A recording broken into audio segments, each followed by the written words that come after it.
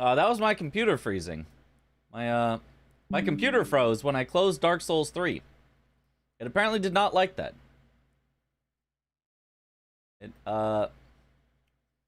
It was very upset about me closing Dark Souls 3. That is apparently a grave sin to my computer. Cannot close Dark Souls 3.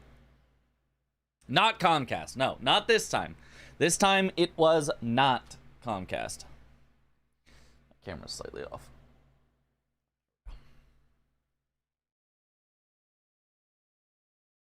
Oh, cack. Let me change the title and all that.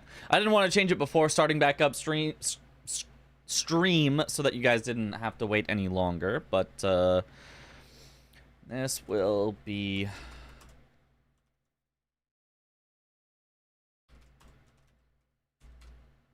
Bingo Brawlers reviewing official matches. It's probably reviewing official Bingo Brawlers. Bingo Brawlers matches at Star O Chris. First, thank you for the hydrate. What happened? I slept through the matches. Yes, at Ness O. Not game Elden Ring. I kind of did it on purpose. I was just kind of tired, and I was gonna hang out with my friend all day, and I was like, I know that if I'm tired and we're hanging out and we're just like being low energy, just like talking, watching something. I knew we were gonna watch a movie as well. I was like, I know I will fall asleep, because if I'm a little tired but I'm playing games, oh, it's no problem. I'm good. If I'm a little tired and I'm watching something, no, I'm watching.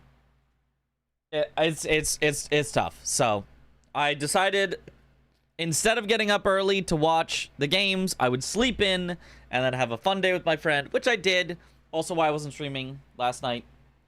And yeah. Mr. Stream yesterday? Yeah. Alright, so now we close some things. We open up Twitch. Can we play Among Us again? Perhaps. Perhaps at some point. We have played Among Us in the past as well. I'm just vocal stimming now. You guys lose? No. We literally won. All right, here we go. We literally. Okay, it was at the results screen. Don't worry, don't worry. I brought it back before the results screen, so that no spoilers here when we open this up. We open this, we full screen this.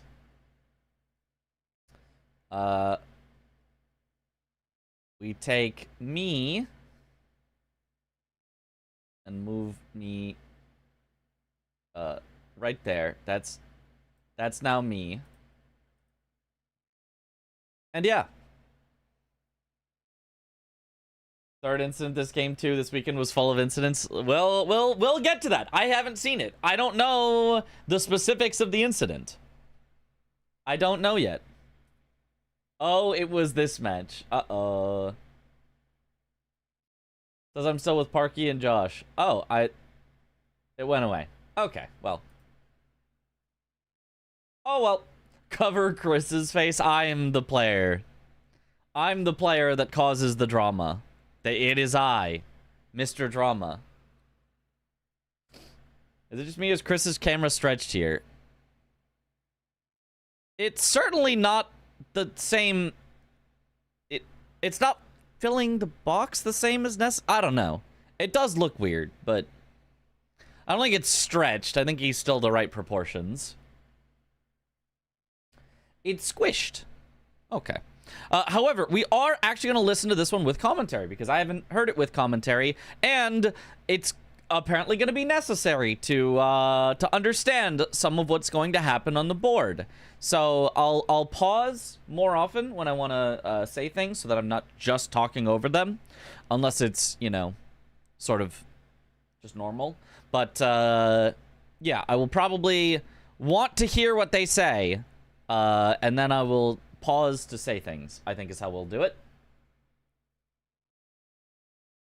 This could be pretty quick, especially if you start a class that has Almost stream stretched on Domo's end. Oh, weird. Get 2 then. That's not that bad. Yeah.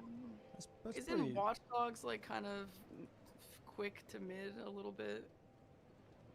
Well, Watch Dogs can be. 2, yeah, actually 2 is pretty fast. You could definitely knock that one out pretty quickly. I agree, yeah. 1 Omen Killer, though, that's fast. Buy 20 Boiled Crab actually is pretty fast, relatively. Though I'm Yo. kind of into that. Yo, Josh, thank you for the raid. Welcome on in, Raiders. My entire computer crashed, so sorry that we're starting everything back up. And we have the Discord logo just over there. Oh, hold, wait. Oh. Okay. But now the Discord logo should disappear from over there. In theory. Oops. Leaking. Leaked my Discord. Or something. Why is... Oh, the overlay just has, like... We do have Grafted Scion, actually. Wait, it's Dom's overlay that just has this blank-ish looking space around it? That's not... I thought that was, like, some sort of mismatch of Twitch's full screen. Dom's overlay just has this around it? Is that right? What?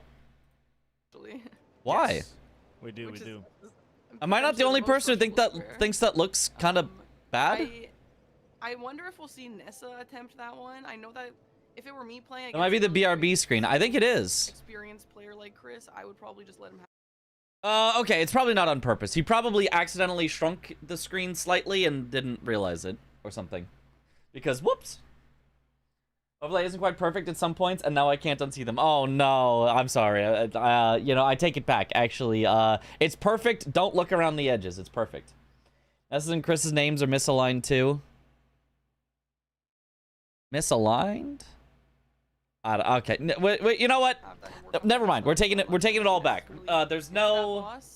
We'll see what she wants to do there. Maybe Chris. There is no mismatched overlay in Bossing Say. Because here's the thing: is that even like I think. Oh, sorry, Jesus, I'm trying to collect my thoughts. It adds character. Even I don't see anything. Good. Yeah, me neither. Me neither. Also, still a time loss, right? Because you're still staying in that fight for at least. Yeah, I do like going for Grafted Scion if it's there. Worth it for him to be like. I think it's worth it. I don't think there's anything else better on this board than Grafted Scion as a start. There's nothing that's in, like, an obvious, like, you need to rush this spot, right? Like, 1 Omen Killer is going to take you longer than Grafted Scion will, and that's, I think, the fastest I can see. I mean, I guess Radon, because you always do Radon. Everyone does Radon, like... Sure, whatever. Maybe a Magma Worm because, like, you could do, like, an early Theo or something in order to get, like, a crap ton of runes. Or you can do it as a tunnel. I think it's a tunnel. Gale Tunnel.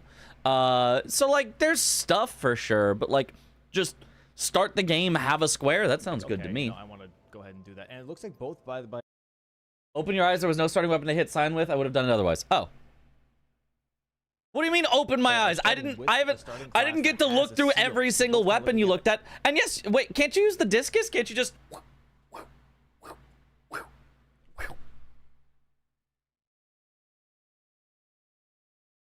All were unwieldable. No mana. You know what? The no mana. That's all right. Fair enough.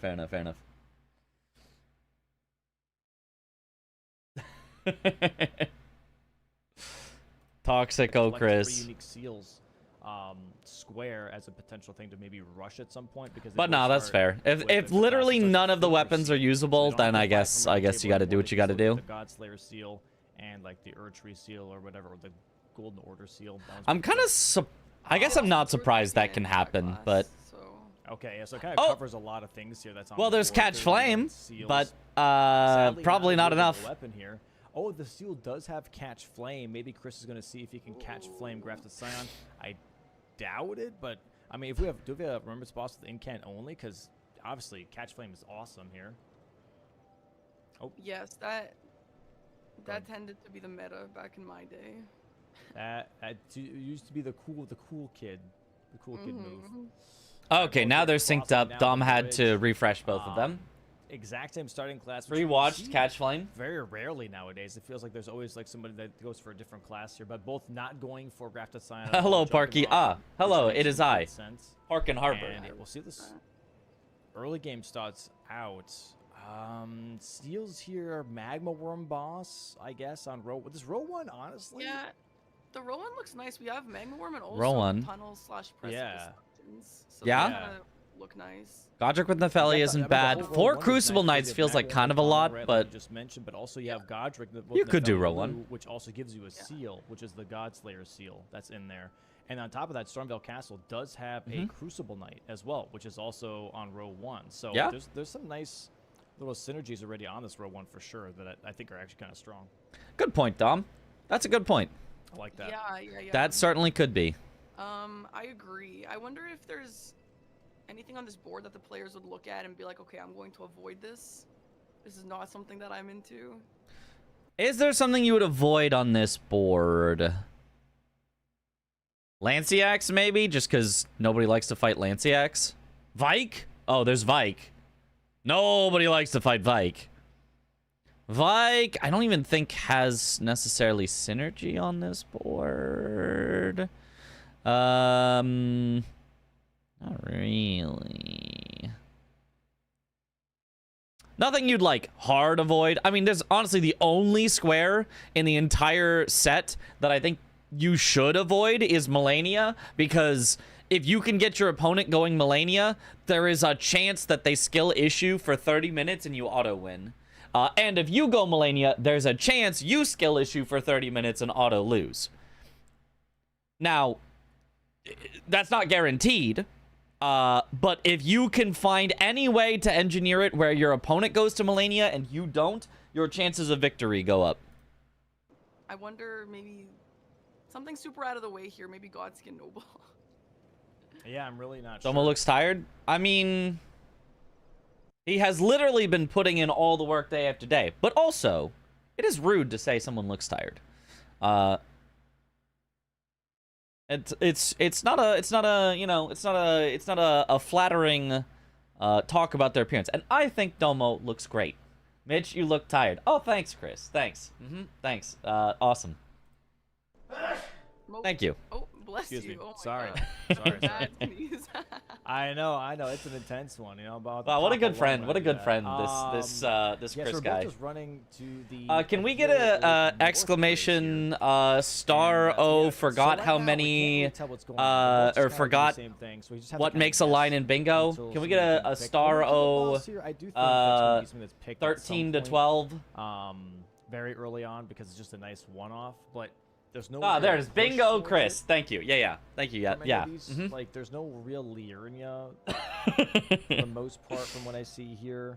And I mean, there's boiled crab from Bogart kind of in the area.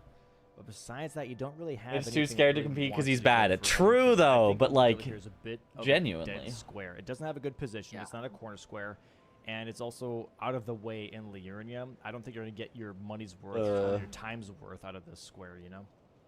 Am I blind? I can't see Well, Melania. Also, Moog Sewers is a time sink. There is no Melania on this board. I was saying in the entire set of all bingo squares, I don't think there's a single square that players really avoid.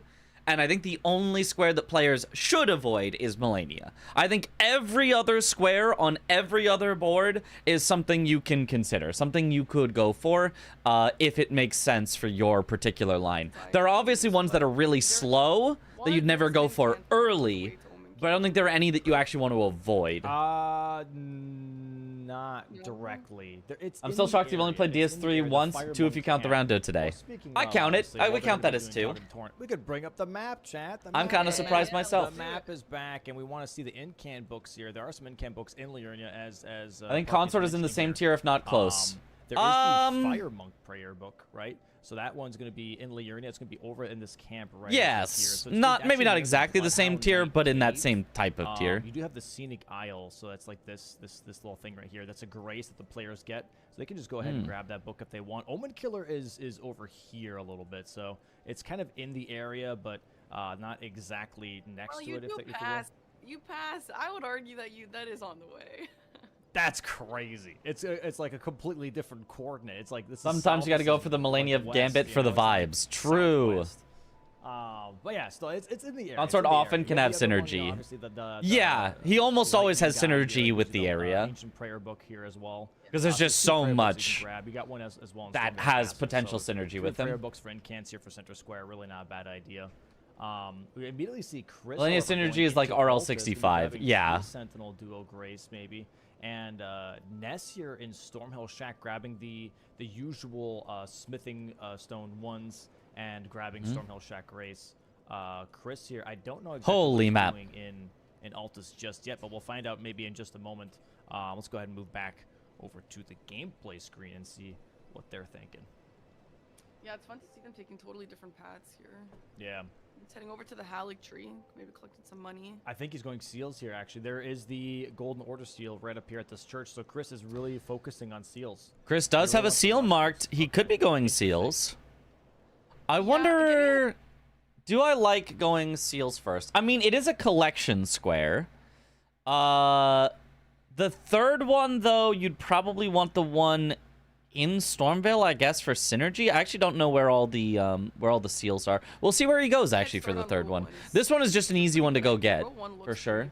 Strong. I mean, because you work on row 1, you get Godric. Even if you don't pull off. You're beating Millennia every time pretty consistent, but still loses every weapon. time to Falling Star Beast. You can use that. You know, you're good at what you practice. With Remembrance Weapon, 2 in 1 square.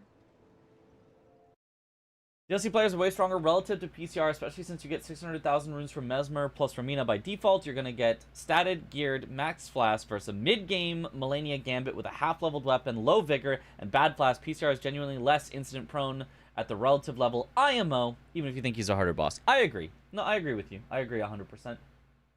That's why I said he's like almost on the same tier, but I don't think he's on the same tier. Because even by the time you finish a board, a base game, you're just not like that set up. So even if she was your last square, she can be tough. And especially a lot of people will try to do her in the mid game, which is rough. Early steal seems weird to me. Usually goes for the early kill squares, I feel like. Overall very... Well, let's look at the board. I think the YouTube title isn't correct, my guy. Correct. It's not correct. You are correct that it's not correct. Mods? Mods? Oh, Chris, you're not a YouTube mod. You can't do that. Real mods?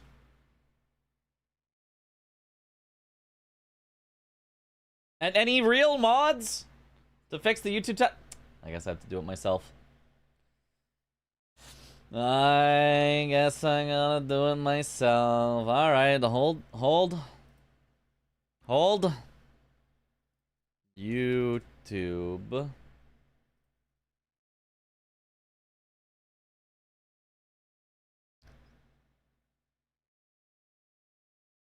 Hydrate. Content live. This. Not doxing my own YouTube stuff just in case there's anything. Okay. Changes saved. Should be good. Alright. Thank you for the hydrate. Star O fake mod. Alright. This again, full screen. And here we go. Interesting thing. The other seal, however, that I wonder what Chris. Oh, is gonna go for it's fine. is I got it. I was changing the YouTube title. Godslayer seal. That's like the only thing that I can think of. But he's going straight to Mount Gelmir. Is there another seal? I guess yeah, the Volcano Manor seal. You don't have to actually fight anything. You talk to Tanith, you get the drawing room key. You drop down near the Omen Killer to get the Erdtree seal here. So Chris is going Erdtree seal, Golden Order seal, Golden Order seal, and yeah, I guess that's gonna be that. I guess it makes sense. So for seals, you know, it is just an early collect square you can do without getting set up, but like I think Ness can get set up and kill an Omen Killer before Chris can get 3 seals and then get set up. I think. So I feel like it gets you the first square, but I don't know that it gets you an overall lead. I'm not sure. And I think you're gonna love this game. not that Oh she is boy, slow, but more or less like I think the prep here. surely there's no for this drama in non-early it. game board There would never be makes a lot of drama sense, in a bingo right? match. So Yeah. normally, like Chris rushing a lot would make sense, to just be on the board to create some pressure. I couldn't think in the imagine long there term, being drama Ness in has a better bingo plan of being match. Like, okay, like if I get my things set up right now, That I can wouldn't go ahead happen. and bulldoze a lot of these things that Nah. Chris might not be able to get once he Nah. has seals. Yeah, there's a lot of killing on this board. That'd be actually. There are some crazy. rows or some lines that are actually exclusively killing, like column 2, for example. So yeah, having a good setup and a good build early on, I think is actually a fantastic idea. I mean, I've seen so many times where, yeah, okay, you have a square on the board, you got the first square on the board, whatever. But the person who has the better setup and who prioritizes setting up and can just be way faster in the later stuff will absolutely have an advantage. Yeah, no, I agree. I agree that there's there's obviously some things you can take care of without having an insane upgrade level, but I don't. How recommend this upgraded build is at all Ness here. getting? Ness just I gonna actually go don't ahead and know. grab all She's the grabbing threes, threes smithing here. twos and Schiefer Lake, and then go maybe to Kaled, grab the smithing 4s, grab the smithing 5 as well. What's your favorite bingo drama? Yours from season 1 when players started doing any percent run during a bingo game. Yeah, who was that? Who would do an any percent run during a bingo game instead of actually trying to compete? And then, during an any percent run, actually achieve a rune level before their opponent, which incidentally happened to block their opponent. Without even attempting to. Just trying to follow the rules of mark a square when you get it. Which incidentally happened to be exactly the square for their opponent's bingo. I liked the Gino killing a boss with status which caused it to die slightly slower than Kata's boss drama. I don't think I saw that one. I don't think that was in a season that I watched closely. Why is there no Fortisax square? Sounds very fun. Fortisax? Because he's in Faramazula. Or, sorry, Fortisax. Oh, you mean after... Sorry, I was thinking, Placidusax. Fortisax. After, Fia's champs. Because Fia's is already very, very, very far in. So, it's just a little too far. Same reason, actually, Placidusax is not in. A little too far. We don't want to have to go into Faramazula. We want to keep it a little more contained in the scope.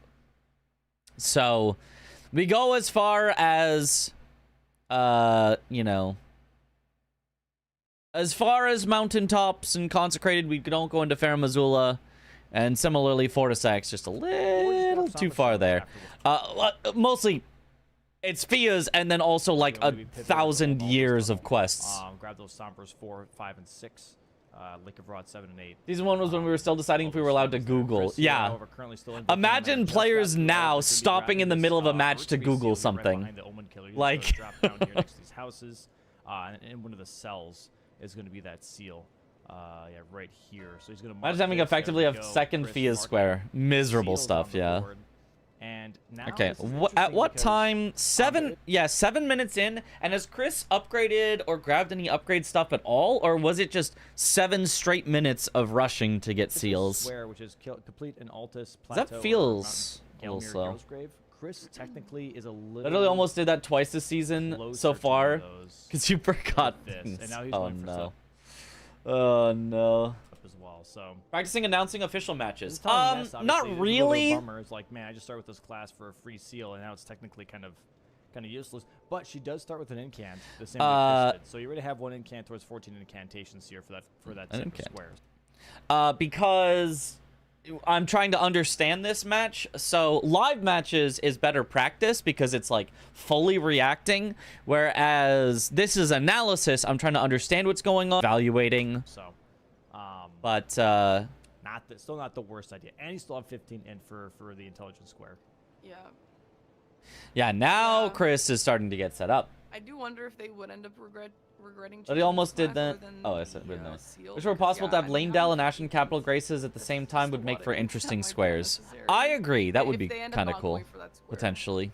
Yeah, I yeah. guess we'll see It's, what I mean, his thoughts are. I don't yeah, know it's that a we bit would of a want that stat even if we balance could, for but it it, would be you know, cool to if we start out could. with. You want to maybe have more strength or dex. Small I F. don't know what the other weapon was there that I saw Ness Okay. have in her inventory. It looks was- like she is gonna apparently go it was a all little focused on enough Comcast. That Golden Seed, Sacred Tier, Somber 4, 5, and 6.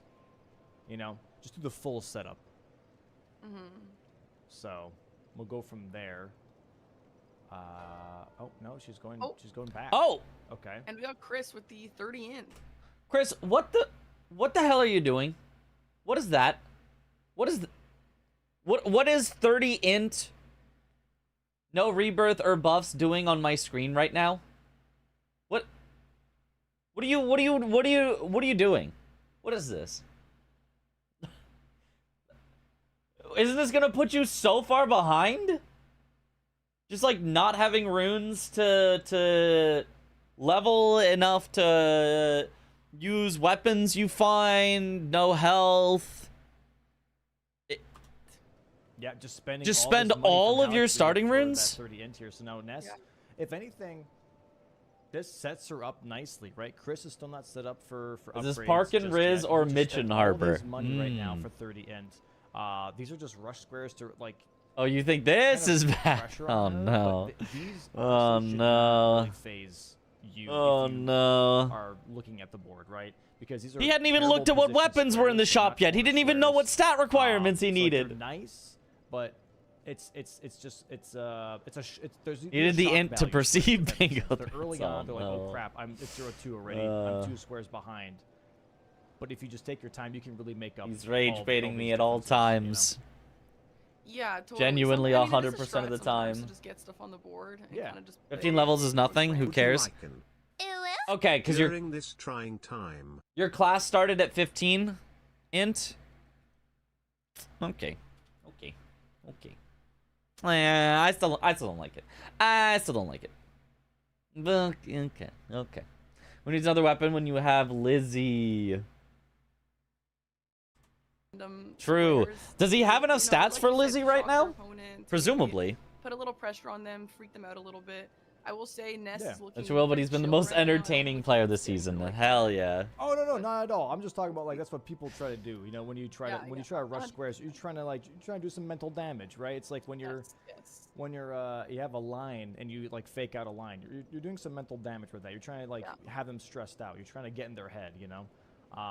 And sometimes it works. You see players being like, "Hey, I thought you were really gonna go for this." It's like, yeah, I know. That was my plan. I was having you think that, you know. It's like that type Yep, of feeling. Ness heading straight Mental- for mental an battle you're trying to Omen do on Killer. the board here. Totally makes sense. Chris having to but, follow Chris is behind out on in the lakes, upgrade grabbing some path, stones. unless... Ness, you're going for the. Oh, Omen is he Killer going here, for has a boiled +1 crabs? Great sword. Okay. Spending even more so runes. should Well, be he's pretty got the runes solid for here. it. I He's don't got the remember, runes what for does it. Line of Cave Omen Killer even drop? Is it? Right? Chris? I don't know. I forget what. Is it a weapon check? I think it's a weapon check. Oh! He went to Volcano Manor. He locked himself out.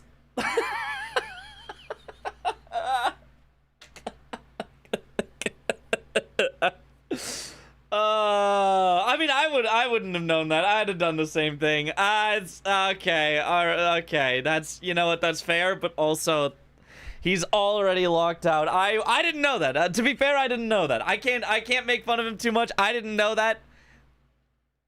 Well, I did once I saw it. I was like, "Oh, right." But like, nah, I wouldn't have thought of that. But oh, look at Tom's face. I don't know what they drop. Yeah, no idea. It does block out that row 3 though, so this will get her on the board for sure. Oh no. Which is nice. Oh. It is. Oh, it's an axe check. Okay. Classic Chris locking himself out of squares. Well, at least that'll be the last square that he locks himself out of this game, though. So, you know, locking yourself out of one square, that's fine. Yeah, you can. Yeah, This is just locked go out for of other crabs, squares. Apparently. How They just go for other went to, squares. Volcano Manor without taking Raya's hand. Ooh, So she, that, since he entered Volcano Manor without her, she just moves to Volcano Manor. okay, interesting. That's pretty tough. Nice damage here though from Ness. Now, do you actually have to? I don't know if this weapon has. Do you actually have to do that part for Raya, or can you not just go straight to Boggart and be like, "Hey, sup, bro"? Does he just not talk to you? Does he be like, "Bugger off" or something? Because I guess I genuinely still don't know if you have to do the Raya part. I mean, obviously you have to do the Raya's part for Take Raya's Hand, but Take Raya's Hand is not here. It's the boiled crab from Boggart that's here. The forked tongue You does, have to but talk to the Raya lazy first. Okay. Great sword, I just think has normal damage here. She is poisoned, so she has to be a little careful here. Omen Killer obviously dies pretty damn Nice well. kill from Ness. She does have to be careful. Yeah, this poison is doing actually a good bit of damage to her. Down too much. She still has 2 flasks to deal with here. Oh my gosh, what a weird fight these two. It is a weird fight. I still don't know the lore. But Oh, Omen careful, Killer Ness! is one of those Miranda tags. Yeah, Oh no. yeah, I saw that Okay, coming. the poison's gone. The poison's gone. Why is she memory of gracing out? No, she's The not poison's poisoned anymore. gone. She didn't have to mog. Ness. Oh no, she could have had that. She could have had that. No, Okay, go so back poor in. Tiger Get kill memory it. You grasp. got this. I think she could have had that, but she did look like she wasn't really confident. She's like, no. Know your strengths, know your weaknesses. Better Unfortunate. to pivot right now than to like keep panicking, keep hitting your head against the wall. That's. I mean, tough, that that's was tough. definitely the square to go for, but All right. Well, let's see She what does we have can. the grace though, right? She does. have Okay, the where's she grace. headed She for? can step Radon? back if she needs to. She's gonna be grabbing some smithing fours here, but heading to Radon isn't bad. You always want to do Radon without summoning NPCs. Grab the smithing fives as well. Yeah, that you just always want to do it. Alrighty. In this case, you can also use it to get a remembrance weapon to do remembrance boss with remembrance weapon only. You technically can't do that while summoning Nefeli Lu, though. That is technically you get either or, but being set up for it isn't bad. Just killing Radon isn't bad if that's what she's headed for. That's fine. Nox flowing hammer now and going Ooh. towards Old Altus tunnel, so he's gonna be grabbing the Sombras 4, 5, and 6. Maybe do. Who a are the colossal candidate weapon participants? check just to Aggie see. and There are VSwed. some colossal weapons that have some really low requirements, which are really nice. Which one of them being Great Club, which I think is a really solid weapon. Ooh, I love a great club. Yeah, that would be cool to see. Really fun to use. But we'll see what is in. the Magma tunnel Worm here. also And would be a also, good this is call. I don't actually think she's a heading in the Altus boss, which direction we of a do have Magma as a Worm, corner square but Magma bottom Worm would left. also be a Right, really is, solid killed by call bosses for a and first Altus square to and on do. Gelmir, So this is a nice Altus boss would love for to see Chris. that A either. little bit of money, somber stones. This is a very Canadian valuable team tunnel is an right now. American living in Canada and a Canadian living in America. Feels Yeah, right it's a nice somehow. square for Yeah. Chris, however, I mean, we just mentioned that he was locked out of crabs, right? So column 1 doesn't mean much to him anymore. Yes. However, this could still be a thing to where Chris could use that to his advantage a little bit, being like, "Hey, what if I pressure her into doing this? Yeah. That way, she doesn't know that I locked myself out of Yeah. this. Right. You right. know, it's just like Ness, try to, how can I if she use had that to gotten my that benefit Omen Killer, and Ness have is her actually spend so money far on ahead it. already. True. Ness basically would have been winning by a lot without doing anything. like it would be technically 2 squares to 1, but Ness would have 1 more guaranteed at any point because Chris is locked out. So it would effectively be 2 to 2 with Ness way more set up already. Cragblade pickup And here. able to I go wherever appreciate she that. I've been wanted, talking about this but for a while now. That Cragblade is literally right next to this instead, brace, and no one ever grabs it's it. maybe Cragblade slightly is really Chris bad for favored it. just because So Ness Ness grabbing here is really cool to wasted see. some of that time there, but grabbing not. Grace here It as is well. not She has to massively activate, Chris obviously, favored at this the, point. Altus Grace to Blanks! be able to Thank deal you with for the Radon raid. fight. Welcome on in, Raiders. Right. She We does are have technically a analyzing, grace. Some people are this like, very, she has a grace. It's in the tunnel. Yes, those normal, don't count. drama-free Those don't game. activate the festival. And it's my first time watching it. I actually didn't get to watch it live. I was sleeping in. So, yeah. I don't know why. We already have Chris locking himself out of a square. He has already locked himself out of buy 20 boiled crab from Boggart from an interaction that, like, technically I knew about, but I wouldn't have thought of in the moment. So I can't really blame him. Huge drama. No drama here. Drama-free game. Drama-free. Drama-free. Drama-free. I'm sure. It's not I haven't seen any a drama yet. grace that is And a bunch of tabs open for the DS3 randomizer. Now they're all mid. Perfect. How do I put this? It's like, bless you. What? You heard me? No. I have full visuals of the whole setup. That's all. Chris just doing more setup here. Ness doing some more setup as well. Like a main All element roads race. lead to It's like Mitch. that, but also like she hasn't even completed the tunnel yet, so it's technically considered like an aggressive grace, if that makes sense. Like it's still. Hope everyone's going under amazing. attack or something, you know what I mean? Thanks, Like, you can't Joja port Cheek. when you're in a tunnel because you have to complete the tunnel, Right. so Yeah, those yeah. don't count towards the festival. I don't know how to describe. All that. right, Like, she's the getting further set up. Chris is getting also Chris set here, up. However, clearing now a tunnel with Old Altus Tunnel, grabbing Sombra's 8 and 7 now for his hammer as well. So definitely getting some nice momentum here on this column 4. Honestly, I do Column 4 is not too really bad. like this from Ness, by the way. I do like, well, there's nothing great on this board. I'm just going to get set up. Like, up he to goes this for- point, she has spent 15 minutes setting up and did one attempt of an Omen Killer, Grave at some which point. was a little unfortunate. Yeah, but I would say column she has 4 just and row set 1 up, and is I don't actually mind that. I kinda mean, nice. Maybe Yeah. Crucible I Knight maybe isn't the mind, fastest ever, maybe it but wasn't as fast as it could have been or things like that, both but these lines are looking a little spooky. Yeah. Now Ness Uh, doesn't have anything on the board yet. couldn't she have and done more you know why? It's upgrades? because she's been setting up, but Chris doesn't know that. Chris doesn't know if he's been sniping her. He doesn't know if she's cooking up. she's something looking for an crazy. Ash of War. So Apparently you Chris can't has to put be one of Cragblade those- on Lizard Greatsword. Gosh, what is she doing? It's been 16 minutes and she hasn't marked anything. She has the Milady in her. You can't put Cragblade on Lizard Greatsword? Why not? Can't you put Cragblade on Greatswords? Projectile weapon? Weird. She's very confused about it. I'm confused about it. I would have thought you could have. Huh. Weird. I do like the Milady. The Milady I is love really the solid. Milady. Even without wing stance, weapon. like she's got impaling thrust on it. That's a really Do I know who solid- wins this match? really, Not really asking for solid weapon. spoils. Yes. Yes, I do. Yeah, impaling That's thrust the only was thing I know, really. Insane. That's the only reason why I beat the Dancing Lion the first time. It was just such a great Ash 4. Yeah. So I'd like to see her using that as well. Really, really fun weapon. We're going to be grabbing the Rot Grease here in the Lake of Rot. And looks like Chris now is going to be going for that Omen Killer cave that Ness was going for before. He's going to be grabbing that Omen Killer kill with Miranda. And yeah, that's going to be sadly taken here from Ness as she's still currently setting up the Lizzie Greatsword, possibly. If Oh, not do you Milady. not know about the big drama? I am aware of the outcome. I am not aware of how it happens. So we'll talk about it when we get there. Yeah, I'm curious what her plan is. Ness still somehow Well, does not she technically does have a festival Grace in actually. Altus. Like I said, the tunnel doesn't count. She Yeah, has to tunnels do what don't count. It has to be an does. outside For Grace. Oh, Which Am I is blocking definitely tough to Parky? like What do you if mean? they'll I not am go Parky. find a different I'm Grace. Park and Harbor. So she's gonna go for a Tree Sentinel duo here from looks of it.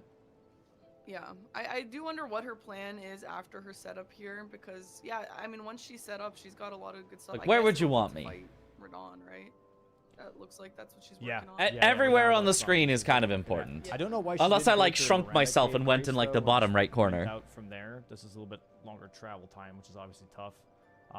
Full but screen yeah, cam. this Oh, Miranda okay. Omen Killer cave here is going to be another Altus boss for Chris as well. Oh, so the two Omen Killer bosses Cave. there. Yeah, that is important. Yeah. Yeah, so this will give boss or sorry, not boss. This will give Chris 2 Altus bosses. Two and Altus then bosses. one Omen Yeah. Killer on the board. Wow, and an Let's Omen pick Killer. up. Yeah. Gotta admit. Yep, Um, and it's a weapon check on top of that, which might be Chris here Right. lagging. Yeah, Is he this is me? lagging for me as well. I thought it was Chris him. lagging. He's Ah, that- splicing. no, it's him. Yeah, it's him. Chris is splicing. What's your mug, Dom? People Drama. keep talking about it. I keep missing it. Oh, it's a Mike Wazowski mug from Tokyo Disney. The guy who played Dota and put himself in the middle of the screen.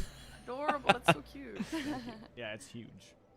I like it. Oh, Chris getting rocked by the Omen Killer almost dies You know what? immediately. I always say this when I'm commentating DRL. It's like I feel like everyone laughs at me when I say Omen Killer can be a little bit difficult. Like, bro hits like a truck. Like, he can just... Chris poisoned as well, and getting hit, almost dead. He's got to be careful. Oh, barely gets the Omen Killer kill. Has to heal up just barely in time. He should have enough healing left. Oh, and Catch Flame causing the Miranda to recoil. Like for example, the raining down Miranda flower attack. A fire attack will have you cancel out. Oh, nice stagger as well. She freaks out from the fire, so you can just go ahead and cast fire on her. She'll be like, "Oh, I don't like that." She'll wiggle. Well played so far. I'm kind of surprised he's going for the Nox flowing hammer, because this weapon is pretty useful. Very cool, yeah. Okay.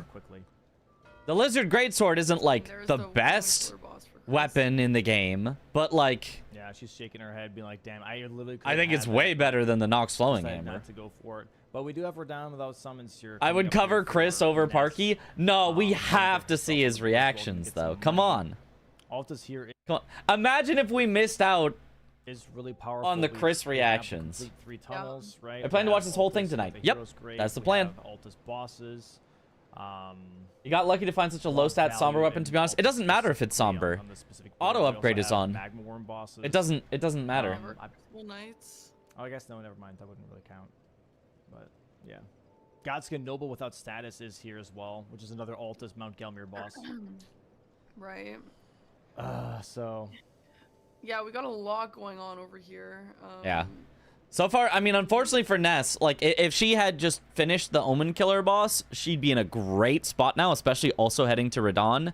But because she did not get it, Chris, yeah, just has 3 squares at this point, which is just... Is also, that's just a really rough, I mean, is that only important like, start. I guess so. When Ness really had a good plan and just, unfortunately, got low and did not trust herself to finish off the fight. Just rushing road 3. He's going to go for Godskin Noble potentially. What square was the flower? One of the 5 Altas? It was an Omen Killer. It's a duo. Omen Killer and Miranda duo. Then go maybe for the Limgrave one. Ness here currently on Radon now. Not that Duos is on the board, but Omen Killer was on the board, so... It's also a boss in Altus Plateau and Mount Gelmir.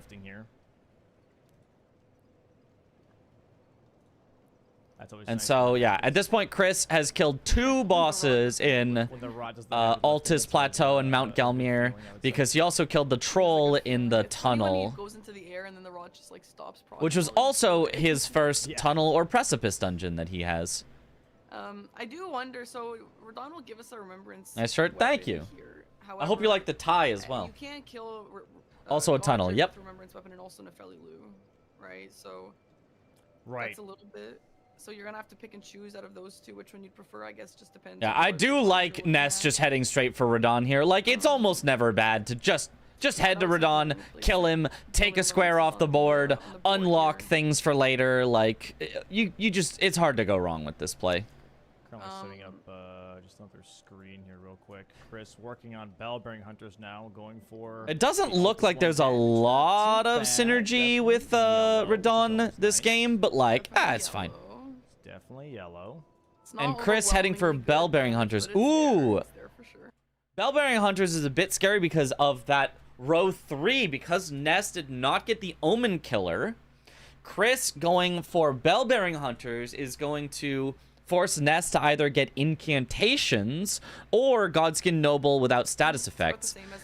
Neither of which is particularly fast. The incants, I think, isn't that slow, although I don't know exactly the like meta for how you get 14. But hold on, sorry. It's like Corin plus like a couple books or something, or you pick up one or something. A big move here. There's Radon without summoning NPCs for Ness. Very nice. Really nice. Percent raw input percent. Lindelof, thank you for the Prime sub. Welcome to the bunch. Enjoy the emotes. Radon is part of Capital Access. That's true. That's a good point.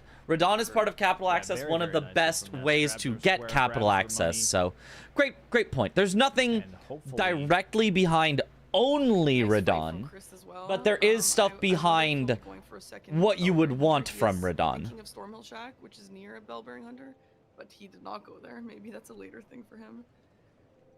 Boink. He does have. He's very close to the Godskin Noble, so yeah. It looks Wish like these he bingo could games started a little be later. doing Keep that. missing the match one. Holding Honestly, the, same. Bell-bearing hunter Same, for a little same, bit now. but I don't know it's how at many kind of a injects he good has, but time for some it looks people. Like that might be one of the So, last squares he goes for in that row. I wonder if Ness is catching on to Crucible this Knights at helped by all. Radon? Yes. Would you do that one? If you were getting 4 Crucible... Oh, well, you could go underground for the 2. But is that slower than... Technically, Radon gives you access to 3 additional Crucible Knights. It gives you Crucible Knight plus Misbegotten Duo, and underground you can just kill 2 Crucible Knights. So, I don't know if those are faster if there's no other good synergy down there. I A think thinker, maybe if she a started perhaps. working on, like, I don't know, if there was a way that she could know and then start working on Bell-bearing hunter, that kind of, or Incants, I guess that's kind of the only way she can block this from him right now. It might be that is what she's working on. Ooh, We are Chris currently heading to going Godskin past, Noble, just trying to one of the force Fire Monk camps. Ness into Incants, We'll but she's have heading right to incantations. Incants. She's trying to get the Grabbing books Ancient here Fire book to here just as get well them. on the Knights. So it looks Very like nice she's focusing recognition Incants. from That's a Ness. really good idea here from Ness for sure. Blocking out that center square takes pretty much like all of Chris's lines. There's away Blood right Flame now, Talons. There's besides just that an row one Incant that we right talked about there. Before, but it's still a really nice play. And granted, technically, different Siluria. Well, okay. Yeah, getting that middle Yeah, square you know, would be a technically. really You know, fantastic technically. idea. Blanks Both is right, guys technically. spooky and The Radon kill, why not kill the so first how long- Remembrance I didn't boss see- and so go they for started with the... one incant? Is For that what Radon you for the said? double square. Because you're not going to win it. Right. You say that. Oh, why did Ness kill Radon and not do this double up play? Well then, imagine you ask that question to Chris, right? Hey Chris, why didn't you kill Godric with Nefeli Lu first to get a remembrance weapon to go kill Radon? And he would tell you, well, because Ness just marked Radon. If you asked it to Ness, you know, the same could have applied backwards because Chris could have done Radon, right? It's a very, very greedy play, and you kind of almost signal it as soon as you kill Godric while summoning Nefeli Lu. You kind of like signal, oh, I have a remembrance weapon, and your opponent's just gonna go kill Radon immediately then, right? Like, so it's a little bit of a, you know, too wishful of thinking. It's something that's way too easily blocked, and isn't likely to get you a double square.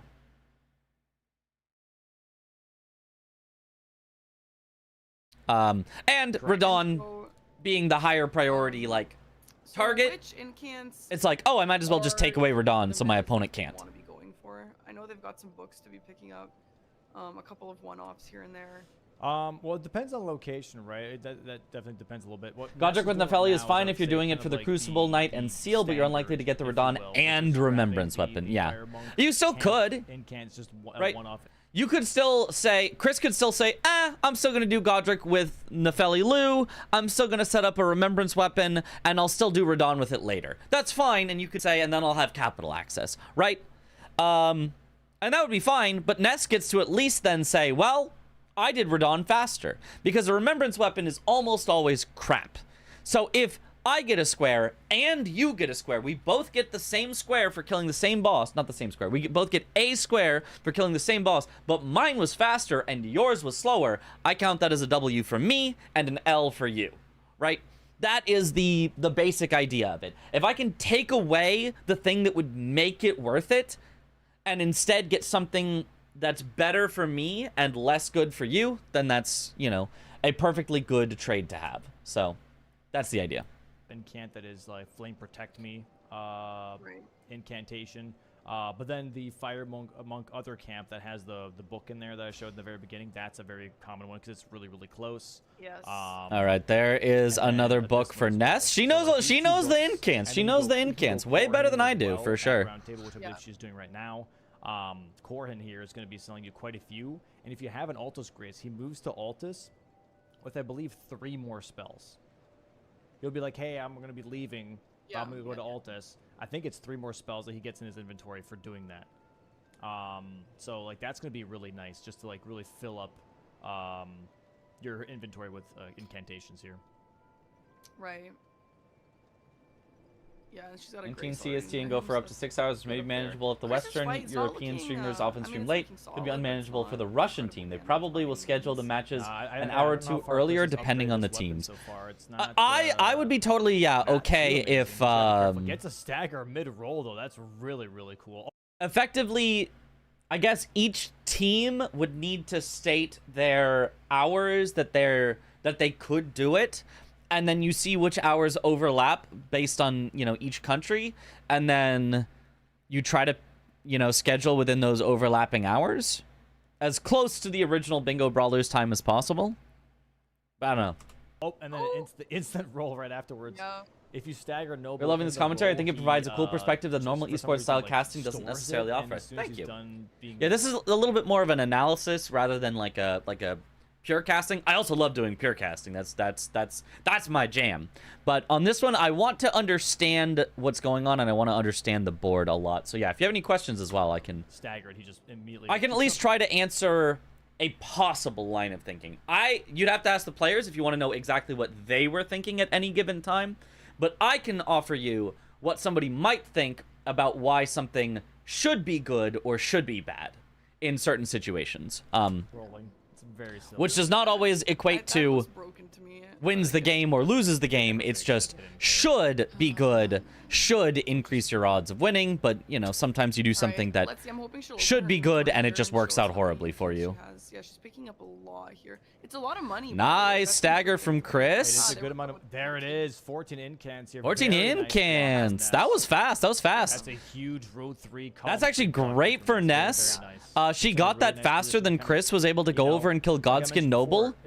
So Ness got 2 squares in a row. In the time that Chris was going to get Godskin Noble, Ness basically both got Radon and 14 incants. So very nice for her. It's also the literal perfect square on the board. I mean, obviously center square is always the perfect square on the board, but it blocked Chris's row, it blocked Chris's column, and it sets up for 2 more potential lines in the diagonals. So it's an excellent square to get. A little nervous, right? This definitely gives you some breathing room of being like, hey, I just took out some nice lines. Okay, I can breathe a little bit. I can focus on what I want to do. Now Chris might also be thinking not only, oh, do I want this square to set up that potential row that he was setting up? He also might be thinking, I need something in column 1. Since he has locked himself out of buy 20 boiled crab from Boggart, if he doesn't get something in column 1, he could get really pressured. And Ness maybe wouldn't even know it, but could just have a free win if she happened to get Crucible Knights, Godskin Noble, and Bosses in Altus Plateau and Mount Gelmir. Chris would be unable to stop her from getting a bingo eventually. So that's really solid here from Ness. So now Chris, I mean, Chris is Domo is Central Time. but unfortunately because that row, like he can't get column 1 nor row 3 at this point. So now Domo would this have to won't be a commentate at square, 4 but it's a.m. such a kind of That would be bummer rough. 'cause there's nothing really. I could behind make it Godskin work, Noble but here. my schedule is fluid like water. We normally stay up so late that most people are waking up at that time, and if you asked me to do commentary at that time, I can actually go to bed super early and wake up at a normal person hours, so I have 24 hours a day potentially covered. I'll just be cranky about it because I'll have to wake up super early, but in theory, I can stay up super late and get things done in the early morning, or I can wake up early and get things done in the early morning, depending on what's A little needed. bit of a time sink for him now that's. So if he needs somebody to cast at a weird hour, I got him. Yeah, I mean, it's still a square at the end of the day, 4-2 currently, but yeah, it doesn't really do anything. It is a dead square at this point. Which How do you get merchant bell bearings? Do we need to kill them? Yes. Is that a square on this board? Is that a square? Do you mean non-merchant bell bearings for the DLC? Or no? Hanging pop bell bearings is in the DLC. Is there merchant bell bearings? I don't know. Why was Chris locked out of that square? Sorry, I hadn't quite tuned in at that point. Good question. It's because of where he exactly just was, Volcano Manor. He walked into the front door of Volcano Manor, got the Grace in there, and that moves Raya from where she normally is over to straight to Volcano Manor. And if Raya moves to Volcano Manor, you can't talk to her. You can't ask her about the necklace. You can't go talk to Boggart about the necklace. He never sells you the necklace. He never moves to Altus and does his whole quest line. His whole quest line revolves around step 1, you buy the necklace from him. Blocks out Or at that least talk to him complete about the square, necklace or something. And now row 3 being gone now, that's just really nice. So Every it board to is, take Raya's hand without the a square low value, being on low the value board, square yeah. for Chris. Square nonetheless, but still low value. Looks like we have Ness heading for Godric.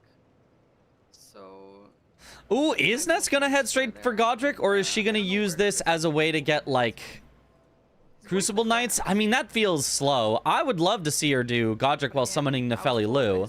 I think that totally Yeah, makes I think sense he's trying to here. figure out if he's locked out or not. The I think only he's realized thing... that he is locked out. He just realized he's locked out. Yeah, Chris, you're locked out. He just realized he's locked out, so he didn't know at this point. He was looking for Raya. He thought maybe she'd be there. She's not there. He's locked out. The only thing I don't necessarily like about doing Godric while summoning Nefeli Lu from Ness right now is you're making it harder for yourself to get a Remembrance boss with Remembrance weapon only later. But that's a little bit of a minor issue because you are, A, posturing for Lane-Del. You're saying, I have 2 great runes to go to Lane-Del, which in other words means you got priority on gold free. It is also making it much more inconvenient for your opponent to do Remembrance, because if you've taken away Radon and you've taken away Godric as squares, then your opponent has to do 2 Remembrance bosses for 1 square. So you're making it very inefficient for your opponent as well. So I don't mind this whatsoever. But it is like maybe... Yeah, it's just shaking. I don't know. I think it's still the correct play. I think what she's doing is correct. It's just to point out there is that like slight anti-synergy of like... Imagine if instead she let Chris do Godric while summoning Nefeli Lu, and then she got Remembrance or something and took away a synergy there. Like, I don't know. It's kind of like a, you don't have to do it right now because you have priority on one or the other, and Chris can't mark both instantaneously, so you could always get whichever one you want later kind of thing. It's more like a why right now as opposed to why do it. I think it's a great square to get. It's just not something you have to rush right now. So from the perfect Chris face to the perfect Domo face. classic. Chris is like, oh man, I had a really good plan. Now I got blocked. Now what? Oh man, bingo. Thinking on the spot like that in bingo. I can get Crazy. it. It's a lot. It's a lot. Crazy. Nice kill from Ness. Like the mental game is kind of the hardest part of bingo, frankly. Yeah, like, that's a fail to bring, but mentally messing with your opponent and oh my god, it's Yeah, the mental game No, is I'd agree with easily that. the hardest part of think, bingo. I think a lot of people don't realize that like, I feel like a lot of chatters or like even just people in general, they look at bingo. Oh, like, Chris I could just do going this," straight and for I a think they tunnel, very it much looks like. disregard the mental toll that it takes. Oh, to maybe she's trying to. because Maybe he's it's trying to so much set up pressure when you're playing against someone. Like column anyone can do, like, a challenge 4 run and take their time. Like if you're doing a level 1 run or you row have all the time in the 1. world, it's just you. But if you're playing Or, against someone, I mean, it's a pretty it's fast a square. He completely could just be different- doing it's it for just a completely fast different square. thing, you know, it's But if he does want to do it for a fast square, he should do it for with a magma worm anyway, which still pressures you that start to get stressed row out, 1. start Although to we go know like, Ness is "Dang, about to what the block hell's it. happening? Ooh, I except gotta she's do it not. She again." pivots out. It's insane. Chad, if you guys have never tried playing bingo, there's a reason why I haven't played. Which since square is Chris locked out of forever, crabs? just because Yes. Mentally, it's just the most insane thing I've ever been through. I'm not even being dramatic. Bingo is insane. It's like you're playing Settlers of Catan and you're realizing all you have is wheat and the other person has like all types of shit to build like roads over and over. That's probably a great analogy, Dom. I've never played Settlers of Catan. I have no idea what the hell you're talking about. But yes, bingo is one of the most mentally taxing things I have ever done in my life. It was a lot better. It was a lot less like that in the 2v2 seasons, but season 1, Screwed. How do I? It was trade? bad. How do I trade? It's not happening, buddy. That's an apt analogy, but a little long-winded. I don't know what Chris is working on. I don't In know if Settlers I'm of supposed to be Catan, doing you can axe get check wood or for whatever, sheep. But I do. Huh. Speaking of Catan, have All you right. ever heard the game? It's like Road to like some, I don't know what it's called. It's some kind of road to something game. But that game I played with Aggie's family for the first time. That game is literally bingo mentality. It's like you have to hold things, you have to bluff. Oh my god, it's insane. It's, Road to something. Yeah, there's quite a few games out there that I think do that, which is fun. It's fun until it's not, right? Until like you have someone that's like. You need different materials to build things, so only have one resource is a poor situation compared to having a variety of resources. Ah. Oh, Ticket to Ride. Yeah. Ticket to Ride. That's always a doozy. Catan is baby's Okay, but first anyway, good Chris board won the, game. Yeah. Baby's first. Yep. A tunnel and precipice. Sorry, I didn't mean to interrupt. I mean, kinda though. It is. A lot of people do it. Multitasking here by saying. It's more like the entry point for a lot of people, as opposed to, because it's not like. Up two different scenes as well for the viewers. People often say that for something that's very like. Second while I'm doing that. No Can you give me like simple, a recap? What's happening right now with Ness here? Yeah, Because Chris is absolutely. doing tunnels from the looks of it. Yeah, Chris is doing tunnels. I actually wasn't prepared to talk about what. Bingo Ness is doing. Brawlers I board did game. think of Jesus Wheel, which, Yeah. Let's get that. honestly, I don't know if people like Jesus Wheel. I think it's a great weapon, Eh. especially with the bleed. I think you can absolutely use that. You know, against Jesus is alright. It's boss fine. global, It's or, not like, a great, boss but it's alright. It's fine. Kind of just spam that bleed attack on them. I think that's kind of a sick But weapon. Monopoly. She didn't seem incredibly stoked to pick it up, so maybe that's just me. Great introduction to the world She of does look actually like she's in a well-designed tunnel. board Maybe she games. will be working Well, on you say well-designed. Slight tangent here, I guess. We're talking about Catan for some reason. But what you mean is, of a certain preference that you have, like complicated board games, or maybe you just mean any board game beyond roll dice, move character, pick up card, play card. Because like actually good board game, like there's tons of good board games. It's just some of them are on the simpler side, some of them are on the less simple side. There's nothing that Chris has done here that has told her that he. And has Catan is of that like So, specific genre of the yeah, she will also be doing a weapon check here as well. what are they called? I don't know.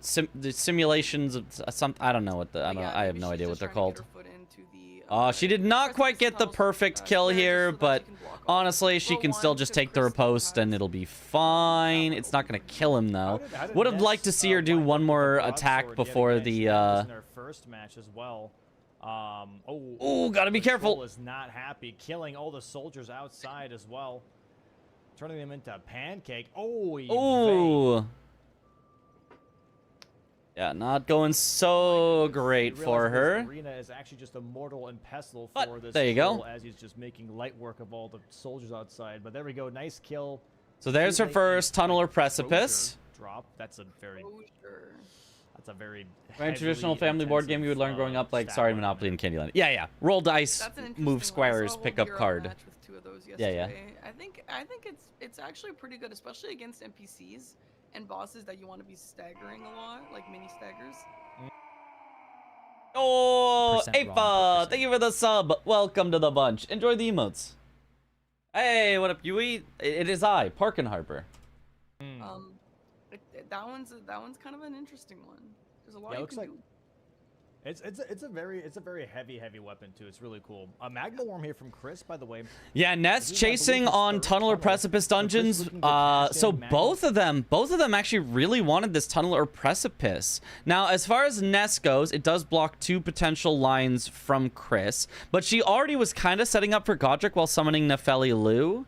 So, I mean, she doesn't like have to commit on this, but it is unfortunate that she is Worm boss and absolutely tunnel going to at get the same time, sniped kind on of this. activated- So, for both of them, criticism for both of them at the exact same time right now. Both of them started, maybe not started with the wrong tunnel. They both started with a tunnel that gives them upgrade materials. That's a reasonable start. Totally. Both of them did not do a magma worm as their second tunnel or precipice. That's bad. Why is that bad? Because they were both going to do it for their third one, but now, by Chris doing it as his third one, he gave Ness a chance. She could have come in and sniped it. And by Ness doing it as her third one, she doesn't get a chance to snipe Chris.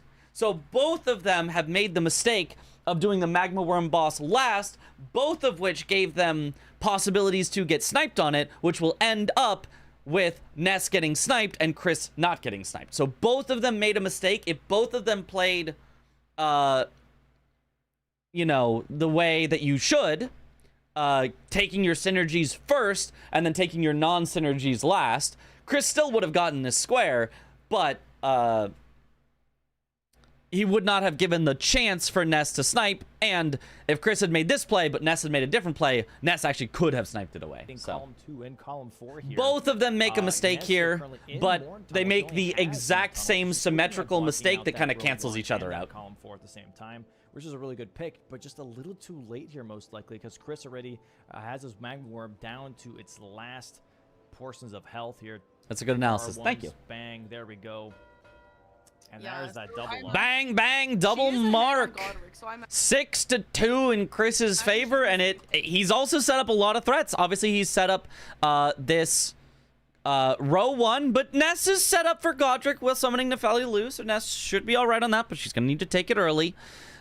He's set up column 2, where currently Ness doesn't really have a whole lot, it's looking like. And he's set up column 4.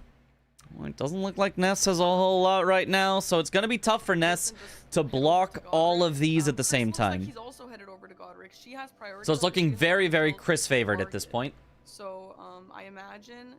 At least Ness has center square. Yeah, center square is pretty great. She does also port out here. Because he is on his way, and I'm getting a little worried. Oh my gosh! Yeah, there she goes. So she'll be summoning an Nepheli Lu, and then. Yeah, Chris. Oh, Chris actually trying to go summon Nepheli Lu. Ness should get this first, though. She already set and this then she'll up. have her own line started, which is column 5. However, Chris does have progress on Bellring Hunter, so we'll see how it progresses after that. Yeah, what I would like to see. What is he here, taking how Radon's I weapon and want to doubling see up this on play Godric out doesn't is that, count with Nepheli Ness- there. Correct. Sorry, I needed to. Your message was split into 2, so I didn't connect it right away. Yes, correct.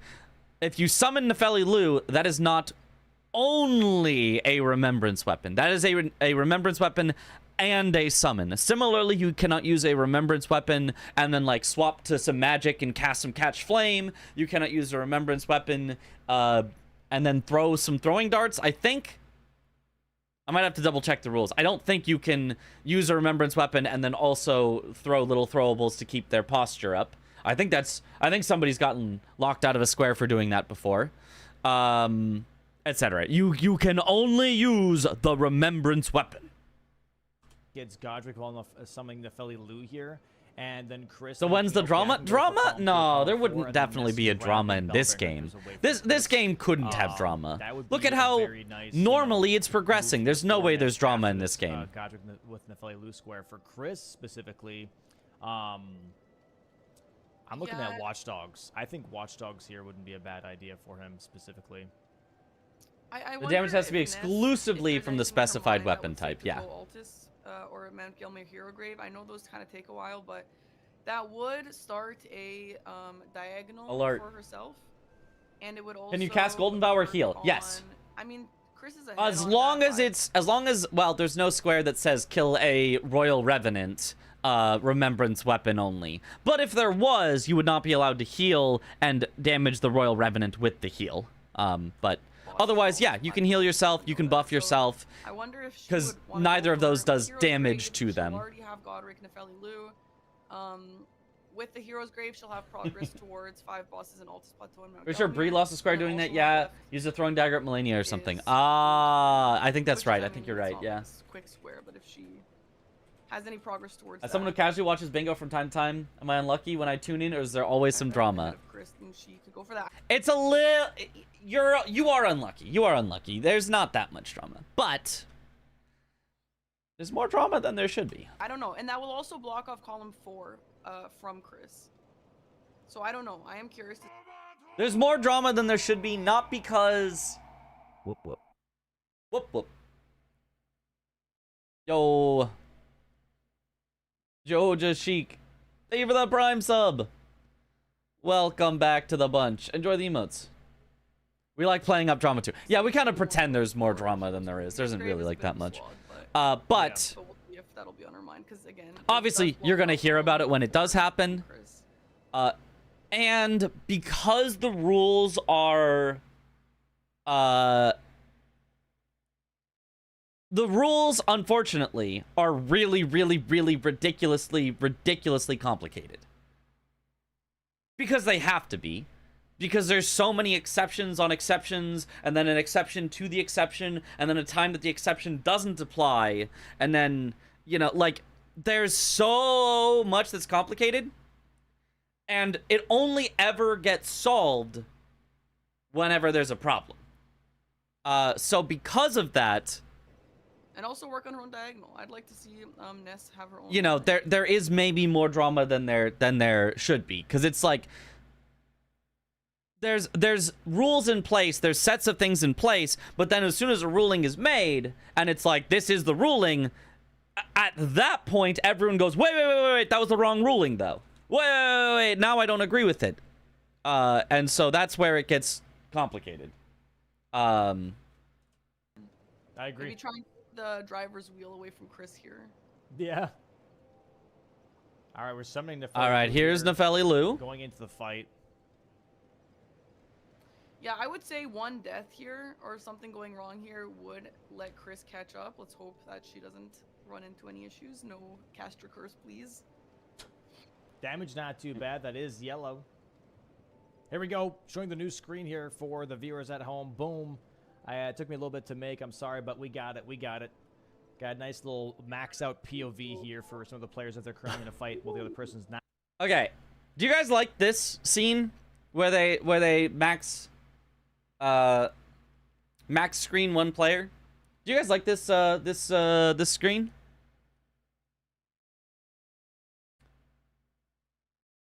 Not really. I do. Yeah. Mixed it seems.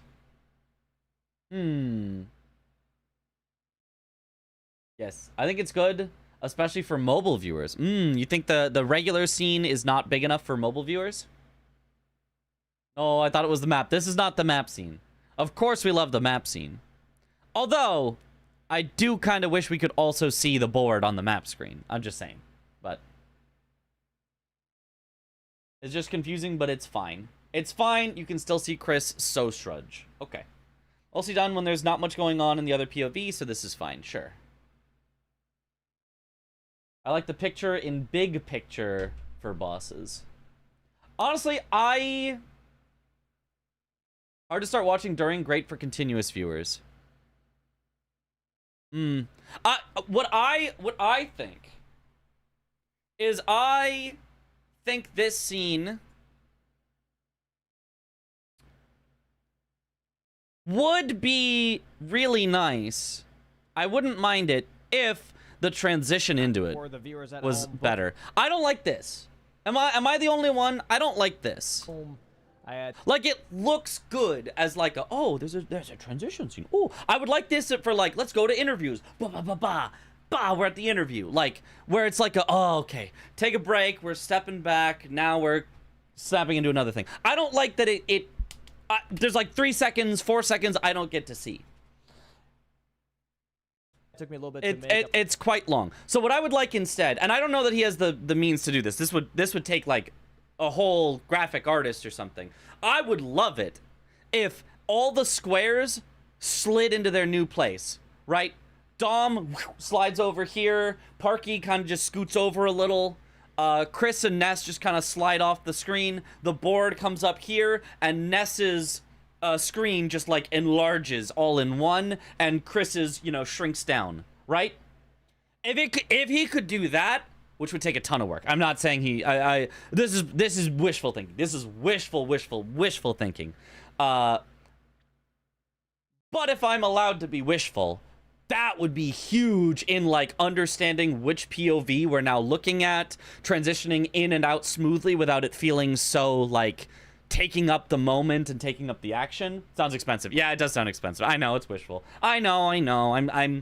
I'm complaining over nothing. Sorry, Dom has done a great job with what he's got. Got a nice little max out POV here. I think that would be incredible. In a perfect world, yeah. Doing too much. Even without that, though, let's say you can't have that. A little a little quick fade or like the same transition, but at The like fight. Curse, please. much faster speed. Damage not too bad. That is yellow. Right? Imagine it was like Here we go. Showing the new screen here for the viewers at home. transition there, and we're in. Enjoy. I have to maybe. Like I think maybe that would be better. Like it's just the squares flying across the screen just long enough that they cause the transition to happen, you know? Like it's one block that is just big enough to fully cover the screen, and at the moment that the screen is fully covered, the screen switches so you don't see it switch behind it. You know? A quick screen wipe is all you need. Yeah. Fix up a little bit on some things here, but at least I you don't can see the fight a little bit closer. Yeah, that's looking nice. That's looking nice. Basic fade out would be nice rather than the full transition. You could also do just a fade out. That'd be very, very simple. Just a fade out, but that could work. You're welcome. I told that to Dom in his retrospect stream earlier this morning. I think he was worried about the rules. He's worried about the big important stuff. I'm just spitballing stuff here. This is not an immediate concern, right? If this doesn't get changed, whatever. Who cares? If the rules don't get fixed, everyone cares. Guys. So he's focused on the important stuff. I'm focused on And that's heading into phase 2 here. I don't know. Wishful thinking for season 7, I guess.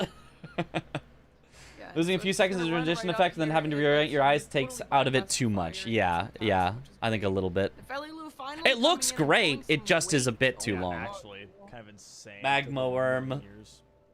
Literally. And she's gonna get grabbed, I bet, and continue to be a little useless.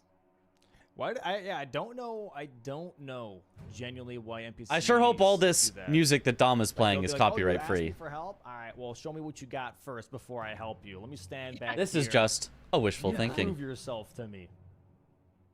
Alright. All right, there I is still the more square involved. for And Ness. there we go. Very nice. Gets the kill. Should be There it is marked in again. Just a moment. Chris, you're gonna. So now we'll have Godric while summoning Nefeli Loot successfully block Chris's row 1, while also potentially setting up Ness for column 5 or for the diagonal, which she already has 1 in, so the diagonal see could his be reaction potentially on powerful. This row 1 being blocked out. I believe he plays the Diagonal Majula theme slowly half the time. building. Yeah, and that should And be this will be a time sink for Chris. I guess technically this not will give him- copyright if he can free, but finish it, will he doesn't finish it? get automatically Or the- flagged by Nodding, Twitch but because it's Yeah. just video he game is music. finishing it. Okay. Not gonna quit Yeah, out here.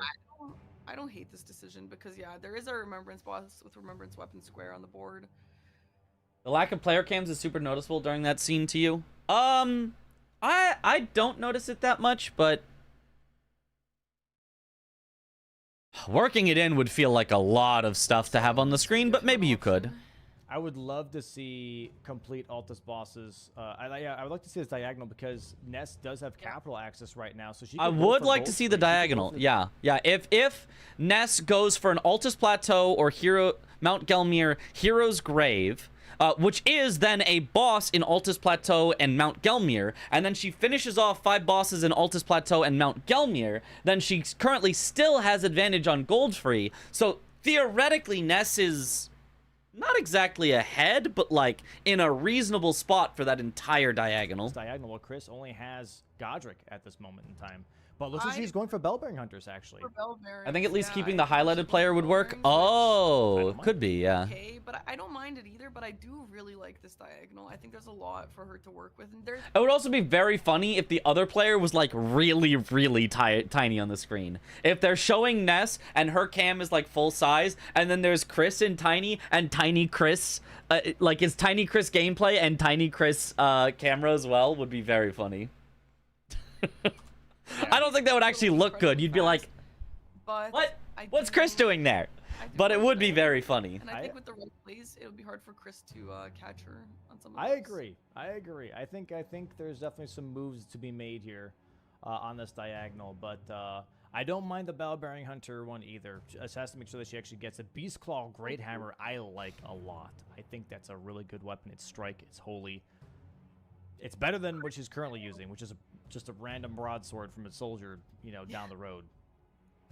Yeah, Chris is unfortunately. Oh, heading for Ness Bellbearing going for as well. Bellbearing Hunters. Okay.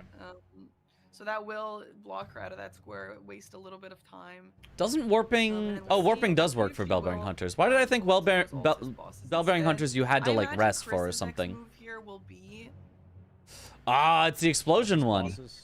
You want Altus bosses, Rarer? because that'll block off that diagonal for her. I think you might cash in on that. Yeah, You Chris might about least to do just the get the Heroes bell Grave. I bearing think hunters, at so least she's you do the wasting her Heroes Grave, time. because it's gonna block out the diagonal, but also progresses column 4. Yeah. That's You know. right, yeah. So in terms of Heroes Graves here, what do you think is the best? Because we do have Crucible Knights, and there is a Heroes Grave with... Is there an Altus Plateau Crucible Knight? Is it the Crucible Knight duo?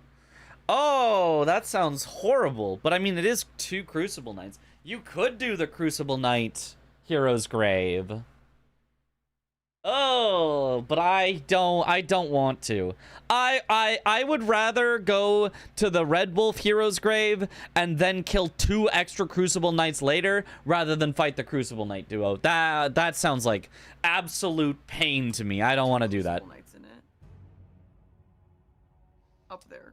It'd be awful maybe with a parry shield. Maybe, I don't know. That is a pretty difficult Lane-Del Crucible fight, count but it as would be Altus. a spectacle. Lane-Del Crucible? What do you mean? Count as Altus?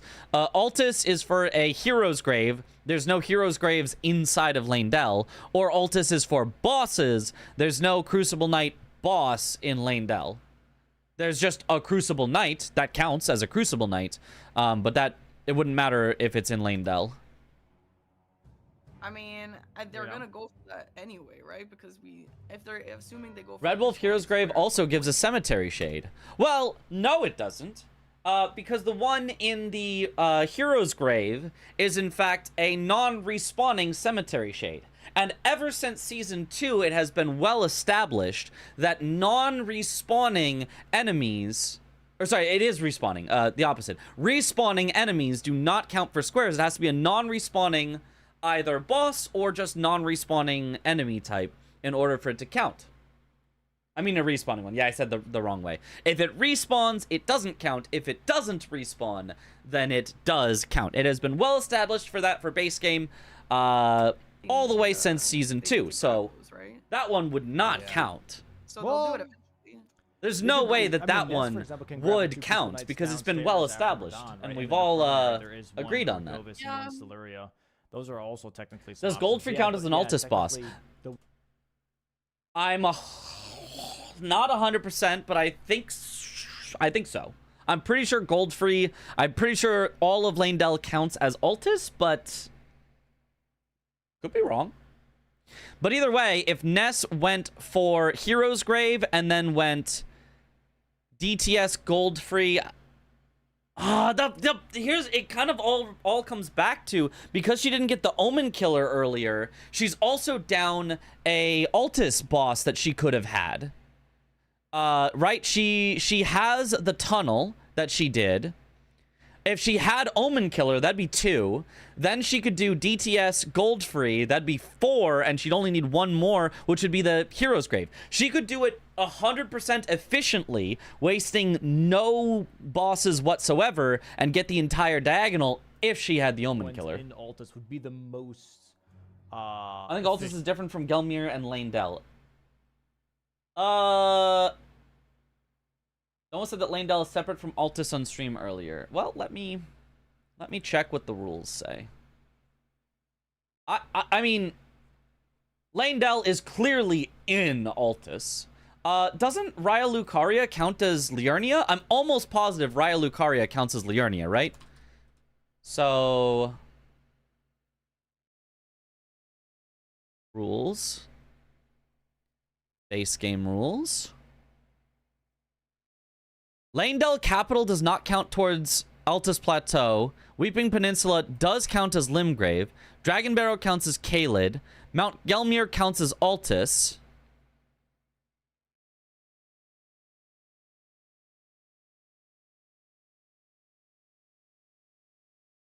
Wait. So Volcano Manor counts as the zone it's in Mount Gelmir, which counts as Lane-Del.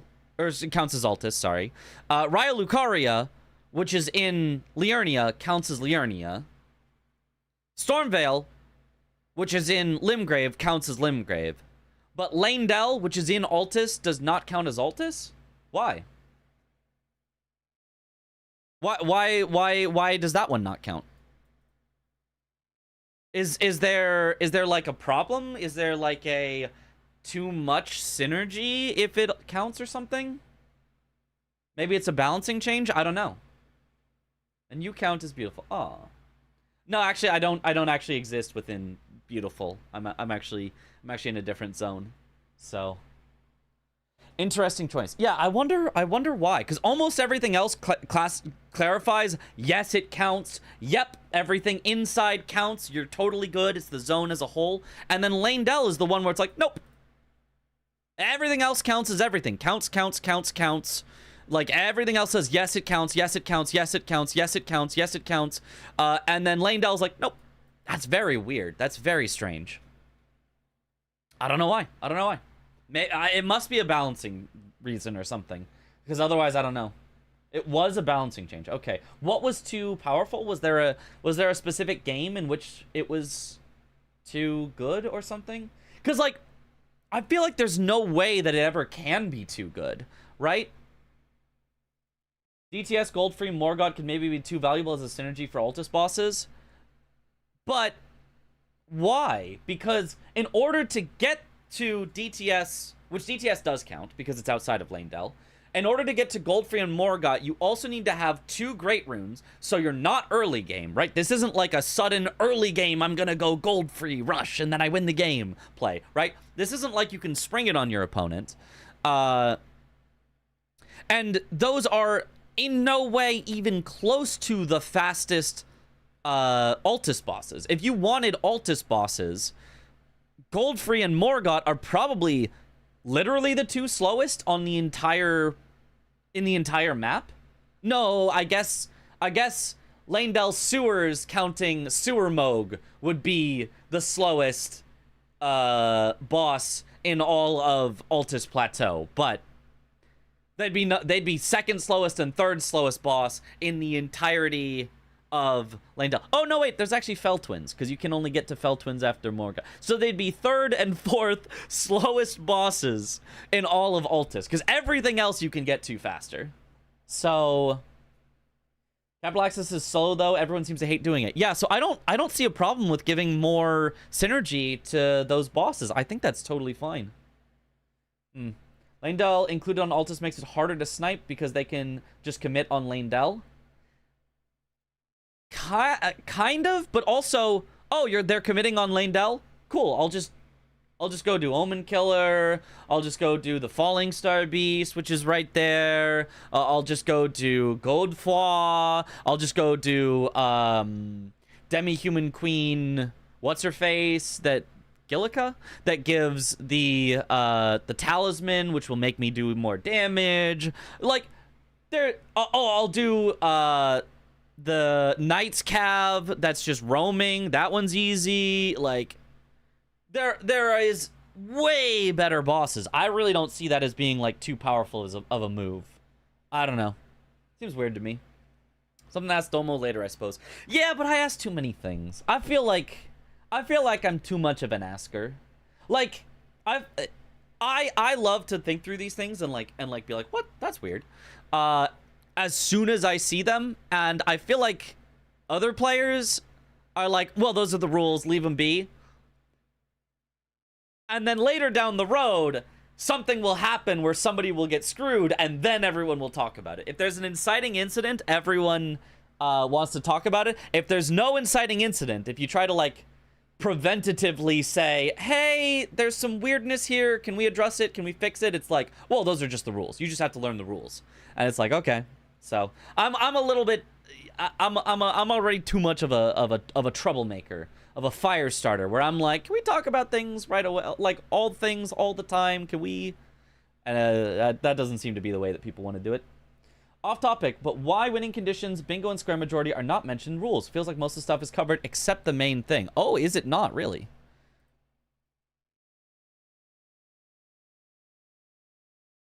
It does kind of feel like that would be literally the #1 rule on it.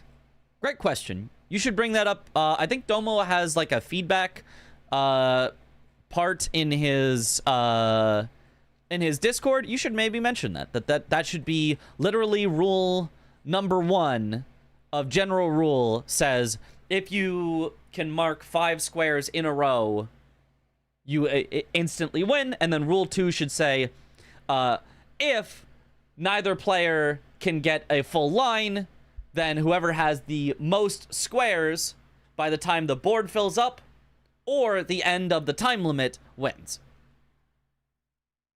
Having those enshrined in the rules would be good. I think does the Legacy season rules say it? Rules.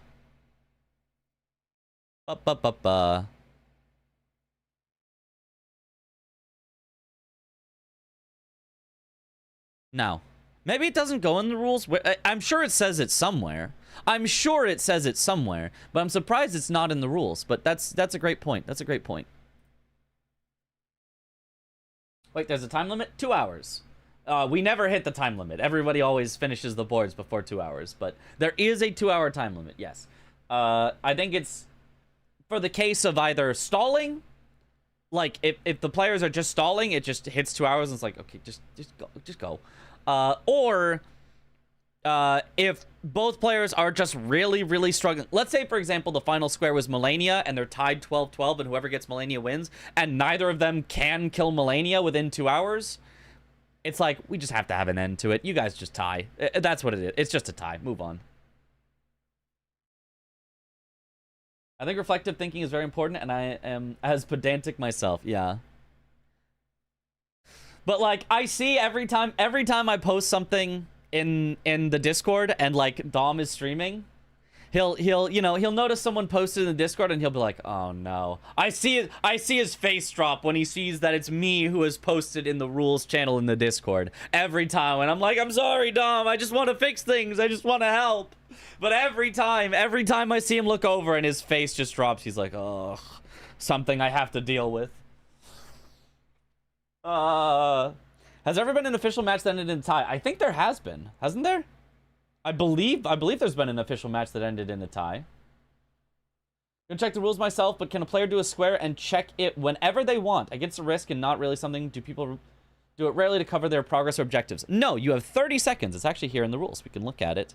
I mean, there's no way this would come into play in this exact game that we're about to watch, but yeah, it's right here. 1.13, square marking. You must mark a square as soon as you complete it. You are allowed 30 seconds of grace time in case you forget.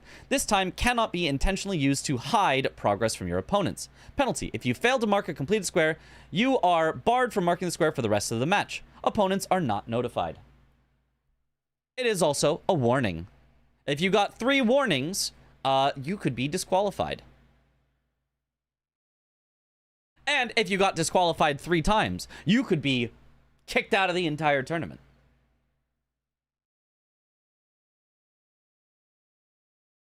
Anyway, back to the match. Where were we? For the board, specifically. Yeah. Didn't it used to be that you can do extra bosses for X bosses squares? I would have to look at previous rules. I mean, that probably won't come up in this game, though. So we'll just keep watching, as is. We'll just keep watching right now. That probably won't come up. Chris did teleport up there for a second, teleported away. I'm not sure if he was maybe thinking about that for a second and then decided against it. I'm not sure. It's a lot. So yeah, okay. Ness is heading for the Mount Gelmir. Why are we standing here? Ooh, she's doing the NPC Invader. Do people not know that you can just ride? You can just ride off to the. Dom, there's literally 4 NPC invaders on the board. Dom. she's doing this because it's part of a square while she's walking through. Dom. Right. Okay, never mind. Okay, so it's intentional. It is intentional. Sometimes I can't tell. Yeah. Nice tag. Nice tag. Can we not mark the square even if we redo the ball? Even if you redo the square? We'll get to that discussion. We'll get to that. That will be a discussion. Spoilers. No, that will fair. be a discussion. We'll get there. And it's a weapon check too, right? So rusted anchor here, not bad. Ooh, rusted anchor is a really good weapon. That's here, a great weapon. Yeah.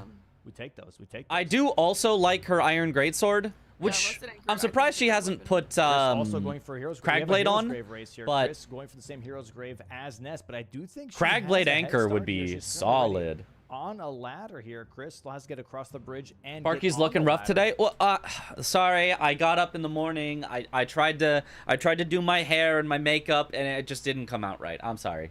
So she has like a good 60 seconds here to possibly snap this away from Chris. Very interesting. In UFO 50 bingo, you're allowed to mark squares late. It's the meta to tactically late mark like every tile. It's so stupid. I don't know why they don't change it. Really? Yeah, I mean, You are technically in bingo. You are technically allowed to mark squares late, but only under 2 conditions. 1, the referees legitimately believe that you just forgore and do not believe that you were doing it on purpose. And 2, you do not gain a clear advantage from it. So under those 2 conditions, you're allowed to late mark. But if you are just constantly late marking on purpose to gain advantage, you Heroes will Graves be aren't warned or completely- disqualified. As far as we know, that has never happened yet in bingo, but it is on the rules as you cannot do that, or else straightforward, you still gotta you go will through something, be- you gotta fight some enemies, fight some bosses. and you all will that be to warned, really you will be battle and disqualified. make the times more even, or open the gap a little bit more. That's a nice see touch, how Parky. they- Thank how you. they fare in there.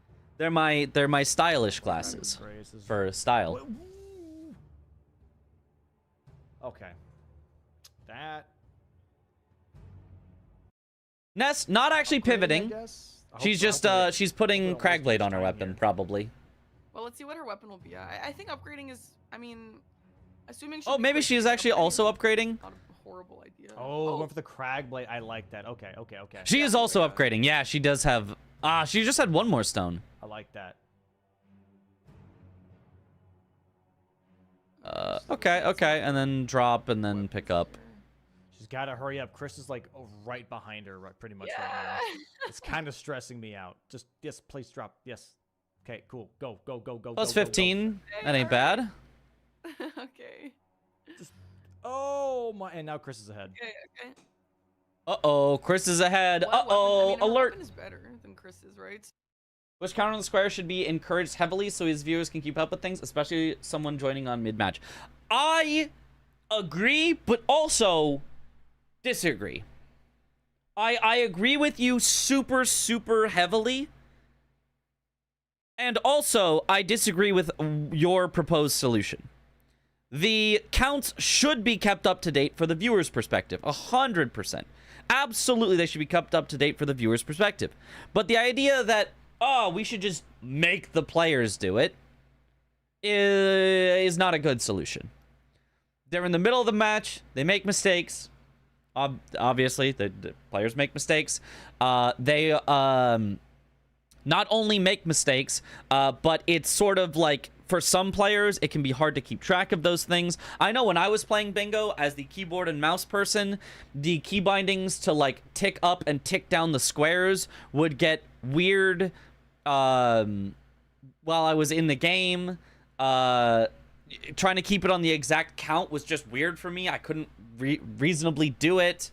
And so, like, the idea that, players should just have to keep track of it. And they just have to keep an up-to-date count at all times. It isn't really realistic, but the refs keeping perfect count of everything is something they literally already have to do. The refs must keep track of all of these squares. As soon as a player does it, a ref goes tick, and they literally will tally the amount that each player does on a piece of physical paper, or maybe they'll do it on Notepad. I don't know. But they will literally keep track of that. So if the refs, after ticking, went and clicked a button that also ticked up the counter for the viewers, I think that would be incredible. I think that'd be a really, really, really good solution. I don't That know. I we think Chris's weapon is don't a have +8, the technology if not yet. a +9. Somber. So it's on Domo's shoulders. Not Domo's, the bingo program developer's shoulders. The bingo program developer needs to make it where administrators can both make player counts and see each other's player counts, so that a ref can make player counts for both players, and Dom can see those player counts for both players. That's what's needed to happen, that an administrative spectator can do both of those operations separately from the players. Because originally, the counts were never even meant to be shown to the audience. They were only for the players' benefit. It was like, use this if you want to. But then it was like, wait, that's really nice. We should show that to the audience as well. But it doesn't keep up well enough. We could have a chariot situation. This is a What if you could make a mod to auto track? That's my dream. That is my dream. It's 100% possible. 100% it's possible. I know it's possible. You know how I know it's possible? Because all the pieces already work. Can the game keep track of which bosses you've killed? Yes. If you've ever used a boss tracker overlay, you can see it knows which bosses you've killed. Can it keep track of what items you've picked up? Yes. They literally do that for Archipelago. It keeps track of which items you picked up. Can the game send that information to an outside source? Yes, it does that for Archipelago. It does that for the bingo square. The bingo board right now interfaces with the board in terms of like dropping the fog wall in the DLC. So all the pieces exist. Every single piece exists. It's just creating like a huge, gigantic database of if this square is on the board, it's keeping track of these item pickups or bosses or whatever. And if, this square is on the board, it's keeping track of these things. And like, so it would be really, really, really complicated to make, but it is 100% possible. Right, that's what I'm saying. Like, the heroes' graves aren't just, straightforward, just walk. These auto-marking squares would be a thing, too, so no need for the 30-second rule. Yeah, gets rid of the 30-second rule, gets rid of the 5-second mismark rule, gets rid of the forgot your count and accidentally, did something wrong rule, gets rid of notifying opponents, gets rid of hiding progress, it gets rid of everything. It would be incredible. I also don't think Domo wants it to happen. Domo has consistently said, and maybe he only says this because the technology doesn't exist yet, but Domo has consistently said, I don't want refs marking for players. Marking your squares is part of the skill of bingo. I think it would be worse if, refs in any way took over at all for marking squares and making sure they were accurate. Domo has absolutely said that and stood by it. And as far as, like, putting the work onto the ref's shoulders, I kind of agree. But if it can be done automatically, I wonder if he would change his tune and say, that's awesome, that's great, love that. Counting is also a bingo skill for Domo? Yes, it also is. Which it is. I mean, it is. You're gonna do a lot better if you can count correctly. But I don't know that it's an interesting skill for me. I don't care that much about it. I don't care about counting that much as opposed to like the playing and stuff. I care about what you do as opposed to like the outside stuff. Like knowing the exact, oh, you're not allowed to mark this square until the screen goes black or it fades back in, or you're not allowed to do it until the character finishes their stand-up animation, or you have to wait around until enemy felled text pops up on screen so we can see it. Like all these rules around when to mark squares, I understand that they must exist, but I also think the game would be better if instead the game just knew and just was like, oh yeah, bang, oh, the thing happened, bang.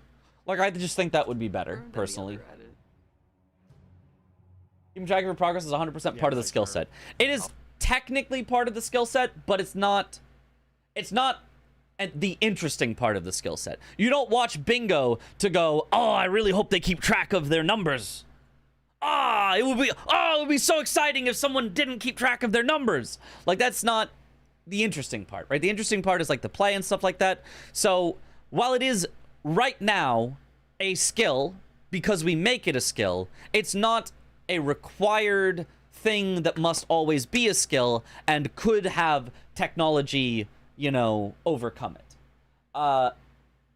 It's kind of, to me, it feels kind of similar to, if any of you have been watching baseball recently, there's a skill in baseball called framing the pitch, which is if a catcher, right, if a ball is coming at the catcher, right, and it's outside of the strike zone, they'll like grab it and scoop it into the strike zone so that it looks like they caught it in the strike zone to try to get the umpire to call it a strike even though it was a ball. They call that framing the pitch.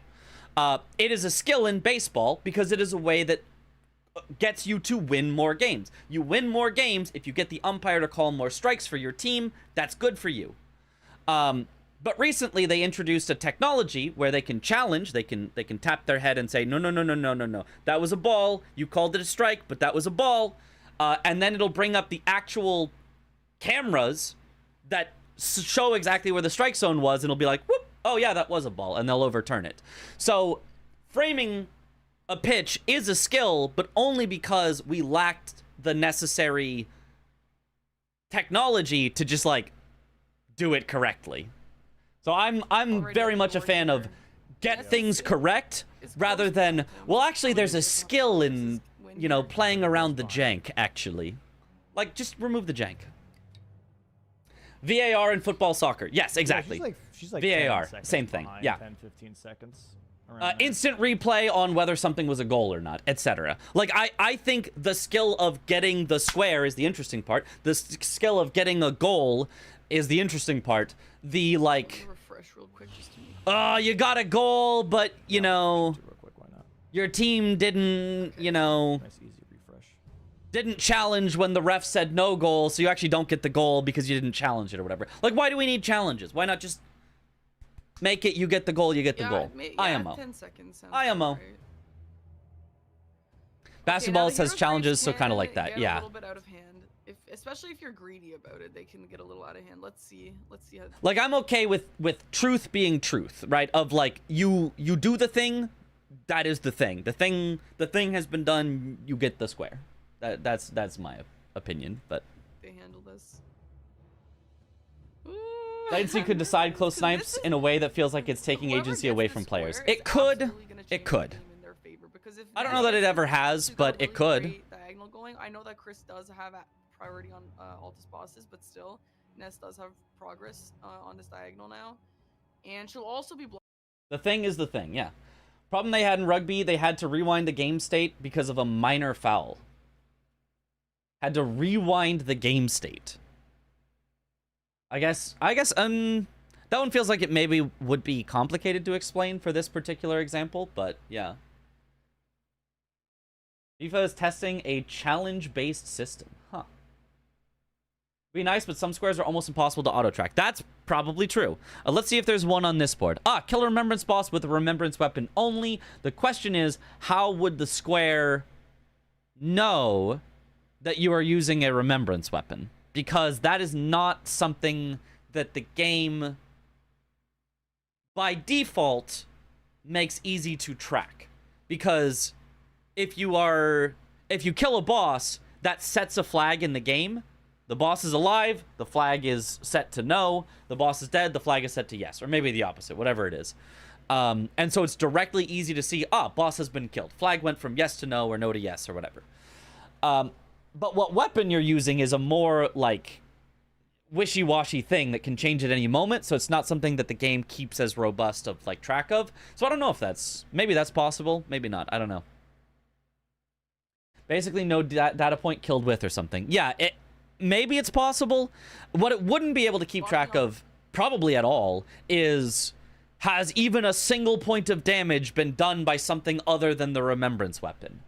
It could probably keep track of what weapon you're using at the exact moment you kill the boss. It could probably see the flag flip, then check your weapon and see if it's the remembrance weapon, then mark the square. Probably. But it would have no way of knowing whether you use something else in the middle of the fight. So that one maybe is a little tricky. Chris is column 4. However, if Chris Have to gets manually this, flag all obviously remembrance column boss 4 weapons. down Yeah, that. that wouldn't be too hard to do, though, I think, but I don't know. Fast, but still, now Ness is gonna have to go work on that. And it'll Chris be doing completion. the not lava way. I don't know why he'd be going the not lava way. Yes, what are we doing? He's doing the cemetery shade. Just go. The cemetery shade, but that one doesn't count. That one Stressing me out. respawns, actually. It's inside of a Just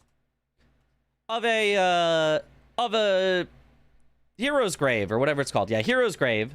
And this one happens to respawn, so that doesn't count for the square. Okay. That's been well established by the players since season 2. Chris got a cemetery shade while he was in here. What's Pretty good get. Yeah, Ness is waiting a very, very long time on these what are you waiting for? Okay. Go. on these chariots, losing her a ton of time. Chris also though has to go the long way okay, down. We're not doing the And if quit she out. Did the chariot jump down, she would actually jump ahead. Why are we not doing the chariot jump down? Okay. The chariot jumped down. What do you mean chariot jump down? You could just go to the bottom here. Or maybe that's what he means by chariot jump down. Why are they both not doing the chariot jump down? I feel like the Chris dies!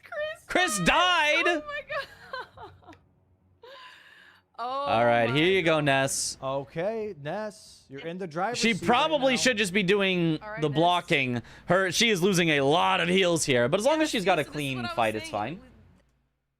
Chariot jump down is RNG to be faster, and at the very least, it's the same amount of time. Really? I didn't know that. What's the chariot jump down? I don't think I've ever actually done that. Heroes Graves, if you're too greedy with it, like you just die, right? I've always just gone through the lava because it's Last, simple. please. Jesus Christ, they're both just kind of greeding it, and it's stressing me out, man. It's spooky. It's pretty scary.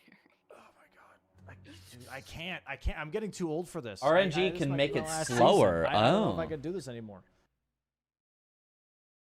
It means when you're on the ceiling beams and get on top of the chariot, riding the chariot. Yeah, I did that Alright, here's casually, I Ness. think, to like try to find an Oh, item or finally, something. Chris But I didn't know that could actually be And faster. While if Chris finishes, And I don't remember where to do it. Where do you do it? Like, I don't know. If Chris finishes it will give him another boss in Altis and Mount Gelmir, which is great. But Yeah. Gee, I mean, you on sounds elated. pricing Yeah. of the Heroes Grave. Now he's doing the chariot. Now Chris I don't is know- doing I it. don't know. Is this chariot faster? I don't think it is. Oh, the chariot's going the wrong way though for Chris. He has to wait a little bit longer. Ness here now. Okay, so I guess he got RNG'd that it's not faster. It's actually slower. What square does banning respawning enemies actually affect? It doesn't say bosses. Then why shouldn't they count? So the reason that... Well, that's a good question. Should they or should they not count? They probably should count, to be honest with you. They probably should. But they have been established for many seasons to not count if they are respawning enemies. I guess because... I guess the theory was it doesn't say unique in there. So what if you just killed one cemetery shade 3 times? Does that count? Type of a thing. Same with like Crucible Knights. I don't know if there's a respawning Crucible Knights, but what if you just killed one Crucible Knight 4 times or something like that? I guess is probably why. But if it said unique and then you allowed respawning enemies, I think that would be a fine ruling. It's just not the current ruling. The rule doesn't explicitly exclude them, to be fair. You know what it says on the website might not, but it has been known for a long time that they were excluded. We talked about it in the Discord. It was talked about. It was agreed upon. Maybe it wasn't agreed upon. Maybe there was just an executive call made or something. But it has been known for a very long time that they were not allowed to count for Already in these. the fight. Why does the cemetery shade not count? It does. It says kill 3 cemetery shades. But this has come up before, and you said the opposite. Uh-oh. The rule should be respawning enemies only count once. Yeah, that's a fine rule. That is a completely fine rule.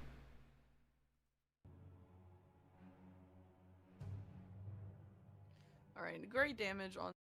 But I mean, you know, it isn't what the rule currently at the time of this game being played is. So, This Red Wolf. you know, really unfortunate for Chris that his kill is just not going to count because he killed a respawning one, which, And now you know, once the Ness rule as it's gets been the established boss is that shot, that it doesn't doesn't. count. Okay. Well, What? sorry. Go ahead.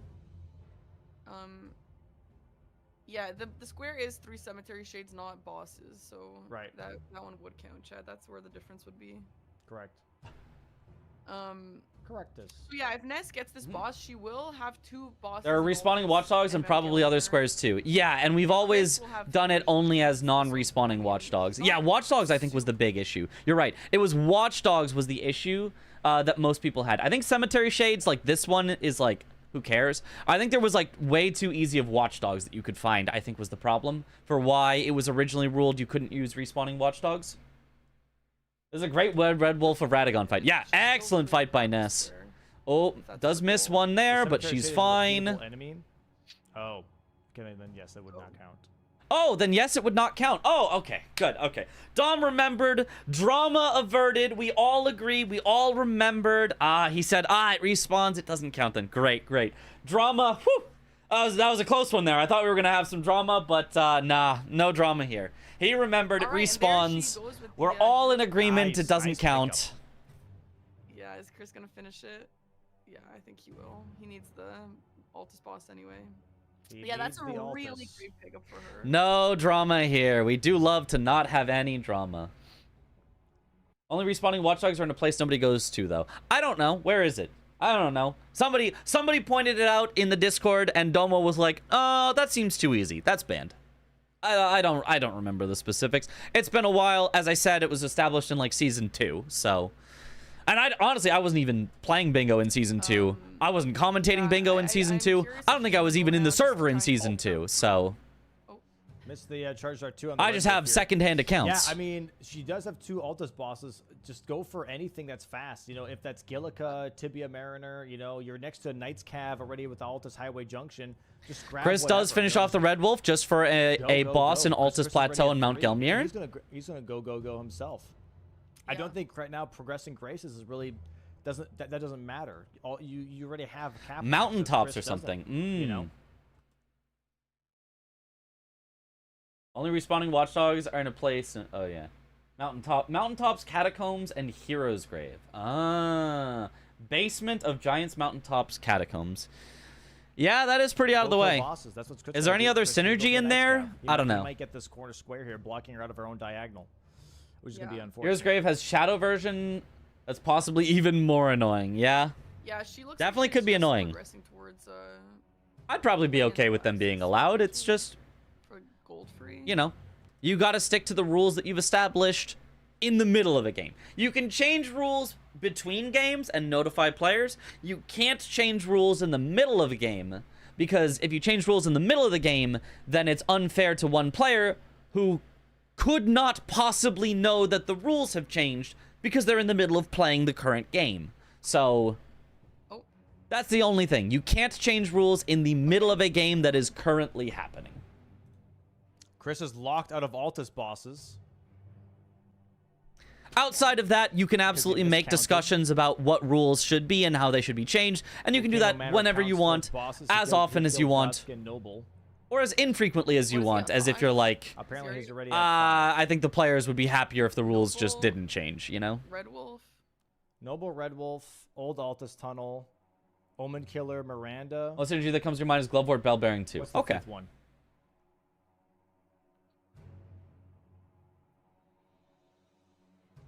Wait, hold on, they're... Wolf? Red Wolf. Yeah.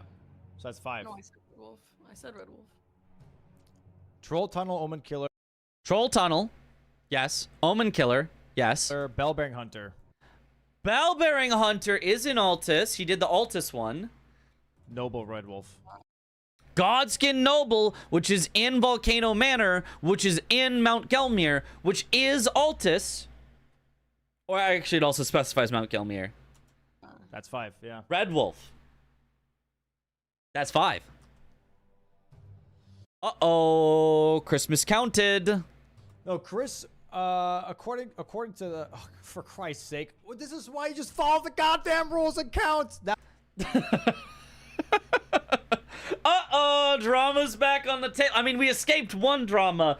But uh-oh. We've got a second drama. Uh-oh. Uh-oh.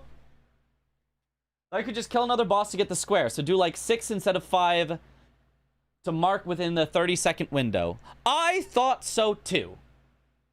I thought so too. I also thought that. I I don't find that anywhere in the rules. I don't find that anywhere in any previous rules. But I also thought that was the case. That also made sense to me, and maybe I just thought, oh, that's obvious. Of course that's allowed. In my head without ever confirming it.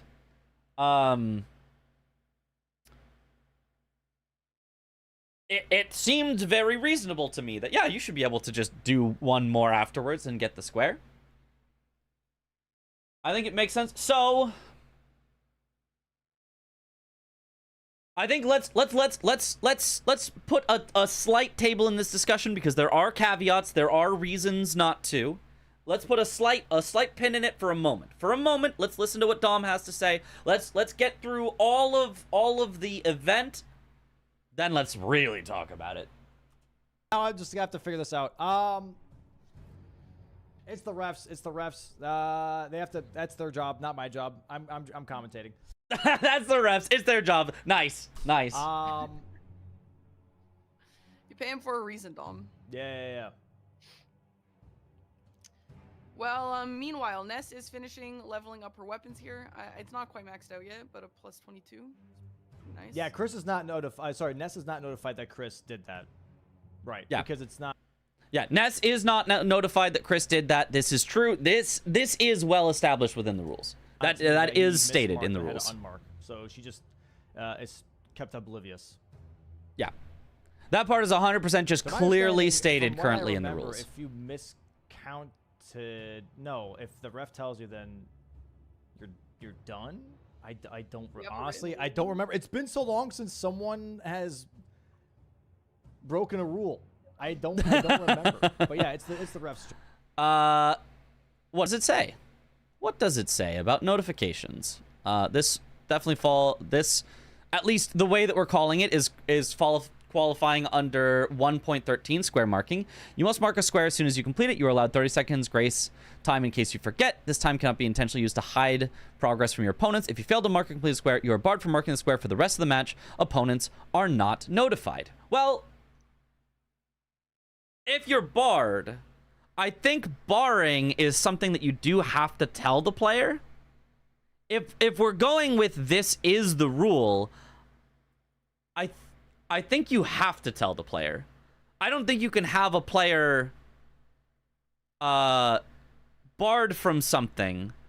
Barred by rules, not barred by the game. I don't think you can have a player barred from something and not tell them they're barred. Because if same thing happens here, right? The mismark, you're notified. Well, so is the opponent in this case. This one specifies opponents are notified. But similarly, if you made an alternate error, if you, let's say, for example, hold on, where's the other one that I'm thinking of? If the enemy is in order for us to properly adjudicate matches, you must show enemy felled or rune acquisition respectively on your screen. Penalty: if you fail to show either the enemy felled text or rune acquisition, you will be notified by refs that the kill does not count towards square progress, and if you marked a square based on that kill, it follows the standard square marking penalties. Which actually, I guess I didn't read early enough. I made some hypothetical in the Discord, and I guess Dom was like, that's not how it worked. And I think this is what he means. I made a hypothetical about what would happen if this happened, but you weren't notified. But I guess you are notified. But anyway, you are notified in almost all cases that you are in some way in violation of the rules and have any sort of penalty applied to you. So I do think you have to tell a player if they are being penalized. I don't think you can, like, wait for them to get double penalized by making a second mistake based on the first mistake that they didn't know that they made. So I do think you have to inform a player if they are locked out of a square. I think that is important.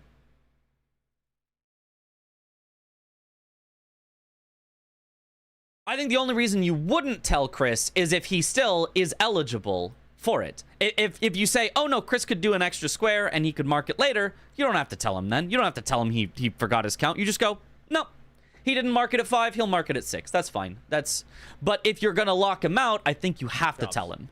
They'll do their job. Okay.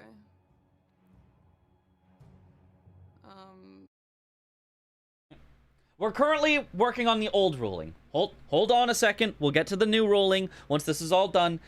Just to inform you of what currently has happened with the old ruling. What currently has happened with the old ruling is players, if you get to the number of bosses, you don't mark it within 30 seconds, you are notified, or your opponent is not notified. That is exactly how it works in the rules. We're sticking with that right now. That is how it works currently as it stood in the, I guess, formerly as it stood in the rules. If it's stated you are notified in every other rule, why are you just saying it is when it isn't explicitly stated, when we have to assume that is implied? I feel like this is just biased. Well, can you give me any example where you're not notified? Can you give me any example where you're not notified? In the rule. Yeah, I know the rule doesn't say shit. In that rule, you are not notified. What do you mean, in the rule, you are not notified? Does it say you are not notified? It says opponent is not notified. Opponents are not notified is what it says. It doesn't say players are not notified. It says opponents are not notified. It does not say you are not notified. It doesn't say you are. In every other rule, it states that you are notified. Let's see if in every other rule it states you are notified. Well, these just say what the penalty are. Intentionally abusing the above actions will lead to match or tournament disqualification. This doesn't say they'll inform you that you've been disqualified. I know that's not the greatest example. I'm just pointing it out.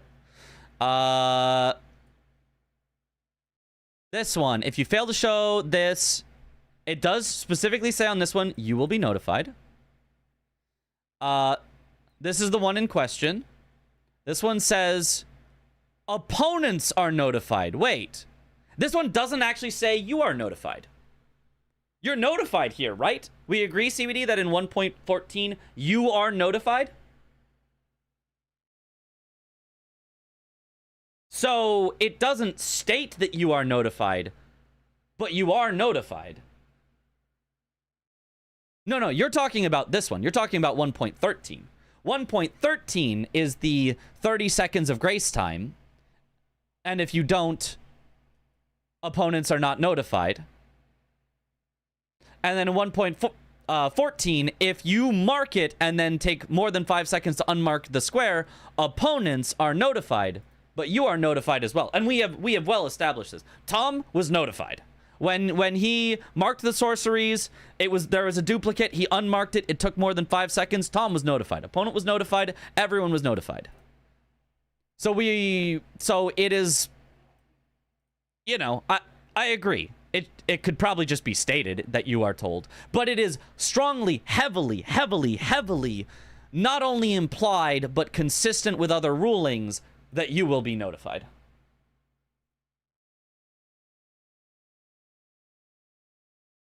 Then you have to be told that you have to unmark. If you don't unmark, there's no other way for the other player to get the square. Sure, but does it say that? And in fact, in this case, you already would have unmarked it, right? If you took more than 5 seconds, if you took 6 seconds and unmarked the square is already unmarked. So the refs don't have to tell you to unmark the square. They have to tell you you can't mark it ever again in the rest of the match. And they do, and they tell your opponent. So in every single case of a penalty being applied, the player is notified, including this one where opponent is notified, and this one where opponent is not notified. It would make absolutely no sense for you to not be notified of your mistake and your penalty. And the only one where it is stated you are informed is this rule, which states specifically you'll be notified by refs. But the other two, it is not stated, but clearly implied, and you are informed, as well as all the other ones where it doesn't specifically say the words, a ref will tell you you are disqualified, but it's implied if you're disqualified, the ref tells you. So I think it is very, very, very clear that in the rules as they exist, and I'm not saying they can't change, but that in the rules as they exist, you are notified. 100%. You can absolutely say you don't agree with that, and that's absolutely a discussion that could be had, but just as they exist. Absolutely disagree? Why? How? How so? Walk me through. Walk me through, again, not what you think should happen, because I could agree with you about what should happen, but walk me through that you don't think the current rules as they currently exist strongly, strongly imply that you are definitely notified.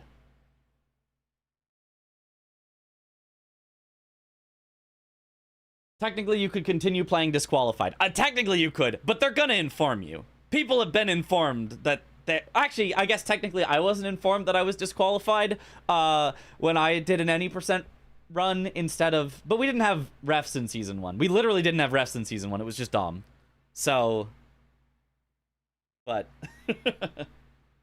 Talking to me, I couldn't hear for a bit. Yes. Would you like to state the case for why you don't think... Not the way it should be, but only the way that it currently exists in the rules, you don't think someone should have been notified. Not that you don't think someone should be notified in the future. That's a different conversation we can have. But only the way that it exists now, that you should not have been notified with the old rules. Should I just VC? Sure. I can hop in the... Oh, I shouldn't show this.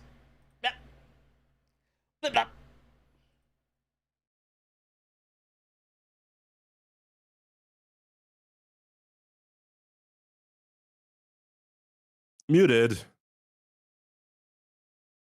Muted. What? Okay, the muted icon was still on my thing while I was unmuted. Yeah, it does that.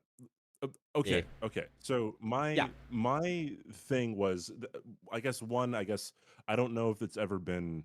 Is this the first time that someone's been locked out for a late mark? For a late in mark. an official match? I can't think of any others. Chat, can you think of any others where someone has been barred from a late mark?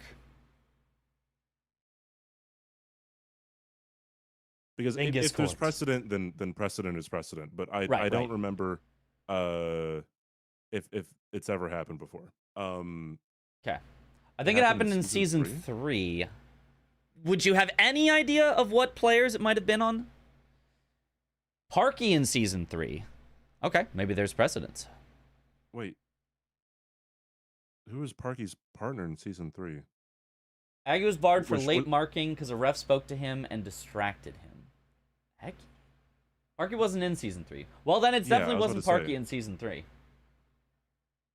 Happened before, I don't remember when. Okay. If anybody in chat found that or happened to already be looking at it and could link it, that'd be awesome. If not, Parky's whatever. season 4. Okay, so I don't remember. I don't remember it happening either. Yeah. Okay. So I guess it's never. I don't think it's ever really been explicitly said that there is going to be a positive action towards the person who has been locked out of a late mark. Positive action? As in, like, there is going to be something done, right, in the case of a late mark, right? Because with all the other things, there is something done, right? Like you are, like, if you mismark, then you have to unmark, right? And then obviously there's no way for you to know that you have. There's no way for the other player to be able to get the square unless you were to unmark it, and hence the only way for you to for you to be able to allow the other person to mark the square is you have to unmark it, right? And hence you have to be told that. If there's some kind of thing behind the scenes.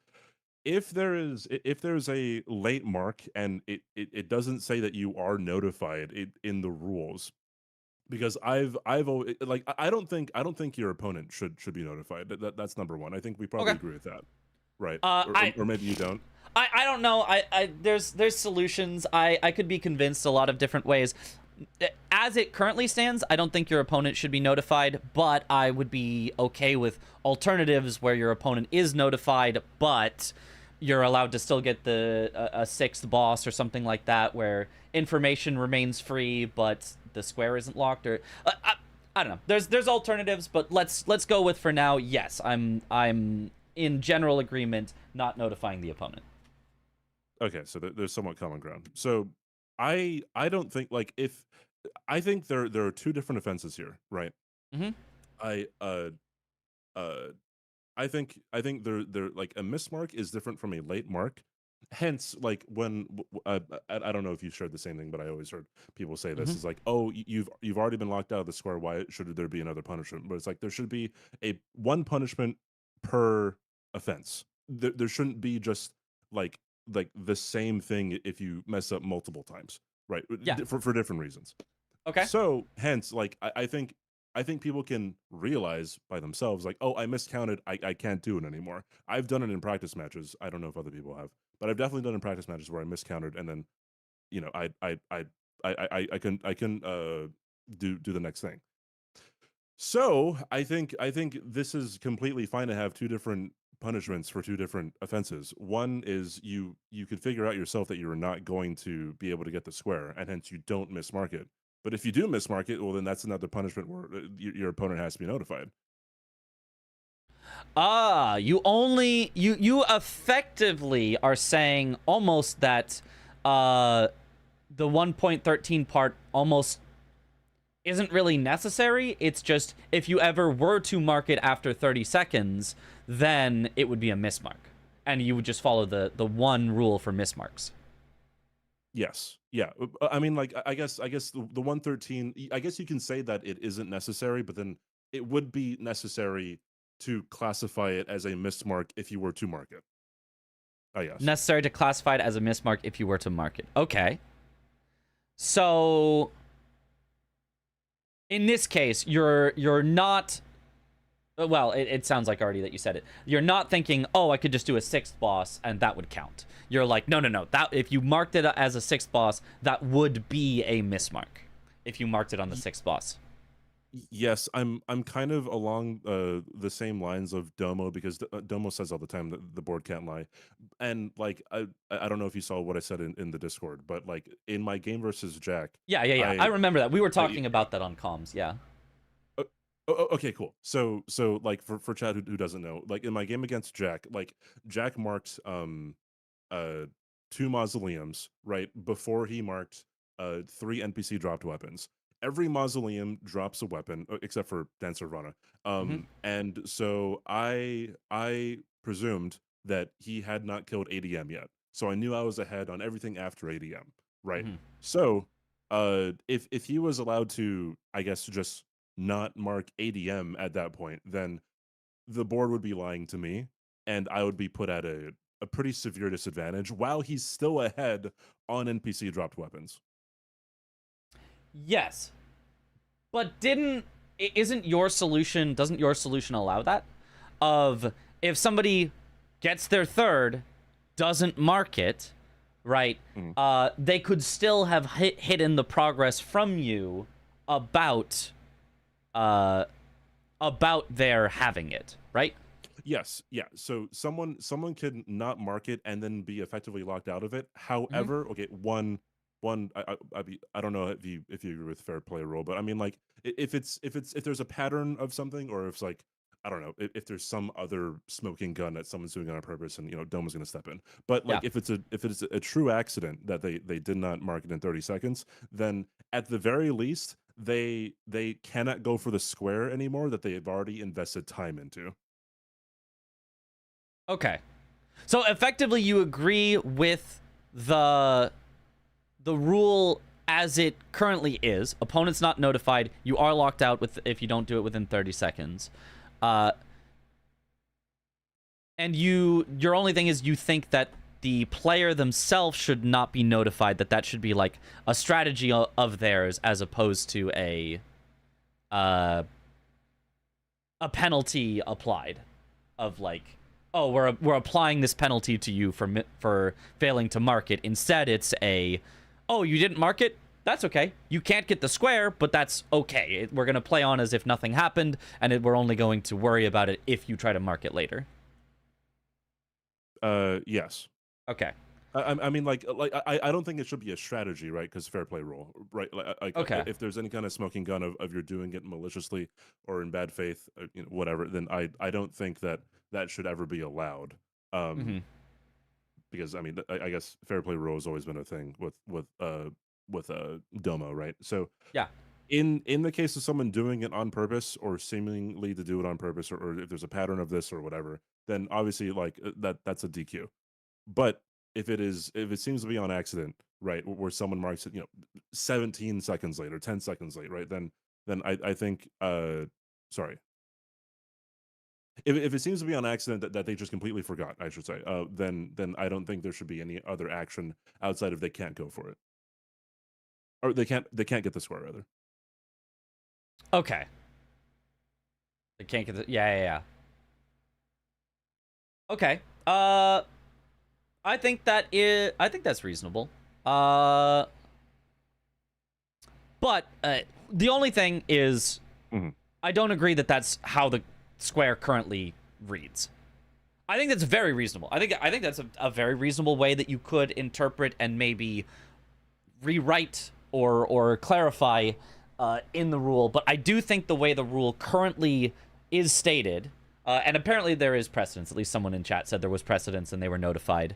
And fitting with the precedence that we do have from 1.14, which is stated similarly, I do think the way that it was handled in the match, as it exists in the rules, was the correct way that they should have handled it in the match as it existed. But I totally think changing it to your interpretation is very reasonable. I just don't think that is what the current interpretation was before the match. The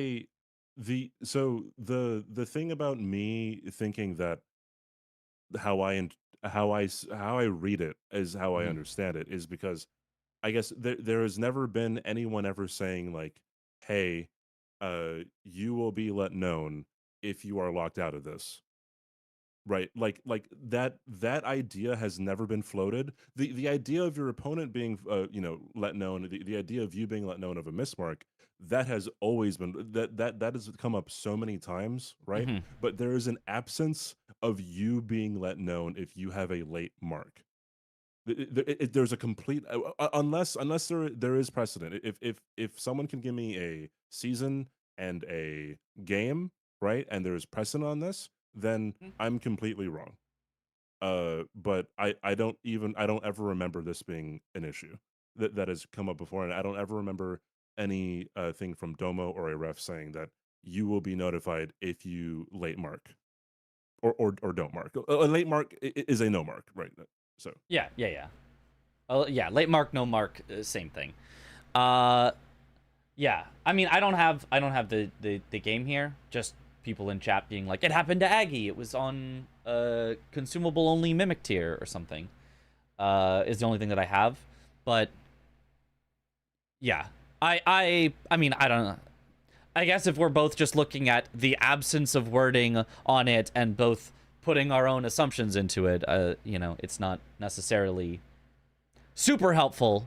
Aside from, I think it fits with the square or with the wording directly next to it, and you think that the wording directly next to it has been better established because people mismark a lot more often than they don't mark, and so therefore, we have clear evidence for one and unclear evidence for the other. And my only assertion is if we have clear evidence for one and the other is stated almost identically, aside from opponents are not notified instead of opponents are notified, that I think it's a reasonable assumption. But yeah, I think that's reasonable. And also, I should state, like, I guess people might be like, oh, like, why hasn't this been an issue before? Like, one, I guess, from my understanding, this, we've never come into this, so this is unprecedented. Two, what, Ness was like 5 minutes ahead on Gold Free or something. So there's an argument. I haven't even seen the rest of the match yet. I don't even know what happens. I don't even. Oh no, because I'm saying that Ness has 2 remembrance bosses killed, right? Chris has 1. Yep. Yeah. So that's what I mean. So it's like potentially the outcome of the match not even like potentially is giving way too much good faith. Like more than likely, the outcome of the match was set in stone as soon as Chris was let known that he could not go for the square anymore. I don't know about set in stone because it still relies on Ness not having gone for gold free. And what I mean by that is that if Chris had continued to miscount and then mismarked, right? Yeah. Then Ness would have known, hey, just all in on gold free. Yeah, I agree. A different ruling would have worked out differently. I 100% agree that a different ruling would have worked out differently. Any other way that you could have ruled it would have worked out differently because every possible ruling works out differently. I guess the argument would be, why is that a better way for it to work out, I guess, is the difference. Like, why is that better as opposed to just, this would have made the difference in the game? Is like, yeah, either way makes a difference, and what is the better one? I think giving information to like a ref communicating to a player is a huge deal, right? Like it almost never happens, and you have to be very, very cautious about like how you communicate to a player, right? So if you're going to interrupt what the player is already going to do, that is huge. Right, like that is gargantuan. Like that is officials stepping in and then like almost kind of what's the word? I guess indirectly like giving that player an idea of what to do, right? But like if Chris would have noticed without the ref, then good on him, right? But he it looked like he wasn't, because he was about to kill that night scav and he was about to hit the square. Sure.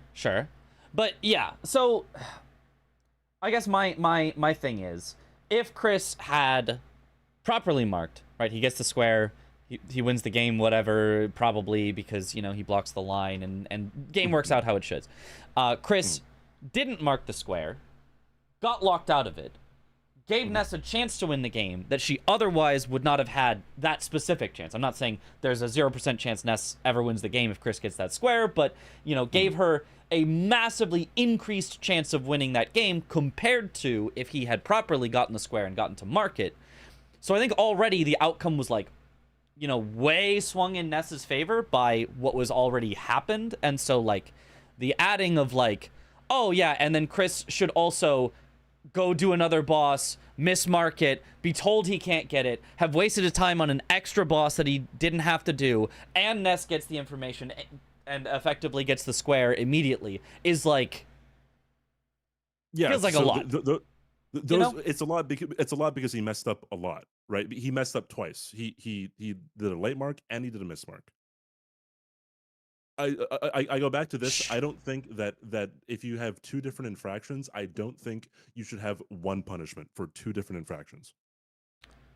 Sure, right? But why not one punishment for one infraction? Like, I'm not saying I'm being a little bit of devil's advocate here. What would be the problem with the solution that they had in the game? He was more than 30 seconds. He loses the square. That's his punishment for the one misaction of it. And he is notified of his punishment that he is receiving. I think that still follows one action, one punishment. I think it at least doesn't violate that. It follows one action, one punishment. However, right, you directly influence him to not make the second punishment or the second infraction that he was going to do. Sure, but is that not? And if you make an infraction and you are punished, is that I kind of feel like that you should not. They should not be like, you've made a mistake, you've been punished, and we're gonna not force, but we're going to allow. We're going to. I don't know the wording, the verbiage of it, but through course of action cause a second infraction to happen, right? Like, I don't think I've thought of like, they're playing the middle of let's say a soccer match, for example. Somebody performs an illegal slide tackle and they go, but let him play. Hold on a second. He scores a goal, and they go, hold on. You're now going to be penalized for a slide tackle and for an illegal goal after slide tackling. Double penalty. Like, you know, or something like that, right? That's the thing of, like, if you do something wrong and you are getting punished for it, I think it is okay to, like, stop, punishment. Right now, rather than later. So the difference between, like, I guess the slide tackle thing, right?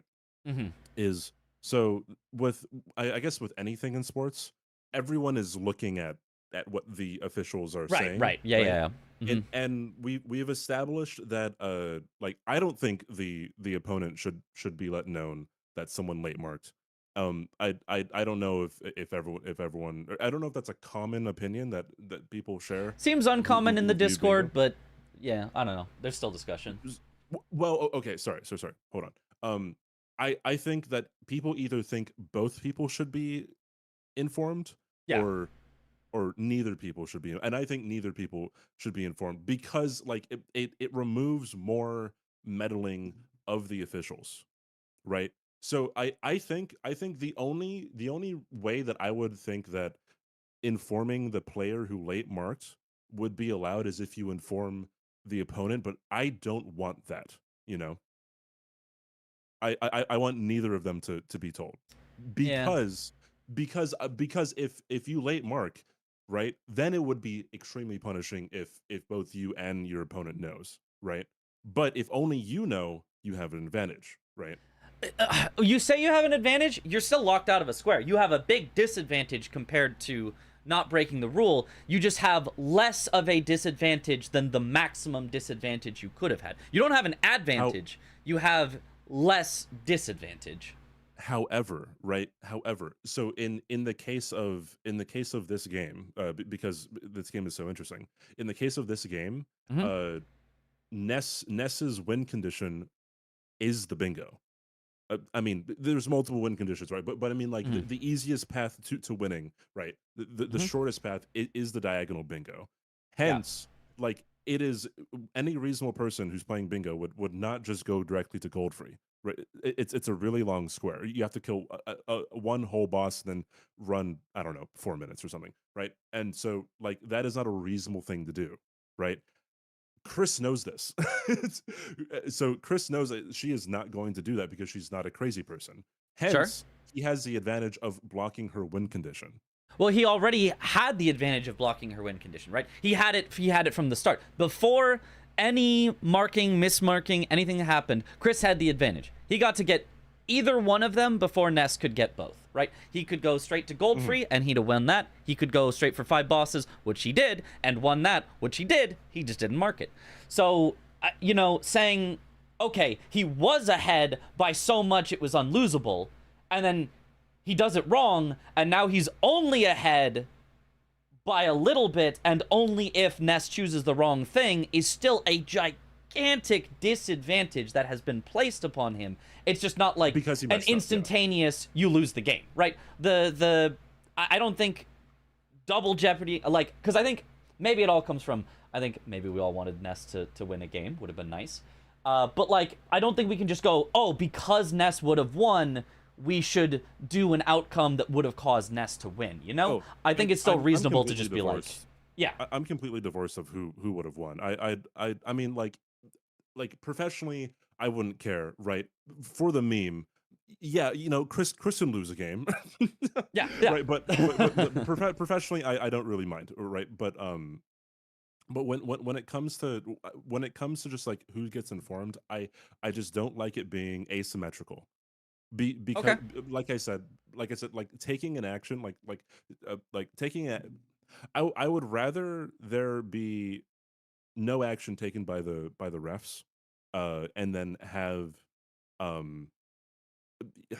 have I guess there's different scenarios that can happen. Okay, I'd rather there be no action taken by the refs if someone late marks, right? Because one, it gives someone the chance to realize, oh, I can't do that anymore, and then you already know, right? Two, like, if two, I don't think we should be giving information to competitors lopsidedness, and like that would force one person to deviate from what they were already doing, and then just have the other person keep on doing what they were going to be doing.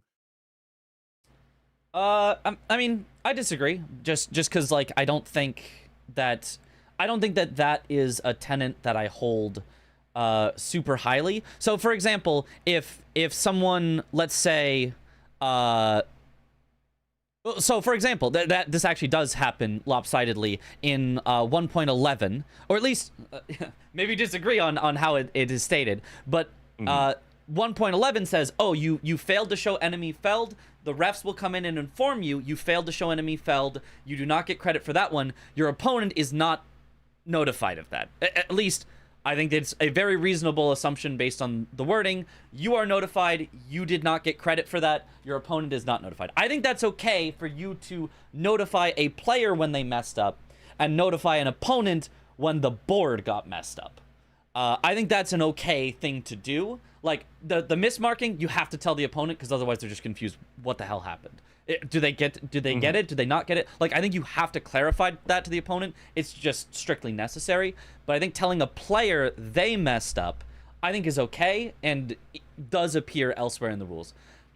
I'm not saying that's necessarily the best solution, but I think it would be okay for such a thing to happen. I'm kind of still playing devil's advocate because I just want to push back against this. I haven't actually made up my mind yet, but that is my interpretation, that such a thing would be acceptable as a solution. Maybe not the best, but as an acceptable solution. So I do believe that I guess I personally do look at like obtaining a square, and I guess obtaining progress to the square would be different things. Because so like if something doesn't count, then I mean, heck, if someone doesn't have a "you died" text show up, like I'd almost be in favor of just like not telling them, like, hey, like you didn't show it, like that. I mean, like it's really simple to just hear the sound, see the big text, and then warp away, right? But I mean, in the context of this, I do carry different weight for it because it is progress towards the square. It is not the square. What if it is the last one of the square? Well, okay, if it's the last one of the square, it would be a mismark. Right. What if it's the last one of the square? They're like, uh-oh, I don't know if that counted. They like wave their hands to get the ref's attention. The ref comes in and informs them that wasn't it, and they go, okay, I guess I won't mark it then. Or the ref comes in and says, or maybe the ref doesn't come in because it wasn't an enemy felled, and they go, I think that means I'm good, and they mark it or whatever. Right? They're still giving information to the player, and it's directly affecting the square and the time it's marked. Right? Isn't it? At least it's a possibility. If someone, so then we would be, I guess, introducing like, can we ask the refs what number we're on, or which I think is fine. I think it's fine. So, I want less confusion, but that's yeah. That's a different thing, kinda. I don't know what I want with that, right? Because I don't know. We have a plus button on the numpad, so bro, it was so annoying to try to use that when I was playing on keyboard, and it would randomly go up and down. I think it was because like I target things with scroll wheel. I think I would accidentally nudge the scroll wheel, and it would change the count, and it was awful. I could not use that on keyboard. I couldn't. I was like, nah, I'm ignoring it. I can't press this button. It was so bad, but maybe it's fine on controller. Something that I've been seeing in chat is someone was asking like, oh, like with my course of action, like someone could still like abuse it to hide progress, but like that could be the same thing, right? If you do inform the player, like they are still hiding progress. So I feel like my course of action is still like yeah, you're still allowing for hiding progress. Yeah. You're okay with that. Yeah, you're okay with that. Well, I'm okay if it was an accident, right? Because I mean, fair play rule, blah blah blah, right? So okay. So if it wasn't an accident, if you think it wasn't an accident and they were, then do DQ. Okay. And like that has to come with like a lot of evidence, right? Like because if someone does it one time and it's really fishy, then I mean like it's almost guaranteed the next time they do it, like they're out, right? Sure. Yeah. I mean, generally, yeah. I have some differing opinions, but I totally respect your opinions. I feel like in order to get mine out, I'm gonna need to watch the rest of it. I'm gonna need to talk through my own things where I might go in loops by myself for a while. But yeah, I appreciate your perspective, and I think I will go back to watching the rest of it, and then try to decide it. Well, not decide at the end, because I'm not the decider, but try to at least talk through the options and see if I can come up with what sounds reasonable versus unreasonable. I think there are multiple very reasonable options, but yeah. Okay, one last thing. No, I don't think ref should get mind reading powers. There's red cards, there's flagrant fouls. Like if you're saying that what I sound is ridiculous, then you're pretty much saying that any contact sport is also ridiculous for having flagrant fouls or red cards. But what if I agree with that? What if I agree that flagrant fouls are ridiculous? Oh, I mean, then like we would be, I guess challenging what, close to centuries of precedent of officiated things. And like I mean, like the NFL and the NBA and whatever have all been around for much longer than bingo has, right? We can have the opinion that like that is a flaw, I guess, but I mean, like I don't think many people think that we should take out things like red cards or flagrant fouls. Like they have their place. Sure. All right, well, it was a good discussion, CBD, and I don't know that we've gotten any closer to fully solving it, but it was good to talk. It was really good to talk, and thanks for giving your perspective, and hopefully also in chat. I know it can be hard to get your point across, so I'm glad that you took the time. Yeah, good luck with the rest of the review. Thanks. Bye, chat. Bye. All right. Okay, let's watch the rest of the incident as it ensues, because I still don't even know. Like, I know who wins. Like, I know that, but like, I still don't even know the end result of all this. So I still need to get even the full context here. CJ explained really nicely, though. Yeah. Before we get to the end, I don't agree on all of it, but that's okay. We don't have to agree on all of it. I understand it. I respect it. I think it's very valid and reasonable, but I don't agree as the best solution. I have to get in there. And he really we'll get there later. Maybe I'll agree later. So there is that.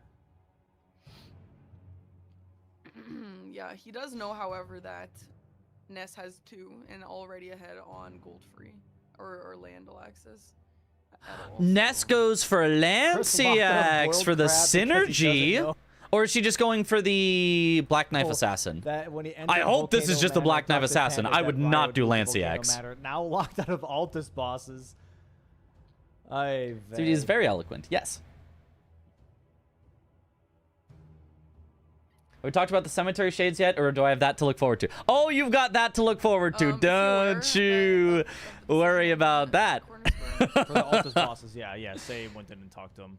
About that. Notified. Okay, so yeah, he's saying the refs notified Chris, did not notify Ness. That's effectively the resolution to that particular square. He doesn't know. Chris kind of shaking his head. I don't know if that's he doesn't agree, or if he's just like, damn, that sucks. Like, I don't know what this head shake is. She doesn't have to rush Altus boss. I almost want to see it from Chris's perspective and see if there was a small conversation that happened with the ref. Well, though, it won't help us solve the ruling. I just kind of want to know. I'm just kind of curious. Cemetery Shade thing is honestly a non-issue. IMO didn't affect the outcome of this game. Now, technically. Fixed the relevant squares. Which is honestly kind of a crazy move. Okay, we'll see if I agree. We'll see if I agree by the end. It is a double corner square here, but... I mean, Rusted Anki here will put a lot of work into this. Yeah. Damage is decent. Yeah, it's pierce damage, which is what ancient dragons are weak to. Really not Yeah, bad she's damage. going Staying for on horseback is Lanciax. definitely- Now, okay. I was about to say. now this is synergy. Don't get me wrong, this is synergy, right? You kill that, you get a square. Bang! Well, I get a boss in Altus, I get Lanciax. Great. The thing is, like, I mean, I guess maybe you're leaving also this diagonal open to yourself. Maybe she wants to double pressure, but as far as do I think this is an optimal decision? I mean, it really feels like you know that you're ahead on gold free. So if it were me, I'd be hard rushing the diagonal. Ooh, she knows this fight. Ooh, yeah, that was nice. And Lanciax, definitely not one of the fastest bosses you could do in Altus. Side note, what she should be doing in Altus, number one, first of all, should be Gillica, because Gillica gives you one of the best talismans in the game that will increase your damage on all subsequent bosses, make everything faster, speed you up in total. That's efficiency, baby. She should do Gillica first. Accurate, so she can get some Barring that, though, in. the Oh, synergy but here there's on a knight Lanciax, hanging out the bottom being you know, like, is "Hello." interesting, but I just don't think is the best possible play for her victory. Oh, nice. Lanciax is Gillica still- is far though. No. They start with a grace that's not very far. It's a little trek. But the increased, but along the way you kill the Knight's Cab. You do Gillica, and like immediately afterwards you can also do Godefroy, and like that's 3 in one area that are all low scaled, that all die in like 3 hits. I guarantee you they'll be faster does than this take out Lanciax most of fight. those soldiers. I guarantee you of that. She even had to travel to Lanciax. It's not like you spawn in next to Lanciax. Lanciax is far. You know, she did do some of the travel up generally towards Lane-Del, but even from that grace that's close to Lane-Del, coming back down to Lanciax is a trek longer than Gillica for a much, much longer boss fight. Nice, nice. That's a big pickup here. Gillica is like the 2nd to 4th fastest boss to fight in Just Altus from the pull Grace, Lanciax so back very onto fast. the Yeah, mountain. 100%. You should always do Gillica first. For efficiency's sake, if you're doing Altus bosses, Gillica should be your #1 choice. Not because it's the #1 fastest, but because it increases the speed of every single one you do afterwards, and is one of the top 5 fastest. So you Chris should going for always a do Don Gillica right now. first. You could do Knight's Cav on the way. Or you could do Gillica, then port back, and then do Knight's Cav, and then do Godefroy. But you should always do Gillica. And you should never do Be Lanciax. careful, Lanciax does do a lot of damage. Never mind, it's not Lanciax. Ah, she lived! She lived! Oh, dead. tiny, tiny, tiny I health get left. smacked up. And there we go. Half health right in the Lanciax. Yeah, this damage is really, really not that bad. I don't even think this is max upgrade. This is like plus 16. go or who? something. Godefroy, yeah. It was Godefroy. 22, I believe. That is how you say it, because it's French. Which is pretty nicely upgraded, but yeah, it's not. So you max. can't say Godefroy. No, that wouldn't be French enough. Nice fight so far. though. I mean, Godefroy. the Rusted Anchor is really great against Lanciax here. Never Kinda do confused by the Lanciax. damage, Yeah, not if the you're strike damage. unless Lanciax is necessary for Yeah. your majority or necessary for your line, don't do Lanciax. But yeah, Please do anything else. Wait, I have one Lanciax of- sucks. Sorry, go ahead. Lanciax takes sorry, a go ahead. I was gonna read this decade. from one of the refs here. Square marking ruling here from the Square rule marking book ruling. 1.13. You must make a mark a square as soon as you complete it. You're allowed 30 seconds of grace time in case you forget. He had completed the square. He had 30 seconds that he burned through. This is also why you don't do Lanciax. Ah, she died. Anyway, back to what he's saying. I'm gonna rewind a little. 1.13. You must make a mark a square as soon as you complete it. You're allowed 30 seconds of grace time in case you forget. He had completed the square. He had 30 seconds that he burned through. And Lanciax demolishing Ness. That is tough. Oh, That was really is close too. super tough. That was a really pretty. Okay, so he just laid it out. He just said, "Hey, the ruling says spend 30 seconds. He's locked out. He gets notified. She hasn't been notified." Good fight, and other than those like random guys. Nope, outside, I that was a really great disagree. fight. That would be Godefroy in French, not Godefroy.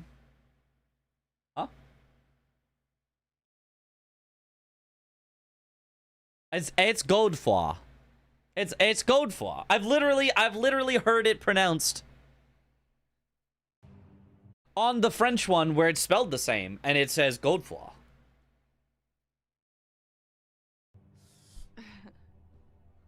So yeah, I mean, Chad, that's another one of those rules where the players, they do agree, they are aware. It's an unfortunate accident, but I think if you ask Chris, he would be like, yeah, I know. They are aware. Yes, these are rules that, I mean. Yeah, and their immediate reaction is, oh, this really sucks for Chris. This is a big disadvantage for Chris. I mean, Parky has seen the Discord. These are rules that players are like, okay, yes, we're good with that. Obviously, there are some rules that haven't been in use for so long because people, honestly, this doesn't happen that often. When it does happen, it's like, oh, it's true. CBD was saying the same thing. This rarely happens.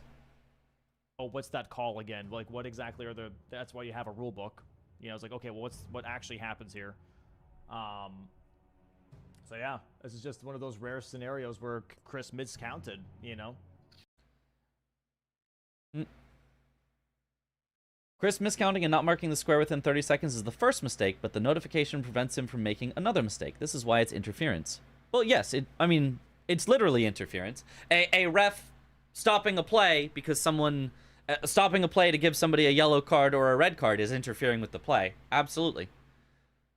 But that's just kind of how things work. You foul somebody in basketball, they blow the whistle. You notice that a player is holding. In American football, you throw the flag, and everybody on the field sees that there's a flag, and everybody plays differently, and it becomes, free play or whatever, et cetera, et cetera, et cetera.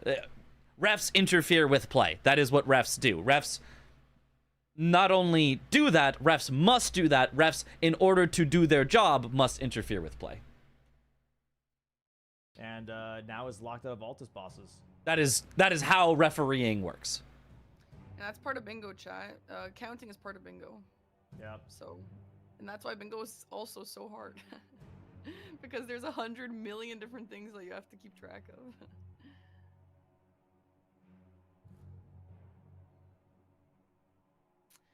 Just a reminder, though, obviously this game is not over. It still could be either one of their games, but this is a best of 3, so... Yeah, but then both teams know about it? Sure. In the case of a team sport, the entire play has to... Well, okay, technically not always. Technically not always, but it gets into very specific things that you don't normally see. So, I only know this because it came up as like a weird instance. But in American football, there was something about effectively the coach checking in with the ref before they called a specific play call that they wanted to make, in order to basically be like, hey, we'd like to call this player as eligible, and there's basically a conversation with the ref of like, is this, we would like to call this player as eligible to make sure that this is a legal play, and the ref being like, yep, okay, yep, and they didn't go to the other side and go, they've said they want to run this play. Like, they do have to physically show that they are eligible. They have to do like this motion to like show that they are eligible, which does show it to the other team. But the ref didn't like say, hey, this thing was allowed or not. And then they ran the play, and then the refs flagged them anyway, and was like, that actually wasn't a legal play. And the coach was like, what do you mean it wasn't? You told us it was okay. And they were like, nope.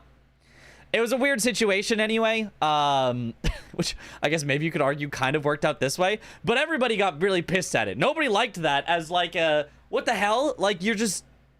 Like, I think it is okay, not common, not, the middle of a play where everyone can see. But I think it is okay for people to check in with the refs and have a like, hey... this thing allowed, not allowed. Players will check in with the refs. They'll like, this is before the play. You have to stand in certain places in football. The rules are really weird. Sorry if you don't know American football. These rules all sound very confusing. They are. You have to stand in certain places before the play.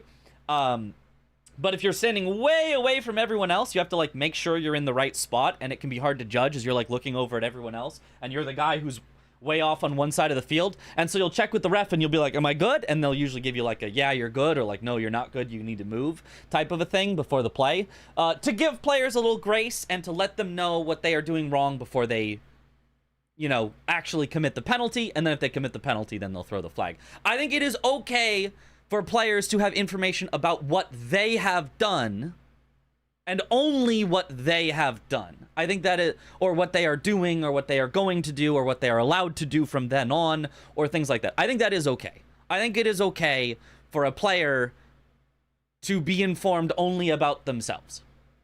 Because it's, you know, it's kind of something they sort of should know, maybe, but I think it is okay for a player to be informed about themselves. I think the opponent has to be notified if it happens in the field of play, which the field of play, to me, is the bingo board. If something happens on the bingo board that wasn't supposed to happen, the opponent needs to be notified. Hydrate. Because it's affecting everything. I think if it happens where it's not on the field of play, where it's a, hey, you did this thing, it was wrong, you locked yourself out of this square type thing, that never happened on the bingo board, I think that is okay, or at least could be okay. So,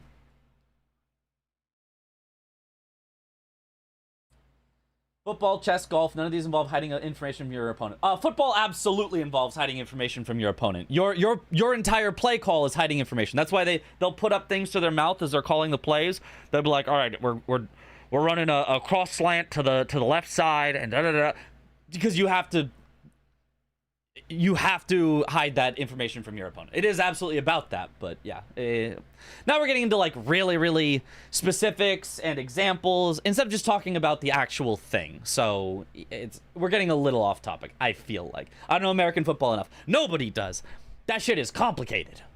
That shit is complicated. Tell both or tell neither. If they don't tell Chris, he sinks a little more time into the square. Why? Why should he, though? Marks, if it gets unmarked, Ness gets to see that. If they do, they both have equal info. Otherwise, Chris gets notified and pivots early. Sure. What's the problem with that is the question. Right. The idea of both or neither sounds good. Right. Slap that on a poster. Both or neither. Both or neither. Sounds great. Why? You can't just tell me the reason that it is good is because it would have resulted in Ness winning the game. That's not a reason that a ruling is good, because it would have advantaged one of the players and disadvantaged the other player. That's not a reason, you know?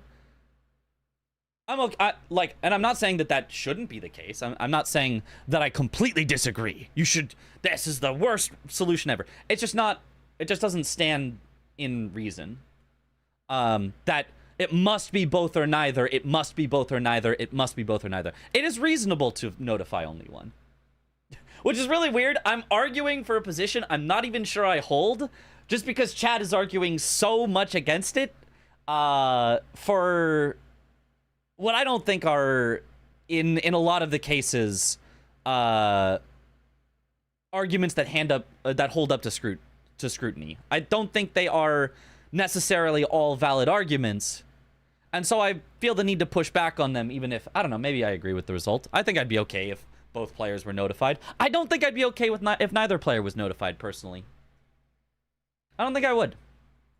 I think the more I think about it, the more I really don't think it makes sense to apply a punishment without telling someone that they're applied for it. To me, it really feels like the slide tackle example.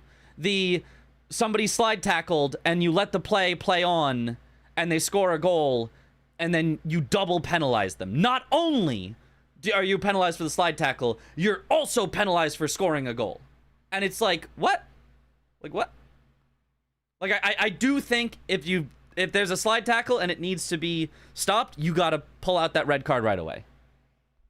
Personally. I don't think kicking the can down the road and making the decision about it later, or making the ref call about it later, helps, personally.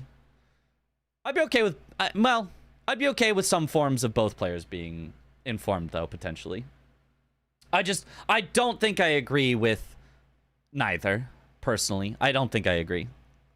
I think the player that is having a punishment applied needs to be informed. That is the one thing I'm sure of. Tell the opponent as well? Maybe. I could see that. But I don't think I agree with don't tell the player that gets punished. You know? Whoever wins this, it's not going to be completely over. We will be playing again after in the DLC. And as the rules clearly state, in this match, opponents are not notified. Again, that can change, but in this match, it is clearly stated that. So Normally rules aren't broken, but that is all just to say, I think this match was officiated correctly by the rules as written. if they are broken, it's Chris who's breaking them. True. Let's see here. He Chris now undercounted, going not for overcounted. capital access. Correct. He undercounted. He did not mark a square when he had killed the fifth one. He didn't kill Godric. Yeah, he did. He did. No, he did. He finished him off. You're right. He did just right after Ness. You're right. So he actually might. Does he know that Ness doesn't know about the lockout? No. Yeah, he knows that Ness shouldn't know. Okay. Yeah, because it's in the rules. It does say Ness does not get to know. Ness So, yeah, back he on knows Lanciax, the and rules, yeah. And he's probably thinking that she's completing that I corner. know Chad's saying this game is over. This game is not over because he's gonna get gold 3 Good before luck, Ness Mitch. does. That's Oh, thank you for the good luck. It's gonna give him column 2 here. He can go for Invaders or Loretta. It doesn't really matter. Ness has Chris to be should have careful simply here, though. followed the rule that nobody needs to be notified. True, true. Just follow the rules, bozo. But you know, you have to have proper rules in place for if something happens. Get smacked Anyway, why are we aside not here. full screen? Okay, here Classic we go. Chris. Lanciax. Nice kill there. Banger. Nice bang, Lanciax, bang. There nice we go. Lanciax. It on the unfortunately board cost against her a Ness. Guess the- this ton activates of the other time, diagonal for her, but- by the way, as well. 4 Crucible Knights, Invaders, Moog Sewers. Yeah, I wouldn't say that's a gorgeous line or anything. None of those really work together that well, and none of them are really quick either, but Yeah. she does have the line open for sure. And going for the Black Knife Assassin here as a Altus boss, which makes complete sense. Nice pickup here. Not using the Crag Blade, which is a bummer, but that's fine. Do you think it's right to lock Chris out for the rest of the match? Go out He of should her be way to able grab to it. kill a different I boss and know, mark I the know, square you might as now. You know what? Fine. We'll skip a little ahead. I was enjoying watching, but we'll skip a little ahead to a solution that I think solves most, if not all, of the problems that people have. Probably not all. I'm sure people are going to disagree. But a solution that I think is a bit of a win-win, I think, which would be if Chris kills 5 bosses and does not mark it within 30 seconds, notify Chris that he did in fact kill 5 bosses and did not mark it. Notify Ness that he did in fact kill 5 bosses and not mark it. And notify both of them that Chris is allowed to kill a 6th boss and still mark the square. Full information is given to both players. There's no way for Chris to game the system and you know, hide progress on purpose by not marking the square, because the refs tell Ness he did that. Actually, I am informing you right now he has done that. So the information is fully shared, right? Everybody that wants information fully shared between all parties, great. And people that don't want Chris to be like triple punished of like, you know, oh, he loses the square, but then he also loses time doing another boss, but then he also gives information to Ness afterwards because it's a mismark. You know, people who don't want double or triple jeopardy, you don't get that. There is one punishment. The one punishment is your opponent is notified and you gotta redo the kill. You gotta kill one more if you want it. If you get notified by not seeing the enemy felled, you should be notified that you did not mark. I think it also fits with the, like, if there's a problem, we'll let you know immediately and we'll try to get to the most, you know, easy solution to it. We'll let everyone know immediately, hey, there was a problem, but it's fixable. Chris just has to go kill one extra boss. You know, and Ness can say, oh, I now have that information. I now know he's only one boss away. I'm not going to spend the rest of my time on it. So obviously Chris is still punished. He still has to get an extra boss, and he still gives information to Ness right away. You know, it is a punishment, but it's not like a super game losing, you're locked out, and you did another boss, you idiot, because you didn't realize, and Ness was notified, so now everything, you know, is terrible for you. Right? I think it's a good-ish middle ground. I don't know that everyone would agree with it, but couldn't players abuse this? How? How could players abuse this? What possible abuse is there to completing the actions for a square, not getting the square, and your opponent is informed you completed the actions of a square? That takes away all possible benefit. 30 seconds of head start? Well, that exists in the current rules. For the player that deliberately doesn't mark. That exists in the current rules, right? In the current rules, you can still do that, right? For everybody that said... In fact, there's no version of the rules where that is not the case, right? Where you cannot... Where there's no possible way to hide progress for 30 seconds because we want a grace period, right? So if we want a grace period, there is guaranteed to be the theoretical potential for abuse if you abuse the grace period, regardless of what happens after. They get locked out in your rules, they can reattempt. Yeah. Yeah. So, yeah. The opponent gets full info as soon as the rules say that they could, right? What if Chris, instead of not marking for 30 seconds, what if he waited 29 seconds, then pressed the mark button? Approximately the same time Ness would be notified, but Chris would have the square. That would be, you know, actually abuse instead.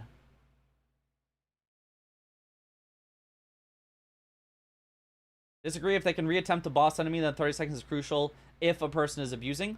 Well, that's why if they were abusing, if you suspect them of abusing, if they're clearly doing it in a way where it appears as though they are abusing, you can still disqualify them for that. That's okay. Like, that's, you know. Oh no, I really want the extra, you know, 3 seconds before the refs notify me. Notify both of us. That's really going to make the difference. I'm willing to give up this square for the extra 3 seconds that the refs are going to take after the 30 seconds have been hit. Because as soon as you haven't marked it for 10 seconds, I guarantee you the refs are like, they're like looking at a timer, ready to head in and inform everyone, right? So if you really think marking at 29 seconds is less abuse than waiting 30 seconds and then the refs tell your opponent immediately after, then I don't know. I feel like it's equally abusable. I don't think it is any more abusable than the current rules in any way, shape, or form.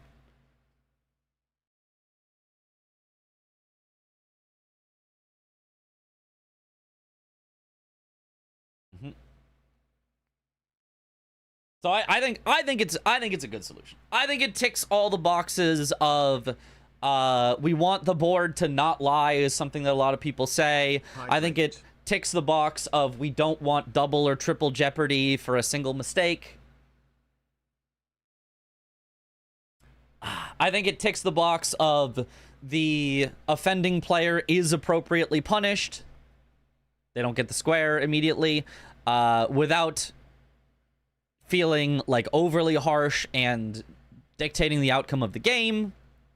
I mean, any more than like everything determines the outcome of a game of like, you know, if you give a player a square, that could determine the outcome. If you withhold a player a square, it determines the, you know, like obviously things determine the outcome, but it doesn't feel like it is getting like very swingy in either side to like, oh, you made a mistake, might as well be disqualified, or oh, you made a mistake, well, no punishments whatsoever. So not every square is countable like this, though. Correct. And so for the ones that are not countable like that, you'd be locked out. Same as always. Same as always. And I'd be okay if then you said we're going to inform both players as well. Sure. If this wants to become the standard, then saying, okay, we'll inform both people, I think is fine. Saying we will always inform both players, no matter what, if there's ever a failure to mark. But if that failure to mark happened on some sort of thing that is fixable, then you are allowed to fix it eventually.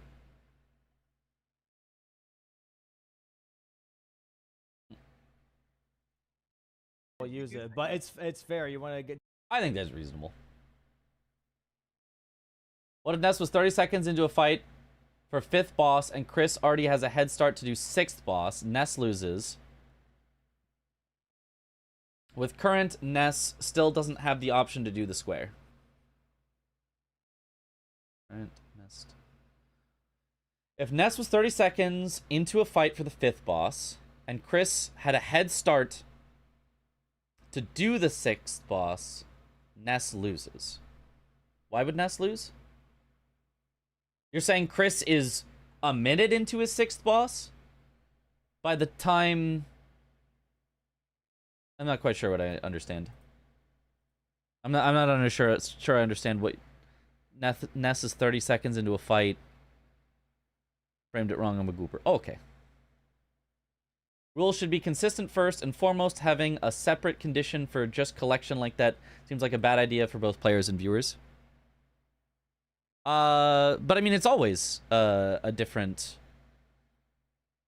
thing for collection, right? Collection is as collection is, right? There's always the counts already are like different on the collection stuff. I don't know. Am I the only person who legitimately always just thought you could do one more than was required? Because what if you miscounted? Like, oh, I miscounted. I'll do one more just in case. Am I the only one who thought that? Like, maybe it just comes from the fact that I started playing bingo for fun and, you know, but like, I don't know, I just always felt like that was the case. That it was always kind of understood that these are objectives to get, and if it says to do something, you need to do at least that much, but not only exactly that much. Oh, I was sure you could do that. I thought so too! So, I don't know, my solution keeps that, which I always thought was possible, while also appeasing, I think, hopefully appeasing people that say that's too abusable because it withholds information by giving information. So allowing the thing that I always thought was allowed while also removing the information abuse. So that's what I thought. It runs into the problem of hiding info and still getting the square. No, it doesn't. Not any more than what is currently exists. I think that's just incorrect. I think factually incorrect. That it runs into a bigger problem of hiding info and getting the square than any other solution does. I think that is an incorrect statement. Not a I disagree with that. I think that is an incorrect statement. Because as it currently stands, within the rules, technically, you can wait 29 seconds and then mark the square. Right? As it stands in the rules, that is technically allowable within the rules, as long as the refs legitimately believe that you made it in error. If instead, you took 30 seconds, did not get it, the refs informed everyone immediately, okay, fine. Let's call it 5 extra seconds for the refs to join the call and tell players. Oh boy, 34 seconds instead of 29. There is no noticeable increase in advantage to this thing. And it forces you to then have to, if you want the square later, go claim it in some other way. Even just, let's say the square doesn't matter, right? Let's say the square doesn't matter. You're like, oh, I'm going to give it up because I just don't care about that square. The only thing I care about is a different square. And so I'm just not going to mark it at all. And you do that willfully, whatever, abusingly even. Well, no matter the solution, you can always do that. Because there is always a 30-second grace period. So I don't think there is any possible, reasonable argument to be made that it is more abusable than literally any other solution in terms of information.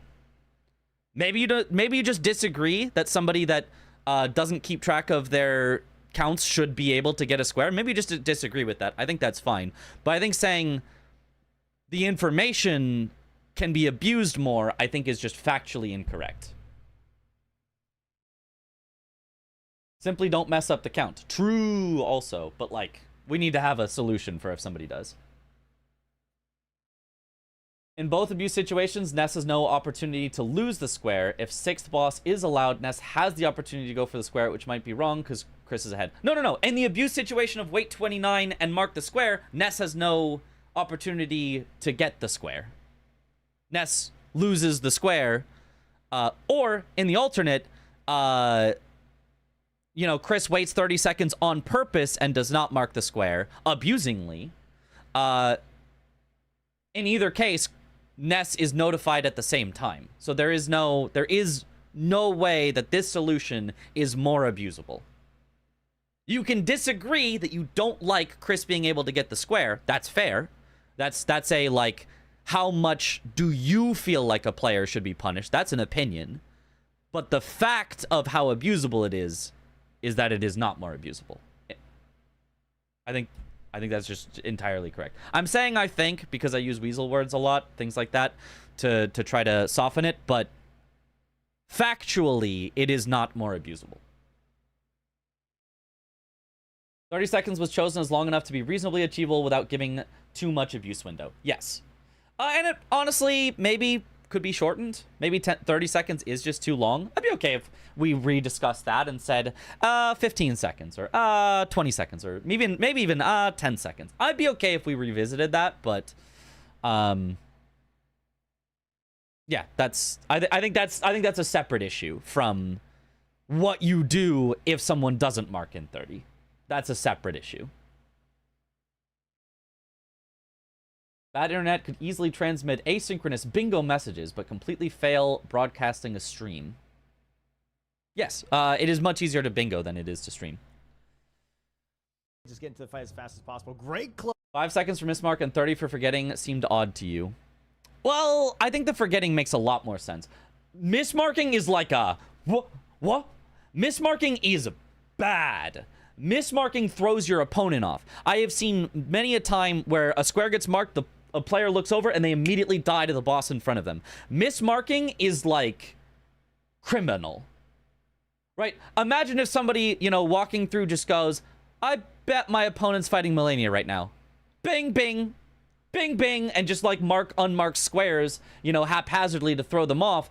That is criminal. To lock them up, throw away the key. Whereas, forgetting to mark, not marking right away, it's bad. Like, you shouldn't do that, but it's not. I don't think it's bad in the same way, and I don't think it needs to be like harshly regulated in the same way. Would marking late be bad? Basically, hiding progress. Yeah. So that's why if you did mark too late for the square, then that would be bad.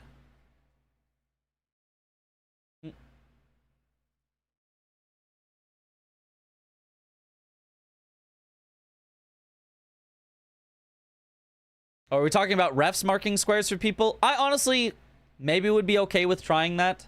I don't want to put more effort on the refs. Yeah, especially in like really, really close races. I totally understand I want the players to mark it, and then it's on the players who win or loses. If on our screens it looks exactly tied and we have to go like frame count and both players are sitting there like, wait, why hasn't the square been marked? I completed it. Why isn't it marked yet?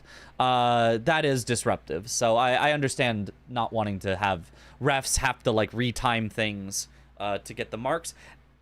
And just in general, a player completes a square and the ref has latency of seeing when they complete the square to know when to mark it. So I don't know. It will never happen, so it's a fruitless discussion. Yeah, Dom really does not want it to happen, so it will not happen. It doesn't matter what we think. It will not happen Pick up here from the ever. DTS fight here for Chris, killing DTS. Ooh, that's a nice one. Very nice. I don't like that. It's about accountability. If player messes up, players penalized. If ref messes up, players penalized. That's just annoying. Yeah, but I mean, the theory would be ref doesn't mess up. Like, refs have all the tools to not mess up. But I see what you mean. Putting another human in charge of it. Yeah, I see what you mean. I see what you mean. I think our refs are good enough. I think it would reduce errors down to nearly zero. Hydrate. But I don't know. I don't have evidence of that. And if there was even a single thing, maybe it would be worse. So, yeah. Weapon. Stream delay is also a thing when it's a race. Exactly. Yep. Oh, you already Yep. put too many levels into Dex here, I guess. So, yeah. I'd be okay with trying it, but I completely understand not wanting it. I think that's very Yeah. There we go. reasonable, responsible. I'm not Um, sure what she's. his. Now she's gonna do DTS as her final one. DTS for I mean, she's way too far Yeah. from gold free at this point. yeah, it's a It's good going to be call. technically a race on gold for here. Her DTS is going to be her last fight to open up the capital and also Even a one-off get her case that like this match square. brings about It's a lot gonna of activate contention. the diagonal, but also row 5. Well, if the refs were marking, there would have been no contention in this match. Chris would have killed a boss that he did not realize was his 5th. A ref would have marked it for him as his 5th. He would have gone, oh, I guess it was my 5th. And he would have gone back through his mind and gone, oh, yeah, I did kill 5. So that's cool. Yeah, it'll definitely open that for her. Again, not an incredibly Timer on each player's stream, so it wouldn't be an but issue to it's make a definitely mistake. there. You can push Chris Even with a until delayed Leon's stream. forgot. For the most part, yes, unless it is within less than a second. If it's within less than a second, right, if it says the same number of seconds on both players' sides, you have to figure out down to the frame who did it first. And, perhaps more importantly than that, even if it's not within a second, if it's within enough time that there's a delay in marking and players go, hold on a minute. Refs took 5 seconds to mark that. They usually mark within 2 seconds. I think that means I just sniped Ness by a really small amount of time, and I'm going to adjust my play accordingly. I mean, theoretically, at least. That's like... And that does take maybe that's too big brain, but like... Yeah. I mean, resolving Loretto disputes would also do happening... Okay, now we gotta Chris check. is, Not in the instant that the square is claimed, but instead there are very a lot of slightly things that after happen. It's the beauty is of tough. Bingo. Beauty Yeah, of Chris is- bingo. Chris is super ahead on gold free. Obviously, anything could happen. He could die. I don't know if I've ever seen anyone in the history of life die to gold free, but he could still die. We'll see. What if the ref is too slow and gets sniped? At least with the player marking the but fault yeah, of the player he's instead of the ref. Well, it would be a team of refs. It's not like refs act independently. So if the square was close, it's not like they would just go, let's just race on pressing the button, and whoever presses it first, that player gets the square. They would look at it, they would analyze and decide which player gets the square. It's just that causes a delay. Super ahead. So Looking Not at over till it's over. Oh, I mean, it's true though. It's true. I think letting ref mark squares will have a hidden danger of a player getting lazy. Yes, gotta be a little I don't care. careful here. I don't Man, care the if a thing player is, gets lazy. this game bingo is Players that get your- lazy your anyway in health bingo bar is so a lot of the low, time. and, like, everyone just does so much damage to you. It's spooky. You gotta be super careful and not. The not most play too locked-in quickly player against will make enemy. the best plays, will win the most often. But, you know, that's not always the case. Sometimes the lazier Decent player damage that's though not for paying everyone as on much that weapon. attention lucks into a win, Nice charge R2, or Chris is heading just up has to so much better 3-2. execution that they win despite making possible flubs, or, you know, whatever else it is. I don't Sorry, care. I'm currently reading up on some rules here real quick. Look just at to Chris, he can't be worries. bothered to count. So be true. set I'm on some of these handling- things. I'm handling the There it commentary. is. Mount Galmir here for Ness. If a square doesn't light up instantly, both players know the other was going for it. That's what I said, yeah. If a square doesn't light up instantly, both players know the other was going for it. So they'd have to have some way to resolve it, which you would solve if you had it automatically marked via a software that was plugged into both players' games, but that would take a lot of work. You'd need to have a programmer spend a lot of time on that. But I'm just saying, if you could, it would be really cool. A lot of work, yeah. A lot of work, though. It would be awesome. It would be awesome, but I'm not holding my breath on that happening. It would be super cool, though. It would be super cool. Nice DTS kill. Gets also the great club. And yeah, Chris obviously is like, okay, you know, makes sense. Makes sense. And now it's a race on gold for here, and maybe Moog Sewers technically as well because of the diagonal. Just think anything other than managing your own square marking is a terrible idea that defeats part of the point of bingo. Which part of the point? What point of bingo does it defeat the part of? Because I don't know, I kind of think the point of bingo is to do the things before your opponent. I kind of think the rulings and the you know, the minutia and the details and the does this count, does this not count, and the this are necessary evils, not the purpose, not the point. And notice I said necessary evils. You can't eliminate having things that are needed. You can't eliminate that, you know, players are gonna need to have some sort of account of their number of bosses in order to make an accurate play on the things. They're gonna need to have some sort of an accurate idea of which bosses do and do not count for certain squares to know where they should go for. But I don't think the point is knowing. I think the knowing is a prerequisite. I don't think it is.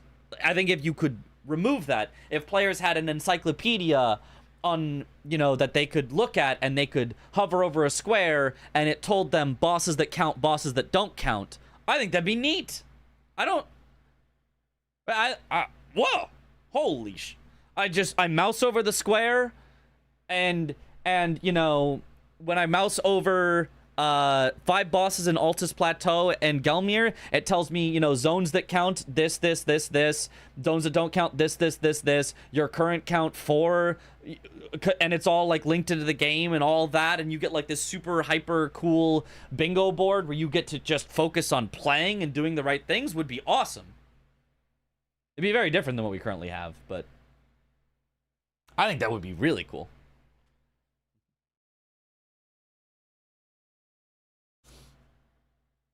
Sorry, I'm missing a lot of the really long essayings because it's easier to read the shorter ones. In-depth discussion about referee notification rules. It's been very interesting so far. Yeah. Very interesting. The bingo part where you have to stamp the thing that you got. In real bingo, you have to know where your numbers are and hit them. If someone else hits their numbers first, then shouts bingo before you, they get the first prize before you do. It's the core original concept of the entire premise of the game that you have to mark your own board. No.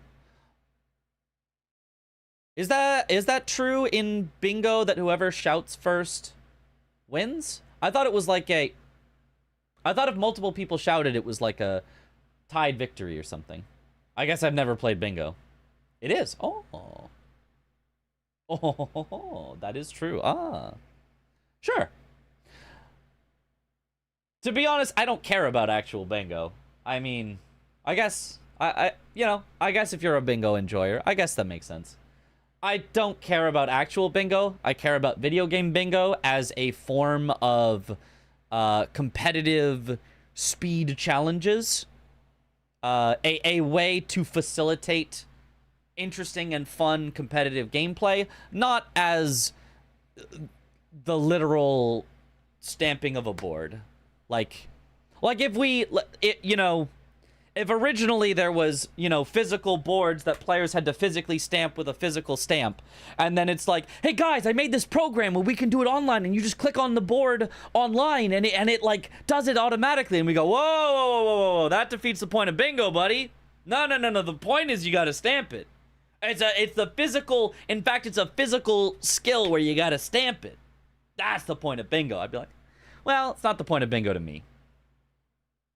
it's not the point of bingo to me. So if you really care about that, fair enough. I can't tell you what to care about or not care about, but I don't care about it. I don't care.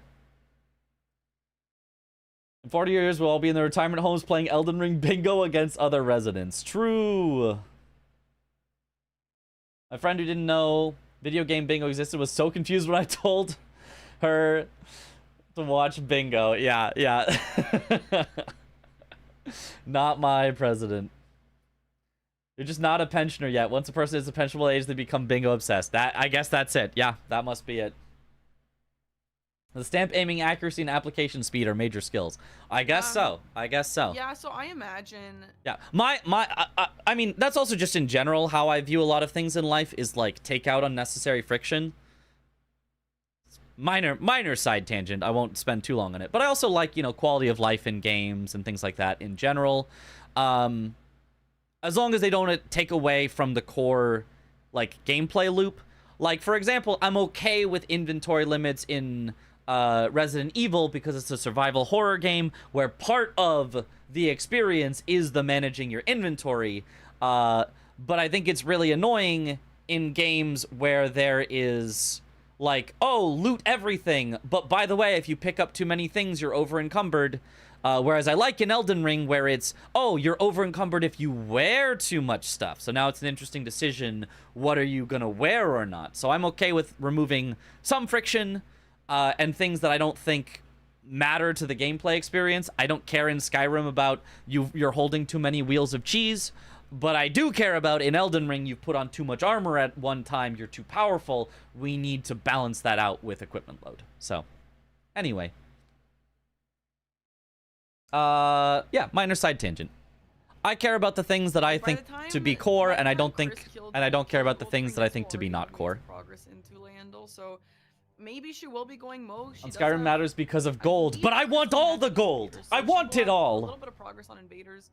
In terms of Crucible Knights, they're about even on that. So yeah, maybe I don't know, or maybe Chris will actually just head. Right, how long have you been watching this match for? Block off that diagonal once and for all before she can even get started on it. 3.5 hours? And then after that, none of these 3.5 hours look like this 1 hour game we've been watching for 3.5 hours. They'll have to think about what they're doing because they don't either of them have super progress on any of these. Yeah. They're all kind of out of the way, to be honest. Yeah, they're all kind of like one-offs. By the way, ruling here for the cemetery shit, because that came up too. Rule 1.17, both non-respawnable enemies and bosses count for kill enemy type squares. Okay. They do not explicitly say boss. So that cemetery shade is apparently respawnable, so that one does not count. Okay. So the cemetery shade was never an issue. He got it right. We all agreed he got it right. After this game, the ruling was changed to allow it because we kind of went back and revisited and went, why doesn't it count? And we were all like, oh, right. Yeah, okay. Yeah. No, it's fine. Was Chris informed that it didn't count? So why don't those count even if they're non-respawnable? Because that's the rule. Yeah, because that's the rule. Yeah. That's fair, I guess. Yeah. If it respawns, it's not allowed. That's it. Okay. You're the boss, man.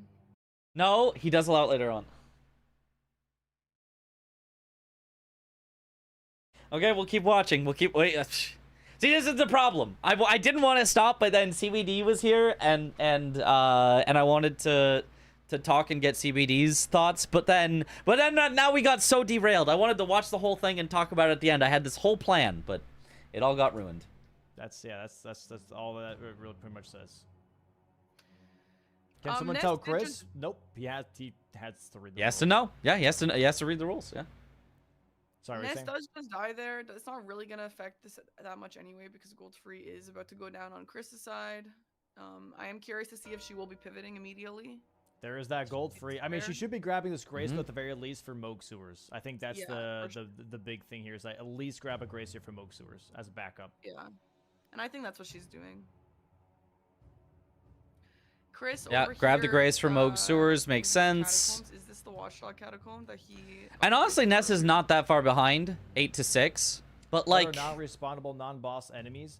So It's pretty tough. much any enemy that you kill that just doesn't respawn. There's quite a few of those, actually. Mostly it's those enemies that, like, drop unique items. Those are the ones that normally never respawn. They just drop that item once and they're gone forever. The rulings say you can change rules to protect the spirit or something. He used that. That's a rule? There's a rule about changing rules? Hold on.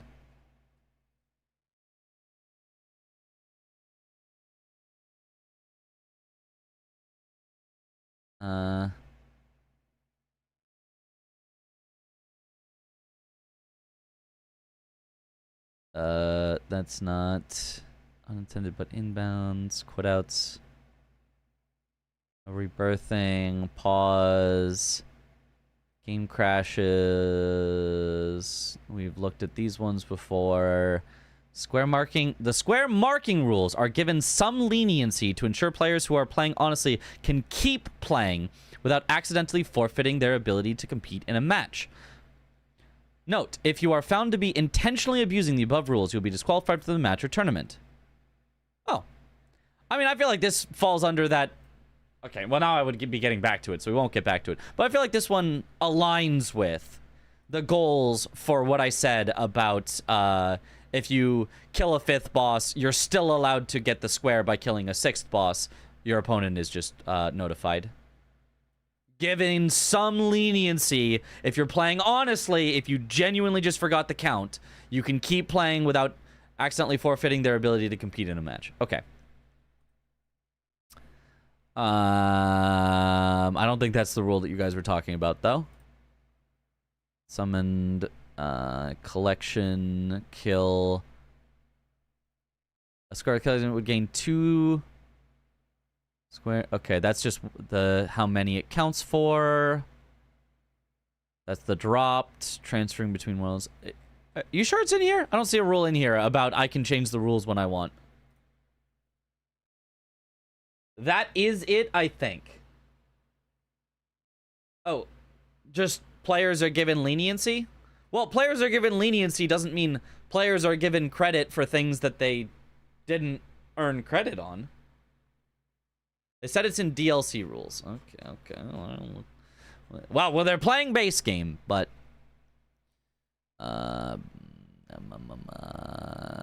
specific kind. Boss is eligible.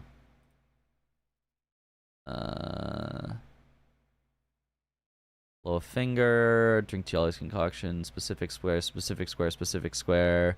Can it use a furnace? Stains? No. I don't see one here. I guess it was that one, but that's okay. I don't know about that one. We'll get. I haven't actually gotten to the to him changing his mind yet. So that Ness just passed. That is a non-respawnable enemy. That's not a boss. It's an Ursaring Avatar, which is a boss in a different area, but in this one, it's just a normal enemy that drops a Lord's Rune. He wanted to have equal rulings for both cases. Oh yeah. Okay, so what you're saying is, yeah, I know what you're talking about. In the base game, those Cemetery Shades and Respawnable Watchdogs have not counted for many seasons. In the DLC, we added squares for bosses that are only respawnable. Curse Blades always respawn. Horned Warriors always respawn. So we have squares that say to kill enemies that always respawn. The Giant Rolling Lightning Ram always respawns. So the idea that a square could only refer to things that never respawn doesn't make sense in the DLC, because we have tons of things in the DLC that anytime you kill them, they would always respawn. So, like, that's a perfect example. So that's, right yeah. Well, I watched over It says unique in DLC, though. Yeah. Faster, but I'm not... But it's an overall rule about the respawnable enemies, not a base game rule. It's an overall rule for both that was applied that has since been taken out, I think. One non-respawning Curse Blade Labyrinth. Yes, but the square never says one, I think. I think it always says 2 or 3. Too sure. Oh yeah, Melena's talking now to Ness here, kind of taking a lot of time away. Hence he provided leniency to Chris. Well, leniency is informing a player and not penalizing a player. That's leniency, right? Leniency is not applying a penalty. Applying a reward is not leniency. That's something different. We could do the Crucible Knight here at the beginning of the capital, but nope, we're going towards Kaled now. Chris going for Watchdogs. I believe Ness also looking at Watchdogs, but she's looking for the duo fight in Kaled, whereas Chris is going for the one-offs here, using the Dragon Scale Blade, really slicing and dicing. It will say unique in base game now, too. Yes, it will be fixed. Going for the second Watchdog. To be clear, this 100%, everyone is in agreement on what will happen going forward. It will be fixed, so there is no concern for the future. I think a lot of people don't actually even go for this one. Okay, no, Ness is going for invaders here. Okay, she's looking at the diagonal. She's going for the diagonal. Okay, nice. I like that. Chris here, I think, is going for the Impaler's Catacomb. Oh, she's going for the opposite diagonal. I do like this. So this is going to be, or no, Imps. This is the Imp Watchdog, I believe. That's going to be a hellhole of a fight, regardless of what your weapon is. Yeah. So this is going to be nice. Yeah, this is a good choice for Ness, and once Chris nice kill on the invader. She will probably be very happy to see that, because yeah, she has priority on all of those diagonal squares now. So there's 2 for her. I wonder if she's just gonna get them all done out of the way. Did Ness or Chris feel bad about how this game turned out? No. I mean, Chris won, so what could he really have to feel bad about? He was also treated, I think, not only maybe fairly by the rules, maybe more fairly than he should have been by the rules. So it'd be very hard for him to, I think, have too much gripe, unless he, like, is annoyed that he was given too much favor by the rulings. Because I don't think there's any way he could be annoyed by how little favor he was given. And then Ness, it's just a positive bundle of energy. Like, Ness was never gonna be the type to feel bad or complain or anything like that. Like, you could you know, please don't, but you could tell Ness, like, oh, actually, we've just disqualified you because we feel like it. And she'd be like, okay. Ness is great. Yeah, Ness is incredible. Ness would, I think, never, like, bring up drama or start drama or anything. And I hope nobody, you know, ever does anything like that. But, like, Ness is just always positive. Ness is pretty amazing, not gonna lie. Yeah, very amazing. Opposite to Chris in temperament, yeah. Wasn't a big deal at the time. It's just a thing here because people are getting to talk about it. Moving on to the other. Yes, kind of. We'll see when we get to it. I haven't gotten to the cemetery shades thing, so I don't know yet. And we're driving on Torrent, or they're both driving on Torrent right now. How'd the DS3 race go? Better than I thought. You'll have to watch the video when it comes out on Parky's channel. No, I know. Or watch the VOD if you really want. But no, I'm gonna say no spoilers. I'm gonna not spoil it. But it went well. It was fun. Here's the thing, though, Park. It's like the last 5 matches have been completely fine, but as soon as you commentate with me, it's like. Is Hoosier on the French team? No, he's not French. At least as far as I know, I'm pretty sure he's American. And no, he is not within the bingo. Started the VOD, it was nice, yeah. Like, all the rules are being broken. We have to try and, like, figure out what the hell is going on. The accumulation squares always seem to have the most contention, sorceries, killing multiple of an enemy type, etc. Well, I think that a lot of that is natural to the way the squares work.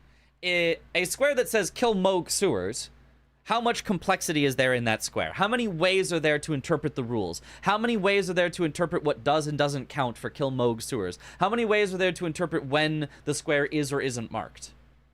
Almost none. It's one boss. We all know where it is. We all know exactly what counts. We all know exactly what doesn't count. And it's pretty obvious the time you mark it is, it says enemy felled. How hard is it to keep track of whether you've killed Moog sewers? Very easy. The only time you go to Moog sewers is to kill Moog sewers to mark the square. You wouldn't go there to Moog sewers if you were not going to kill Moog sewers to mark the square. Cemetery shades, on the other hand, well, you know, which one, there are some that count, and there are some that don't count, and you have to know which ones count, and you have to know which ones don't count. And then you have to keep track of how many you've done, and you have to not go too low, you have to not go too high, you have to make sure that you get the right number, and then there's the question of, okay, but different cemetery shades have different ways in which they die and show you when to mark them. There are ones that will say enemy felled, there are ones that will give you runes instead, there are ones that have a unique item that they drop, So there's just so many more combination of things that can happen that it's way easier for things to go wrong. Yeah, I'm say it. I'm the problem. Yep. I'm sorry. I spent 3 hours watching the first hour of this match. Henriquez, Yep. the third invader. I here spent for 3 Ness. hours talking about the first hour of this match. Oh, super fast fight. I just blinked and she immediately Almost got 4 it. at this point. Nice. I wonder who her last one will be. She's like, come on, can you just die? Is she heading over to Nereus down in the water? No, she went to Round Table. Oh, she'll be killing the one here. I see, I see. This guy can actually be a little bit of a doozy sometimes. So Chris, I'm gonna assume once Chris sees that she's gonna mark off 4 NPC invaders that he will head towards Moog Sewers because that's obviously the fastest thing that he can block off. Fluent in diagonal from Japanese, her. yes.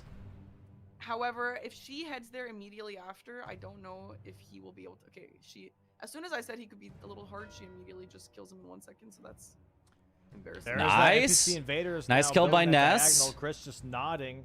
Moog Sewers here and 4 Crucible Knights could give Ness a line here to really pressure Chris into wasting maybe even more time. Does Chris still have any locked Crucible out Knights a yet? Boiled crab. And Ness hasn't been to Volcano Manor yet, so she should still be able to do that. Chris didn't open the door. She is going towards. Wait, a heavy door has not opened somewhere? What happened? But What did he Well, do? okay. I know I talk shit about Chris, but sometimes, bro, he be deserving. He all forgore. Let me tell you something. He has locked himself out of Crab. He has miscounted Alta's plateau bosses. And this guy is saying he doesn't need to practice. He doesn't want to over practice. That's all I'm saying. That's crazy. That's crazy. And now he's Damn, locked himself out Dom. of the catacomb door. Like, Damn. open. Anyways. I know. Look at Chris right now. I know that he's thinking Dom is probably so pissed off at me right now. I'm not I know pissed off. I'm just annoyed because he's disappointed. I have a point. That's why. Yeah. No, I understand, but let's give Chris some grace here. It's stressful. It's stressful being an It is stressful. That's fair. That's fair. Mm-hmm. It is very stressful. I've made 100 horrible mistakes in my Star career. zero I won't say practice. much. I've also lost games to miscounting, and it was against Aggie, which is the worst part. Why Oh! is that the worst part? Oh, Chris on the having to deal watchdog these with the imps here. little Like I said, imps. There might be a plus 9 Yikes. weapon here. Currently just getting blood loss left and right. Yeah, why is that the worst part though, Parky? Well, because then the comments are all like, Aggie's sleeping on the couch tonight. Oh my god. Insane. Anyway, let's focus on the matter at hand. There we go. 2 watchdogs there for Chris. There's also had a Locks majority up that loss against Rose Flanks, 5. back-to-back Bang. bangers from him this season. Yeah, Chris is always entertaining to watch. All right, where is he headed? Because I thought he was in. Wonder why he didn't go for the duo watchdog in the first place.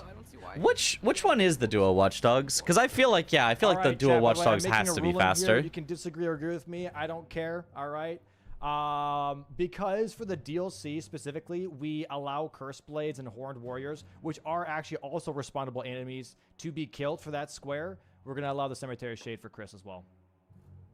Is that a perma decision or is that just? That's for this match specifically.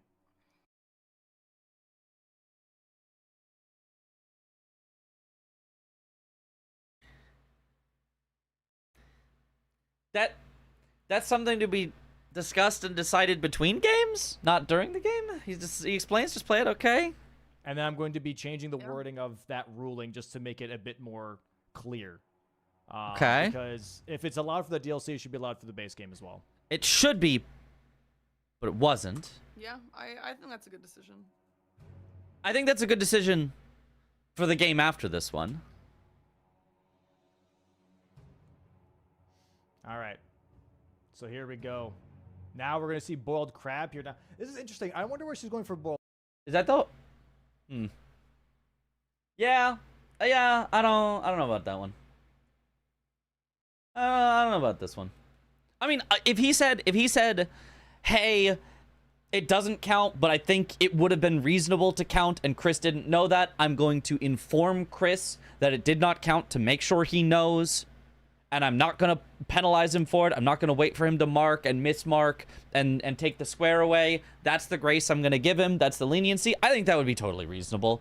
I have this disagreement, I think, with CBD, where I am okay with refs informing players of, like, basically the rulings that have been made on their squares and their sides alone. I'm okay with that. I would be totally fine with that. I don't think I agree with awarding him the credit for something that in the rules was explicitly not allowed at the start of the match. I don't know if there are 3 shades in base game, which would be valid with the rules as they were. Oh yeah, there's more than 3. I don't know what they are, but I know that there's at least 3, more than 3. I just don't. I'm stupid. I haven't played base game. I don't know where they are.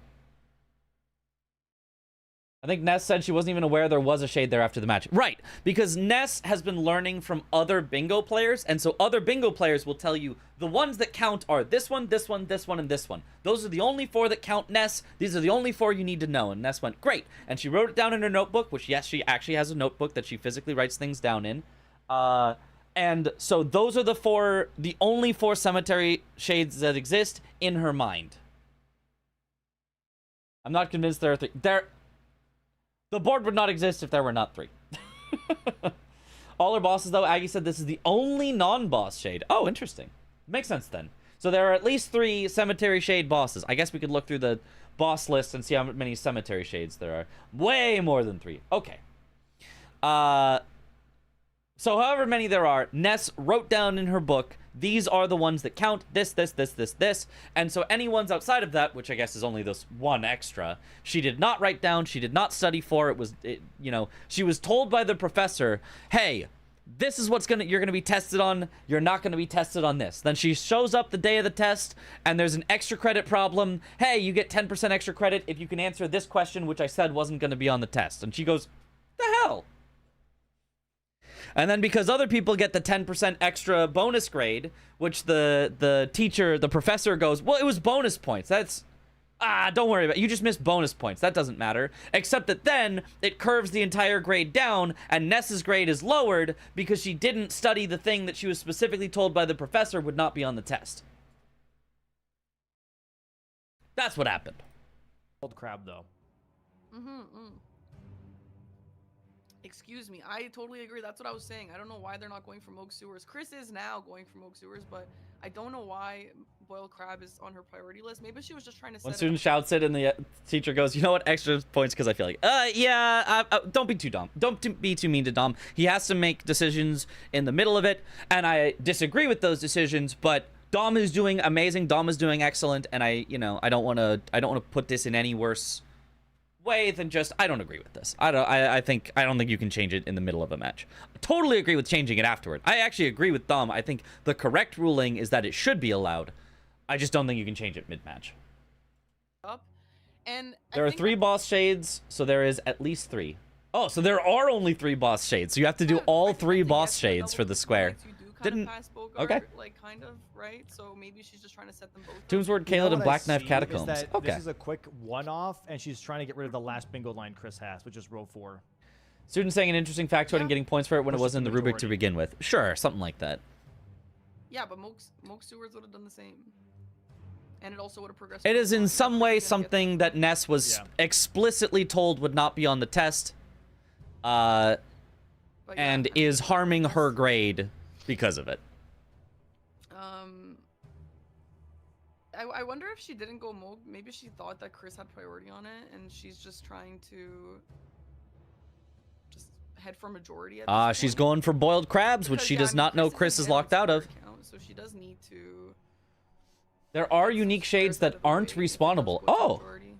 Yeah, I don't blame her not going for Moog Sewers because she already saw that Chris went for gold free. Yeah. But Chris now going for... What the hell? Chris is going for Morgott here? Remembrance boss with a Remembrance weapon, maybe? Yeah. Oh, Memby? That's a very weird pick, though, I feel like. What does he have the weapon yet? Kill Morgott in order to access Moog Sewers? It's after Moog that you have to kill Morgott. I don't know. No, surely It not. has to be Remembrance Weapon. Okay, it is finger, Remembrance. finger. Okay, Remembrance, yeah.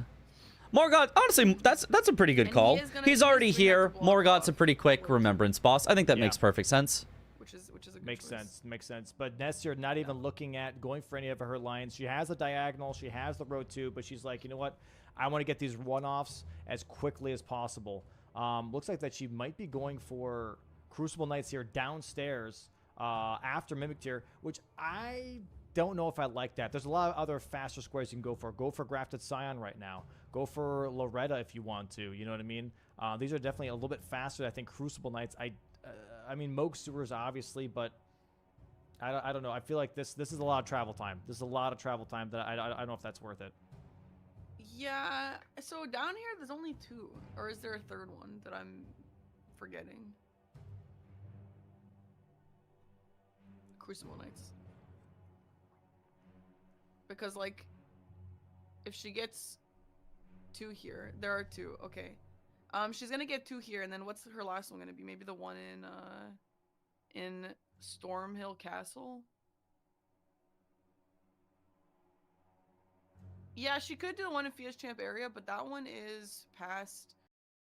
Well, let's see. Crucible Knights. Are these the fastest? It is a long run down here. And there's nothing else down here. I don't know that these are the fastest Crucible Knights. Does anyone know if these would be That one, considered I mean, I guess she some of could the go fastest via Crucible sewer Knights? mode I feel for like they that one, aren't. Because she's not gonna kill Gargs for that, obviously. Right? Um, Your boss only you were thinking of DLC. Oh. But yeah, I am curious what her plan here is for the final Crucible Knight. Because yeah, there are only 2 here, and she will be needing 1 more. This is where Curious Nest to lost. see She what could have that done in is. There's Capital. no way There she can is. go. How many are in But Capital? yeah, again, I know there's like 1 in like a random like house or something. There's Stormveil, which she already has access to. There's potentially Crucible Knight Misbegotten. There's the Crucible Knight Everjail. Yeah, no, I don't think going down here makes sense. I think these are just slower. Yeah. 1 Stormveil, 2 Capital, 1 Jail. Oh, that's easy then. Yeah, no. Yeah, for sure. Then this is definitely much slower. Gonna go there after Sewer Mode, which is a viable strat, I guess. But yeah, there's also the one in the Godfrey Castle. A PTSD from the Capital Crucible Knight Has to from be your careful, first get playthrough. sliced and diced by Oh, Morgott. Chris getting. What happened? I gotta see this. I didn't see what happened to Chris. But yeah, again. Oh, sliced and diced. Barely gets out. What away? Heal. Go there after Sewer Mode, which is a Sliced viable again. strat. He's still low. But yeah, there's also the one in the Godfrey Castle that might just be easier. Chris Oh, has to be ah, careful. sliced Gets and diced by again! Morgott. Yeah, he just did not have a time to get back into the rhythm. It's just a lot of travel time. That's all. But I mean, yeah, I Does the scary duo Crucible boss knight I or don't know Crucible if I Knight boss like this battle one count for 2? It specifically. does. Yeah. For Ness or for Chris? Nobody will probably ever go for that. Well, somebody could. If anybody was ever going to go for it, it was this board. Look, it's Crucible Knights, Altus Plateau, Heroes Grave, and bosses in Altus Plateau and Mount Gelmir. Like, if anybody was ever going to do that, it was going to be this board, and they did not. So I don't know that anybody's ever going to do that. I think she could really just be picking off things left and right here at this point. She's blocked everything out. Crucible Knights is one of the longer squares that she doesn't have to do. I don't know about that she doesn't have to do it. I actually, if she set up Crucible Knights and then was heading into the sewers, like, I think that's great. I think that's a perfect plan. I just think she did the wrong Crucible Knights. Let Chris block the diagonal. Like, go for... The duo used to be a square. Not that I can recall, but maybe. It has been done in a game before. I think it happened last season. Yeah, it probably did. But, like, it's so bad. Go for the one-offs. Does Go for Spirit Bite, Caller go for Snail Graphic Scion, Crucible go Knight for count? all of these kill 1 boss things rather than killing 4. I don't that's think just it not does, but efficient I in this- am actually not in sure. this specific circumstance, you know. Yeah. Maybe heading down to Weeping. We do got a few things in Weeping here. Maybe that wouldn't be the biggest waste of time. Because, yeah, none of these... I don't think the fact that Chris was locked out of Altus bosses and got gold free decided the match for sure, because Ness could have gone to Moog here and pushed for the bingo. really have too much synergy with each other. Yeah. I mean, nothing decides the match for sure until the match is 100% over. Even if you you know, give someone a square that puts them ahead 12-0, technically it's always possible for the opponent to come back. But I see what you mean. Realistically, Ness still had a very realistic chance of victory at this point. Although I don't actually care whether a ruling swings a match or not. I mean, obviously I care emotionally, but I don't care in terms of what I think a ruling should be, you know? I do wonder what Chris is going to do after this. I assume he'll go Moog Sewers. Like, I think you need to make the right he does need to block off that ruling, regardless of whether it, you know, causes an outcome that you like or don't like. I'm surprised that he didn't go for that first. But I guess he also needs to block off row 2, to be fair. I forgot about that, so actually that makes sense. Why even do Crucible Knights at this point? She could have done Scion and Blue Retta in the time Chris was dealing with the bingo threat. Scion and Blue Retta. To go strictly for majority? I mean, I think she still wanted to put pressure on the line, which I don't think is a misplay. I think her best bet is to do the line. She is still currently behind in majority, and she doesn't know where Chris is going. So if she just goes for whatever she thinks are the fastest squares and gets sniped on them, then Chris is still way ahead and she loses. And even if she goes for what she thinks are the fastest squares and doesn't get sniped on them, because Chris happens to be going for a slower square, she is kind of at best tied with Chris. So I don't think the idea of the one advantage that Ness has, because she is behind on majority, the one advantage she has is that she has one more bingo threat. So I don't think pushing that advantage is a bad call. Chris 2 squares ahead. And now Crystal has to deal with the diagonal here. Prep Crucible Knights a bit, then go Sewers, IMO. I agree. Either prep Crucible Knights a bit, then go Sewers, or prep Sewers a bit, then go Crucible Knights, or rush one and then assume you're in a race on the other, or there's a lot of ways you can play it that I think are all reasonable. Not too sure how that's going to be going for him, because that's a big time sink. That's like right, because I think the only way that we can say, oh, Ness could have won majority if she went for the fastest squares is if we like know that Chris is doing this play, which happens to be a little slower. Like, if we don't know what Chris is doing, then we don't know whether that would be a winning play for Ness or not. That's like 6 minutes. 5 minutes. I think Ness had the advantage most game until she went for Crucible Underground. She might have just forgot about the other. I think so. I think she probably forgot about the ones in Lane Dell, because they're obviously much faster. Oh, and actually, she is setting up a bit of Crucible Knights than going sewer mode. Okay, wait, I like this. I like this way more. Okay, she's split progressing. She grabbed downstairs for the Crucible Knights for later and is doing Moog Sewers right now. I love this. This is great. No, but Chris was rushing Crucible because she thought Chris was going for it at the time. Yeah, that makes sense.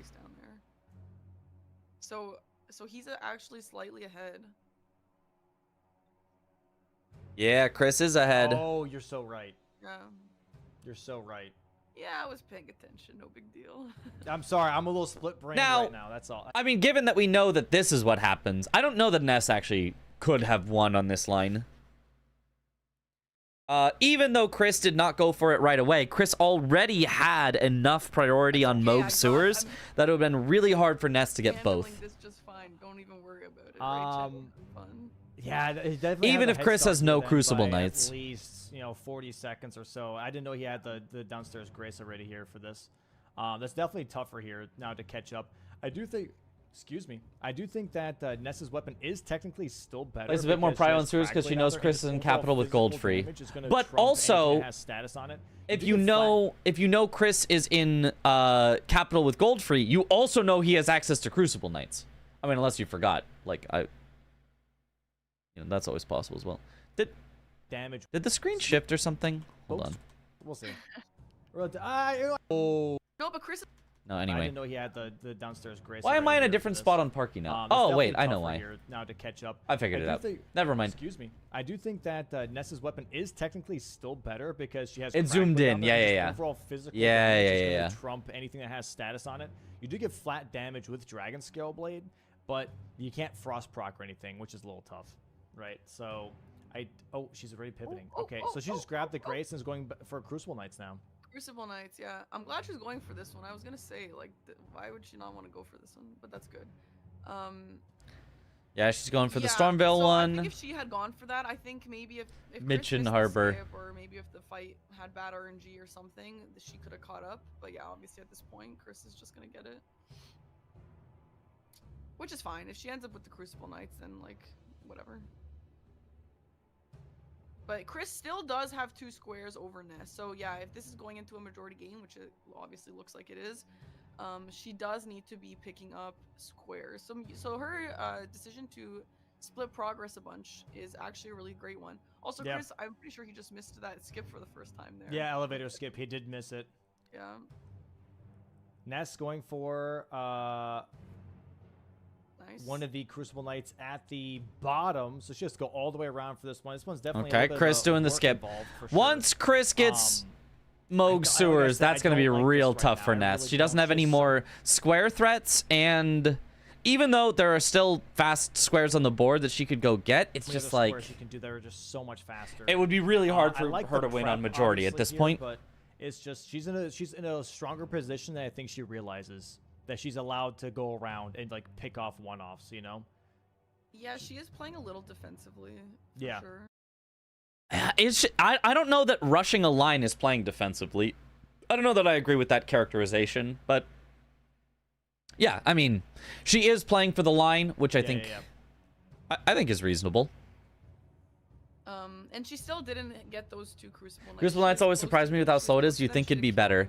Well, I mean, part of that is she went all the way down to like Mimic tier and all that, which is not where you want to I'm go. curious what Chris is gonna go for here. Um, after Sewer Moog. Oh, That makes it pretty very there. slow. If she had done God, it's doing so much damage. Ah. the 4 Chris that is doing people switch damage, said, or Moog? No, Moog to Chris. Yeah. it still isn't that's a lot fast, of but I don't damage. think it's that slow. Be a 2-hit KO. 4 is the max number. Yeah, I'm pretty sure yes. Oh God. At this point, is she rushing the line when she knew Chris had priority on Sewer Moog? She doesn't know Okay, Chris here's has priority on correctly Sewer Moog. for She thinks she has Crucible priority on Knight Sewer fight. I Moog. assume he'll go down easy, yeah. Because what she saw most recently was kill a Remembrance boss with Remembrance weapon only, which indicates that Chris was not in the sewers. Right? Because it's Moog Sewers is not a Remembrance boss. Like, so as far as she knows, Chris, there is no information to say that Chris is in the sewers. She knows both of them have capital access, so she knows she's at least not like way ahead in priority, but by her information, she does not know that he is in Nice. the sewers. Before he flew up, good. Yeah, she's gonna go finish off the other 2. Did she think she now. did Godric for Remembrance, then went for Crucible Yeah, Rush? unfortunately, these Crucible Knights didn't really Yeah, match, I think like, so. Synergize with much else. It is a pretty Yeah. long square. It's I not mean, like the other or Morgott, or maybe Chris did Renala with Remembrance. All she knows is Remembrance does not indicate sewers. squares on this board are There's super big, there's but nothing in the sewers that helps with that. So all she knew was he's somewhere. It is a tough call because There's might be no thinking real, that she's like, being raced on Crucible Knights right now. Spot that it indicates specifically. She's going for them. I would like to see her grab this Grace in the Ancestral Woods and then just go for anything else. Like, genuinely, as soon as she sees Moog Sewers, go for anything else. Yeah. You know? Yeah. If she does see Moog Sewers, she should definitely Right, get out especially from since we can't Crucible grab Knights, each but of we'll see. The Crucible Knights, it will be a little bit of a long fight. She has not seen it yet, so we'll see what happens when Chris marks the square. All right, Chris almost finishing off Moog here. I'm curious what. As Chris a will reasonable work on assumption, next. so risking wasting time with long square was a There it mistake, is, no? There's the kill for him. Walk me through. It's a reasonable assumption that Chris is in the sewers for what reason? I mean, aside from just the fact that it's a good square that both of them want. And risking wasting time with the long square was a mistake. You mean specifically that wasting time, quote unquote, on Crucible Knights. In other words, going for one of the squares in her line was a mistake. I don't know that I agree with either of those. Chris killed Goldfree, right? As Ness also was right before Goldfree. So she knows he at least has Avenue Balcony Grace. Yes, as does she. Yes. There were quicker squares still. Yes. But no other squares that promote a line. Right?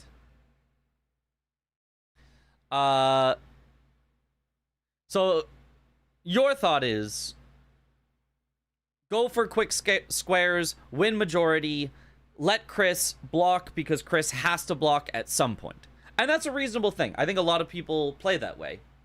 But because a lot of people play that way, Chris has been like semi-anti-meta, is one of the things he has had success with, is Chris, instead of going to block, will very often go, no, I'm not going to block that right now, and he'll go do the fast squares instead.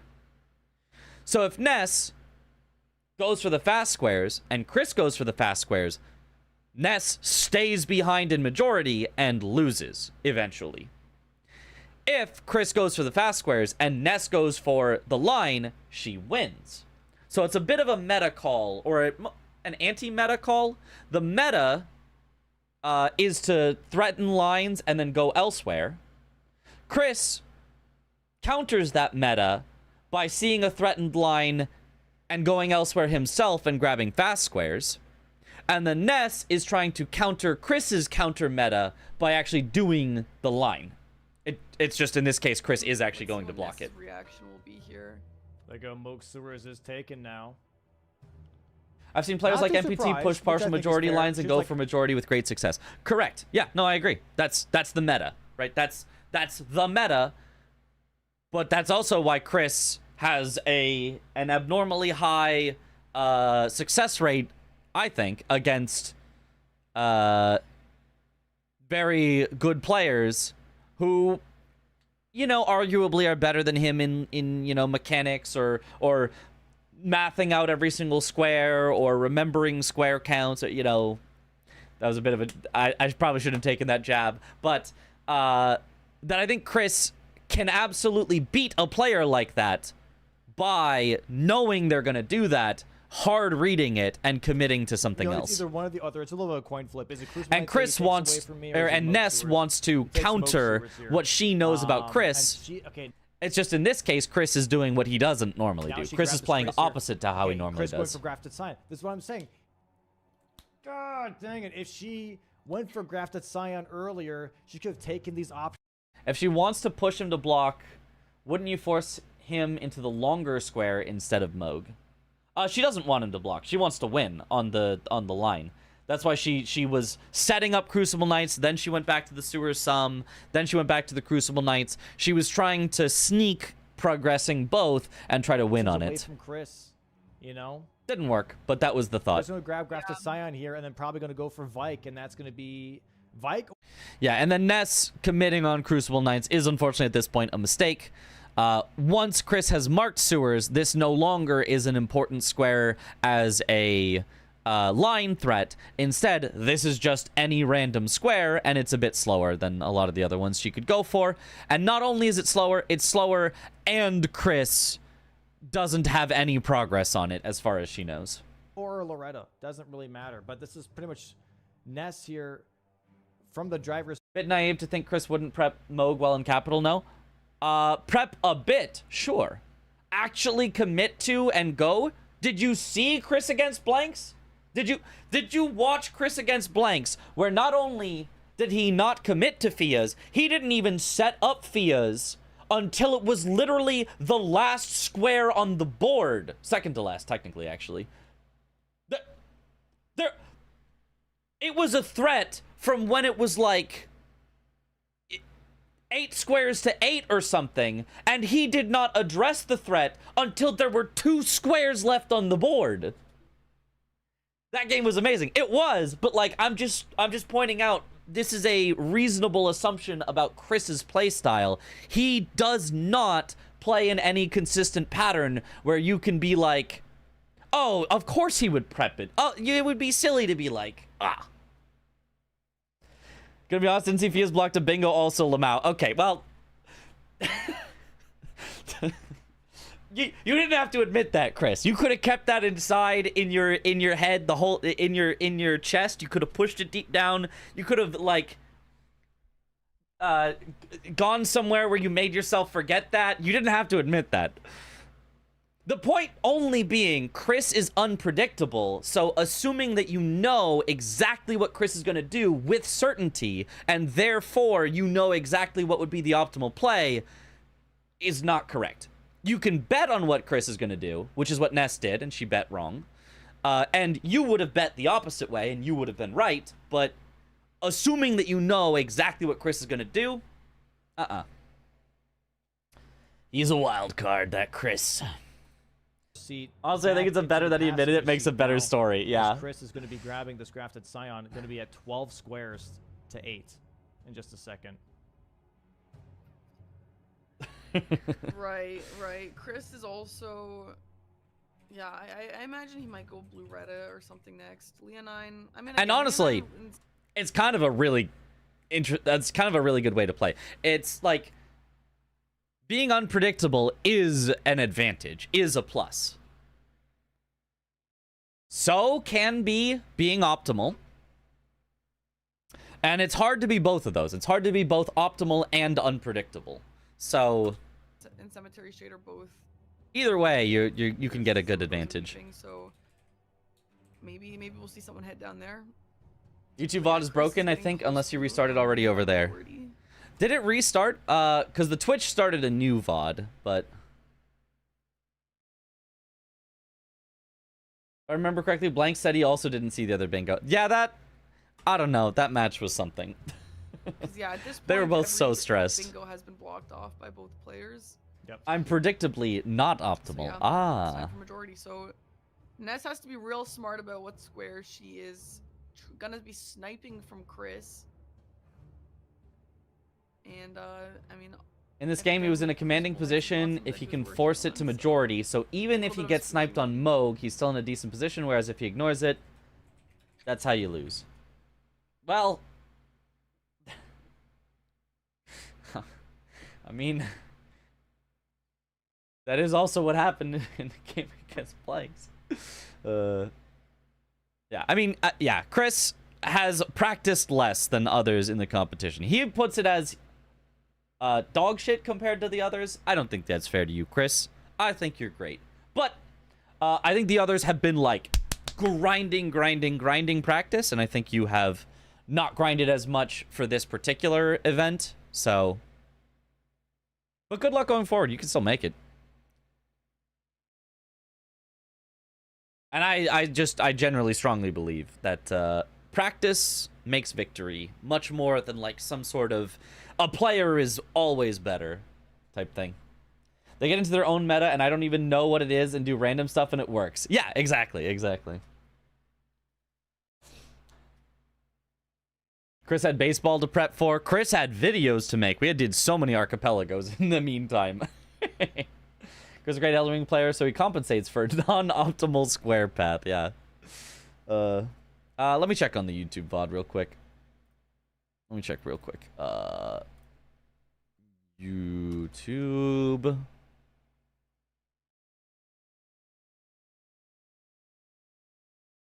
Is it at a 12-hour VOD yet?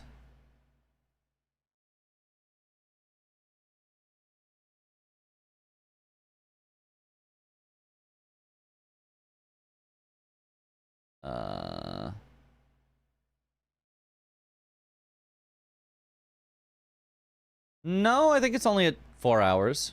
Is there something that looks like it's wrong? Yeah, no, and I see the separation with the previous VOD. So my computer crashing actually nicely separated the VODs. Good job, me. Good job crashing my computer on purpose.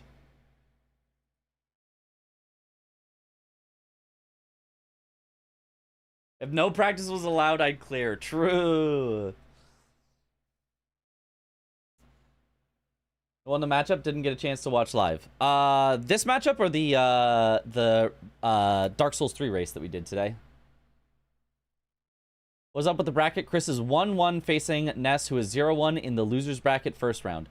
Yeah, so with 6 players, You know what? Actually, Chris is going to enjoy this. Let's talk about bracketing with 6 players.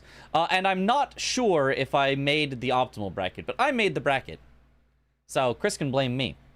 But let's talk about a 6-player bracket. Let me open up Paint real quick. It's super fun and cool. Heck yeah. All right. Let's talk about a bracket with 6 players. Let's talk about how can you even possibly do this. Let's move it over here so I'm not hopefully too far in the way. So let's do like a bright blue. That seems fun. If you start initially with 6 players, all in the winners bracket,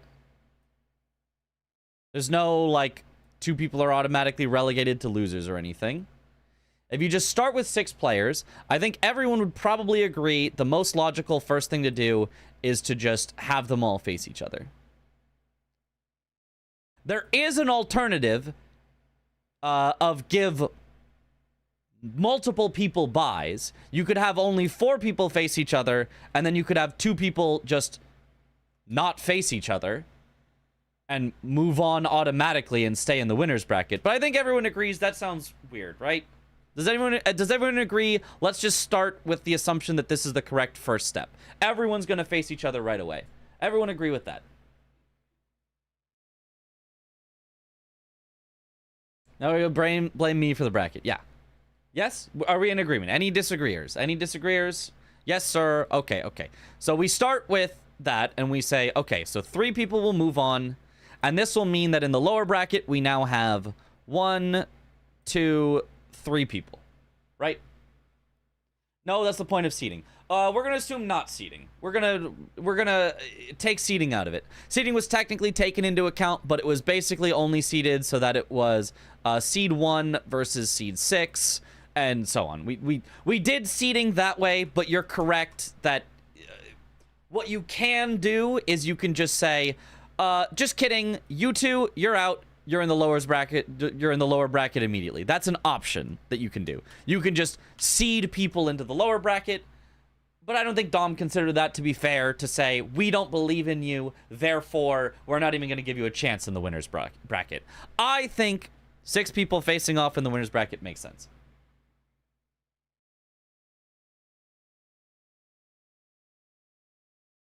There was no seeding and there was seeding. There was seeding, but the seeding was not used to flush people to the lower bracket immediately.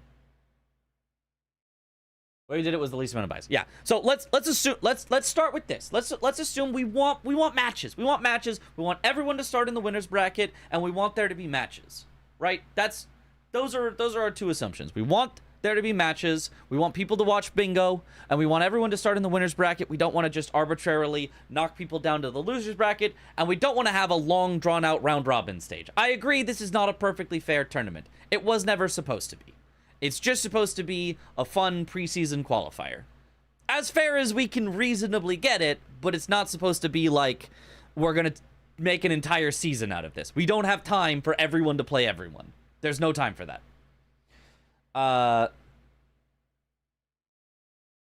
Maximizes the matches without doing Robin or Swiss. Right. There's a problem with Swiss being it takes forever. Yep, takes forever. We don't have time for that. Too many matches to get through. Oh, right, Lamau, this is preseason. Yeah. You aren't flushing people into the lower, but you are putting Ness versus the favorite to win. Yeah. Via seeding. Yeah. But she had a chance, right? She was given a chance. If you know, literally only 2 people make it out of this, somebody that makes it out of this might have to beat Tom. Right? If Ness is the strongest player, actually, and is going to make it out of this, then she'll beat Tom. If Ness is the second strongest player out of this, but Tom is the strongest, well, sure, she'll lose to Tom. That sucks, right? That sucks for her. She's in the loser bracket immediately. But then she'll beat everyone else and still make it out. So she still was always given a reasonable, you know, potential path to victory, and at least was given a chance, right? Even if you're like, okay, well, you know, by seeding, whatever, I think this is fair enough. This is as fair as you could get it first thing. Technically could have played everyone if Jack won and then you win your next match and play Tom. You will be the person who plays everyone. You'll go around the world. Not everybody is gonna do that. But anyway, the 2 buys works the same. Kinda. Instead of having 2 buys, we then had... Well, now you've got 3 people in the upper bracket. Well, there's literally only one option. It's 2 people fight each other. 1 person has a bye. There's literally no other option. If you assume this start, which maximizes games played, gives everyone a chance, and at least a chance. Not everyone has like exactly equal chance, but gives everyone a chance and keeps everyone in the winner's bracket to start and maximizes games played, then this is literally the only thing you can do for the end of winners brackets, which gets you to 1 more person who then comes out of winners. That's it. That's literally the only option for winners bracket if you just start with everyone is playing in the first round, which I think is reasonable. First time seeing a bracket like this. It's a weird one, because normally you don't do a 6-person bracket. Normally you try to make it 4 or 8, for exactly this reason. Normally you say, hey, we're making a bracket. We are going to take the top 8 people. Everyone else